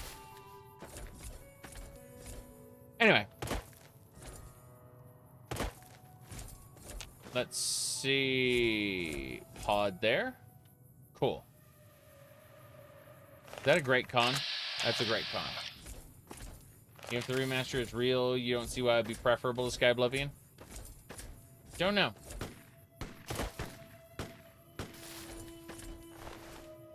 far as Sky Oblivion goes, don't know. Like, that's a whole different project. Is that a Great Khan getting his ass kicked by a gecko? Looks like break time's over. That is a Great Khan who was killed by a young fire gecko. Terrifying. Yeah, Sky Oblivion's a whole nother can of worms. What's this? Yeah, this Great Khan is quite dead. Great Khan simple armor. We could disguise ourselves as a Great Red Rock Canyon. Neat. So let's see. More importantly, yeah, we discovered Vault 19, which is glorious. We need to follow this road up and around past Vault 3. Let's have a look at our quests. Yeah, we gotta get back to the Crimson Caravan, McLafferty and all that stuff. Then we need to go check out the Gunrunner shenanigans as well. So yeah, there's some stuff to do over there. We gotta sneak our way into the Gunrunners and steal their schematics, which I might go back to Novak and pick up a bunch of stealth boys for that. Because, you know, you're not supposed to get caught. So we'll see. 2 more years until release? Yeah, that's a possibility.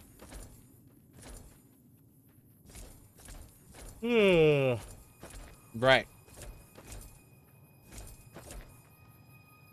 Shit, there's all kinds of people fighting gecko. Powder gangers versus geckos. Yeah, they're getting their asses kicked.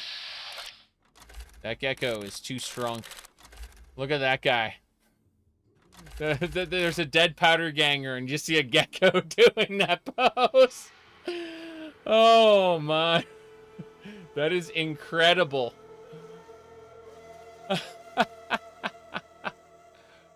I don't even know. Okay, we're hitting this guy in the torso. Ain't happening. They're gunning down the geckos. Fuck. We got him.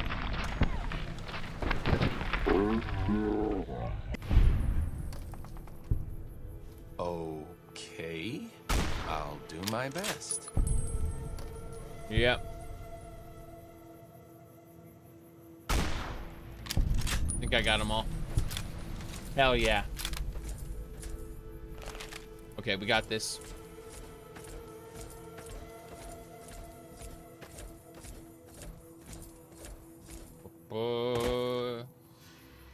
Bottle caps. Junk food. Fiends.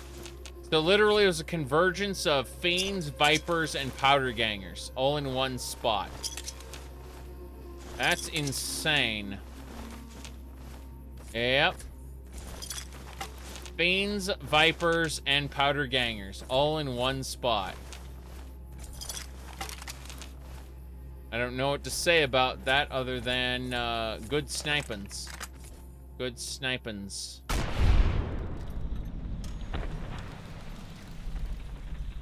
I mean, it's a bunch of raider tribes fighting for control, plus, you know, the wildlife trying to murder everybody.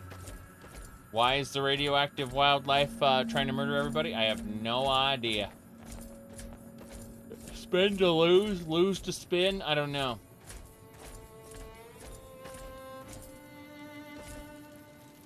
Okay. Bad guys. Bad guys. What? Yeah, it is a bad guy. Wow. You shall be a survivor, or you shall be food. What? Railway spike. I guess that could have gone worse. It could have gone a lot worse, actually. Looks like break time's over. Yep. There's no break time. Wait, what? Okay, we got it. What kind of animation was that? Holy crap. This is hilarious. That fiend is alive, just on the ground. What the hell?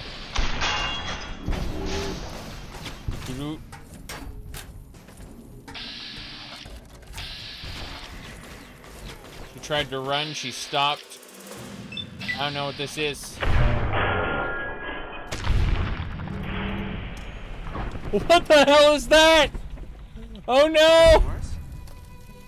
What? Oh no! Oh no! It's one of those visceroids from Command and Conquer.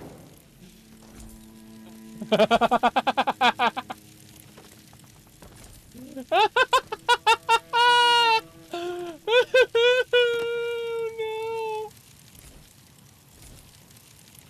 What happened?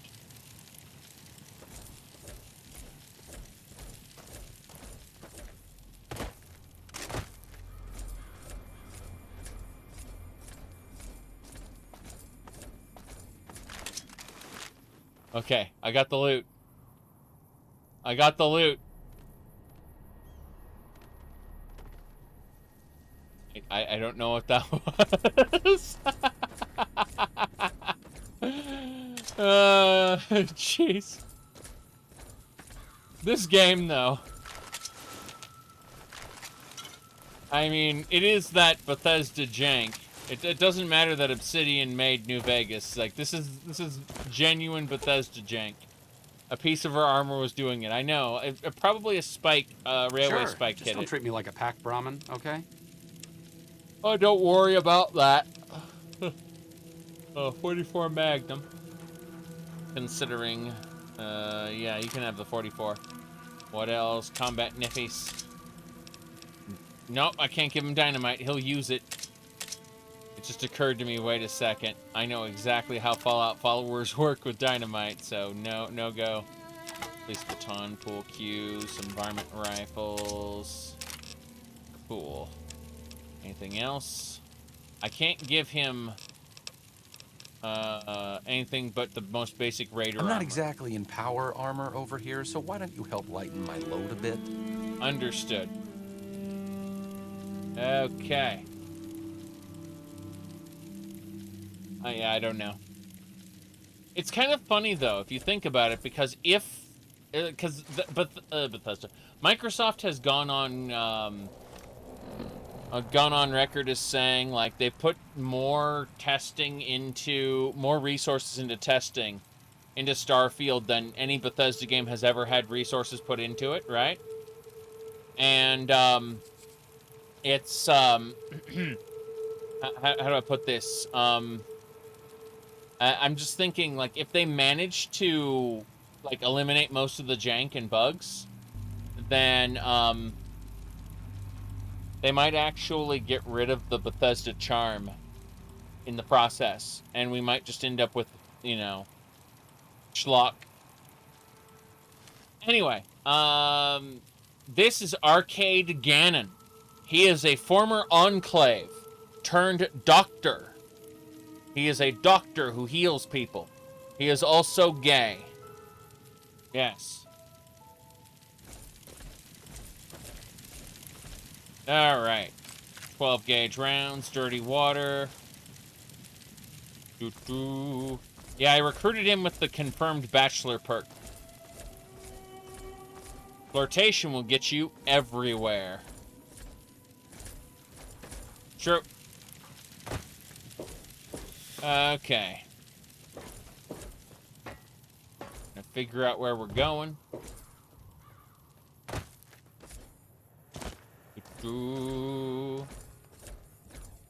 In New Vegas, find a straight partner. I mean, most of them want to kill you. Yep. Mm-hmm.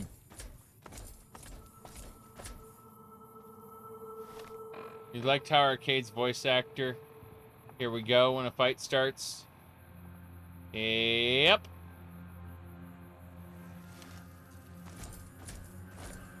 People, Looks like trouble. I know one guy got offended by the New Vegas to femboy meme I had.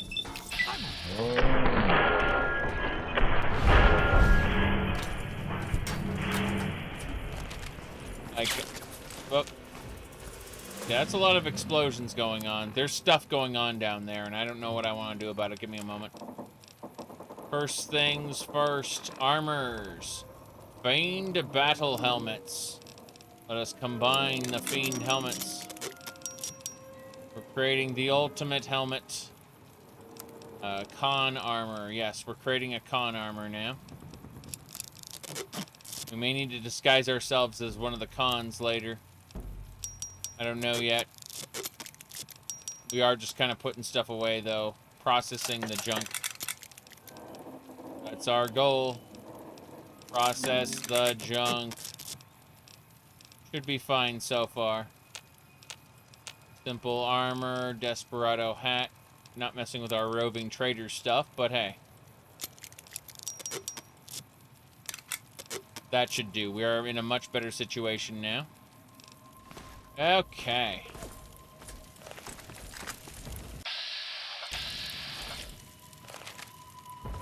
Writing is special, yes. Okay. Whoa, whoa, whoa, whoa, whoa, whoa, whoa, whoa, whoa, whoa, whoa. Explosions. Explosions.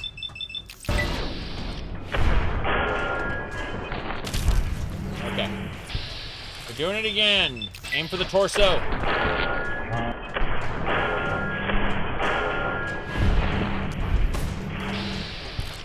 Continuing.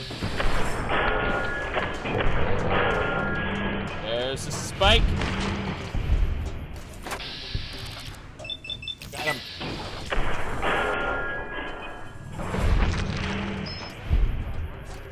Excellent. Nail to the heart. You bet. I'm gonna combine all the things. Yep, pull Q, Raider armor, and a dead NCR member. Who do we turn the dog tags into? I've got a lot of them so far. A lot of them. Okay, more helmets. Many, many helmets. Empty syringes for days. That's true too. For days. Okay. We're still massively over encumbered, but hey. We're gonna fix it. Just you wait and see. Troublemaker outfit. That should do. NCR face wrap, NCR goggles, Badlands armor. I think that's the best we're getting. The southern camp? I don't remember the southern camp, but I suppose we're very close to Camp McCarran, aren't we? Let's have a look. Okay. There's, yeah, Camp McCarran's right here. The fiends have been attacking the NCR for some time, it looks like. We gotta get over there and help. We're going to help.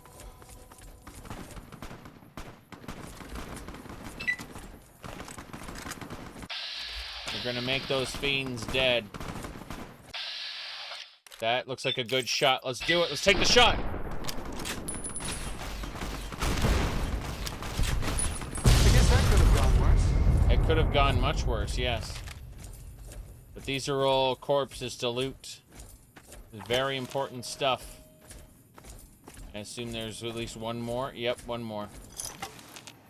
I think that's it. Let's head on over to Camp McCarran now. We got our loot, and that's the important thing. Excellent. We're traveling.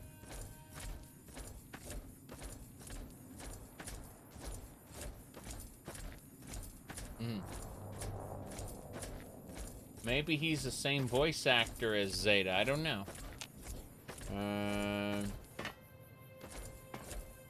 What does that text say? Can't read it. It's too far away. We'll find out in a second, assuming we don't get jumped by enemies here. Sell raiders as slaves to who? Who buys them? The Legion? Fuck the NCR, okay. That makes perfect sense. New California Republic. Remember that post where someone went and saw the California flag and said, why is there only one head on the bear? Oh, she's got a colander for her bra. Let's go loot it.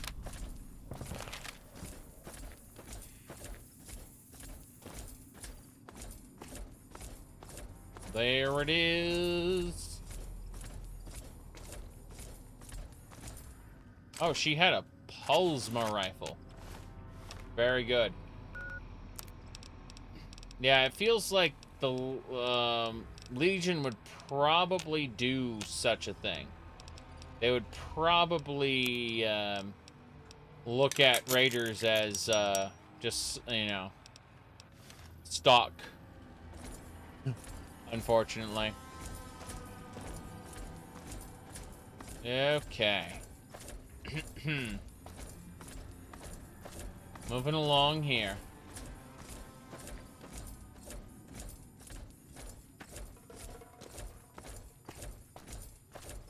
I definitely don't know what you mean about degenerates. Alright. So you wonder if Wes Johnson will have a voice act part in the new game? Yeah, I don't know. It's really up to Bethesda what they want to do. I don't think they've used him in any of their newer work. Cherry bomb. Patrolling the Mojave almost makes you wish for a nuclear winter. Wow, he said the thing again. Let's go to Camp McCarran and find if we can turn in these dog tags. Pretty sure I don't have that many, but I want to see who we turn them into if possible. Yep.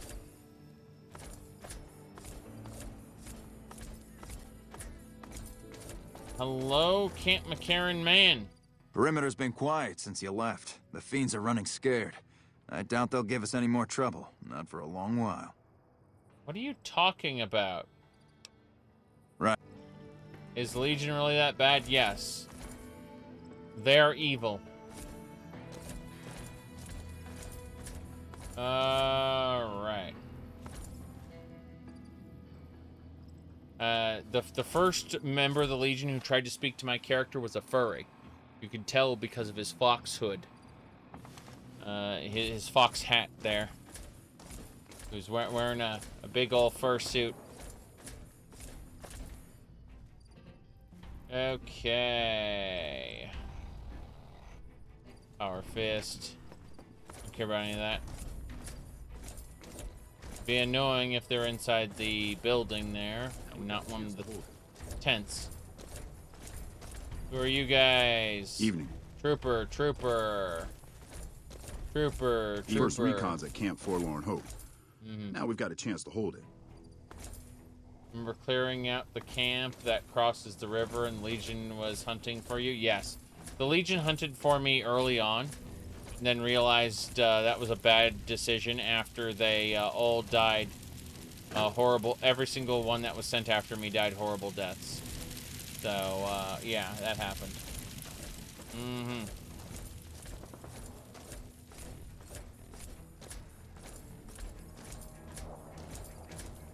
Caesar used to be a member of the Followers of the Apocalypse. Shouldn't have messed with our great army. Our great army. Hello there. I miss California. Oh, you do. I don't. Geez, there are a lot of supplies here. I could take advantage of this. Oh. We're going in this direction.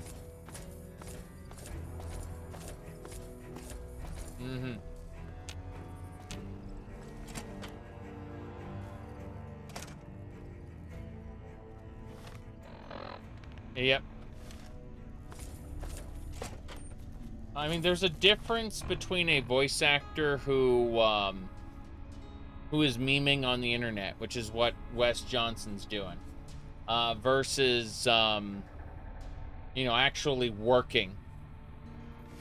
Like, what you do for a job versus what you do for memeing is there's a huge difference right there. Anders showed up here not too long ago. I'm told you're the one who got him out of the vault. Can't tell you how relieved I am. Sending him on that mission was a mistake. Yes. I don't understand. You did the right thing. If you'd send more, they'd have been killed. Yep. That's probably true, but I wonder if I should have taken a different strategy entirely. Although my options were certainly limited, with most of our forces tied up garrisoning this place. Regardless, what you did for Anders isn't something he or any of us around here take lightly. We're all glad to have him back. Thank you. Yes, of course. Motor Runner is dead. I brought his helmet as proof. Unbelievable. That man has given us so much grief since we set up here. This may be a major turning point for us. I can't tell you how many times we thought we'd taken him out, only to have him show up again later, taking more heads off of fallen troopers. This is for the bounty. And this is from a pool me and a lot of the soldiers around the base had going. You may not be NCR, but hey, it's only fair. Cool. We got extra money. 300 bottle caps, that's what I'm talking about. I'm here to provide support. Is there anything you need help with? You don't cook by any chance, do you? Farber's doing his best, but it's hard to manage an army with half my staff in line for the latrine. True. Honestly, we're fighting a lot of fires right now. The fiends keep pressing their position from Vault 3. We've got the Legion breathing down our necks across the river. We actually took an officer alive last week, but so far he hasn't spoken a word. Any other problems? Yeah. On top of everything else, I can't send a patrol on a bathroom break without it being ambushed by someone who heard they were coming. So somebody's getting the word out. Really? I could look, yeah, I guess I could try to make the Legion prisoner talk. I have Lieutenant Boyd on that already, and she's excellent, but I think she's hit a wall. Talk to her if you like. See if she has any use for you. Her office is right above mine, but I think she might be interrogating right now. So she'd be upstairs on the other side of the building. Yeah, I'm really surprised that they're paying us in bottle caps here and not in NCR money. NCR has paper money. And I find it on NCR soldiers all the time, right? Yeah, I don't know. I don't know what we're going to do. Oh, well, let's see. Who's leaking intelligence? Well, why not? Given your recent arrival, at least I can safely rule you out as the leak. True. I'd like to have absolute trust in my men, but that's just not practical right now. Go ahead and look into it. See what you find. We don't have much to go on right now. Lately, every raiding party in New Vegas seems to have a map of our troop movements. It derails everything. Supplies, reinforcements. And it'll only get worse the longer we let it go on. Captain Curtis is heading up the investigation right now. He can fill you in. Right. Oh, second. Mostly quiet. You seem calm given how bad things are. Calm is what you have to be when people look to you. And it's all you can be when things are out of your hands. I see. Okay, that's good enough for now. Bye. Bye. I'm now liked by the NCR. That's right. We aren't idolized by the NCR like we are the other factions, but being liked is good. The Legion hates us, which is good. If the Legion hates us, we know we're doing something right. Oh, good to see you again. Goodbye. How ya doing? Yes? Something else you needed? Yeah. Tell me more about... No, I don't need to know anything about that. Hildern is a good example of big-picture obsession gone too far. At some point, he became so fixated on large-scale results that he lost the concept of the common good along the way. It's an inhumane kind of public service when people and the basic resources they need become numbers in a ledger. Good thing that people like you are still around, yes.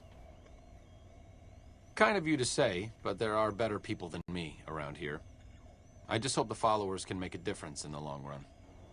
Right. Yep, just suddenly. What's up? Hold on a second. Let's go. You could have waited for us to leave the room. Yes, it's true. He just immediately started talking about the guy. It was nuts. Talk. What's up? What's up? Current situation. It could be better, but really, as long as you don't help out the Legion, anything's better than that. I see. I'm really very boring. Okay, bye. Yeah, just a sudden conversation there. I have no idea. Something I can do for you? Nothing. I just wanted to make sure we're squared away. So there's a lot more to do in Camp McCarran. I'm kind of impressed. Talk to Captain Curtis. Yep. So I guess talking to Captain Curtis should be the next thing we do. Unfortunately, we have been streaming for close to 9 hours, and I do think it's about time for me to call it quits. So I'm going to go ahead and make a save right here, and we'll pick this up. Let me have a look at the nonsense here. Okay, so it looks like tomorrow I'd like to be able to do Elden Ring, possibly. And I know Thursday I'm probably going to be unavailable, so we'll see what's going on as we progress. Worst case scenario, I just do more of this tomorrow. But yeah, I gotta run. I actually have things to do before I go take a nap. So, thanks for watching, everybody.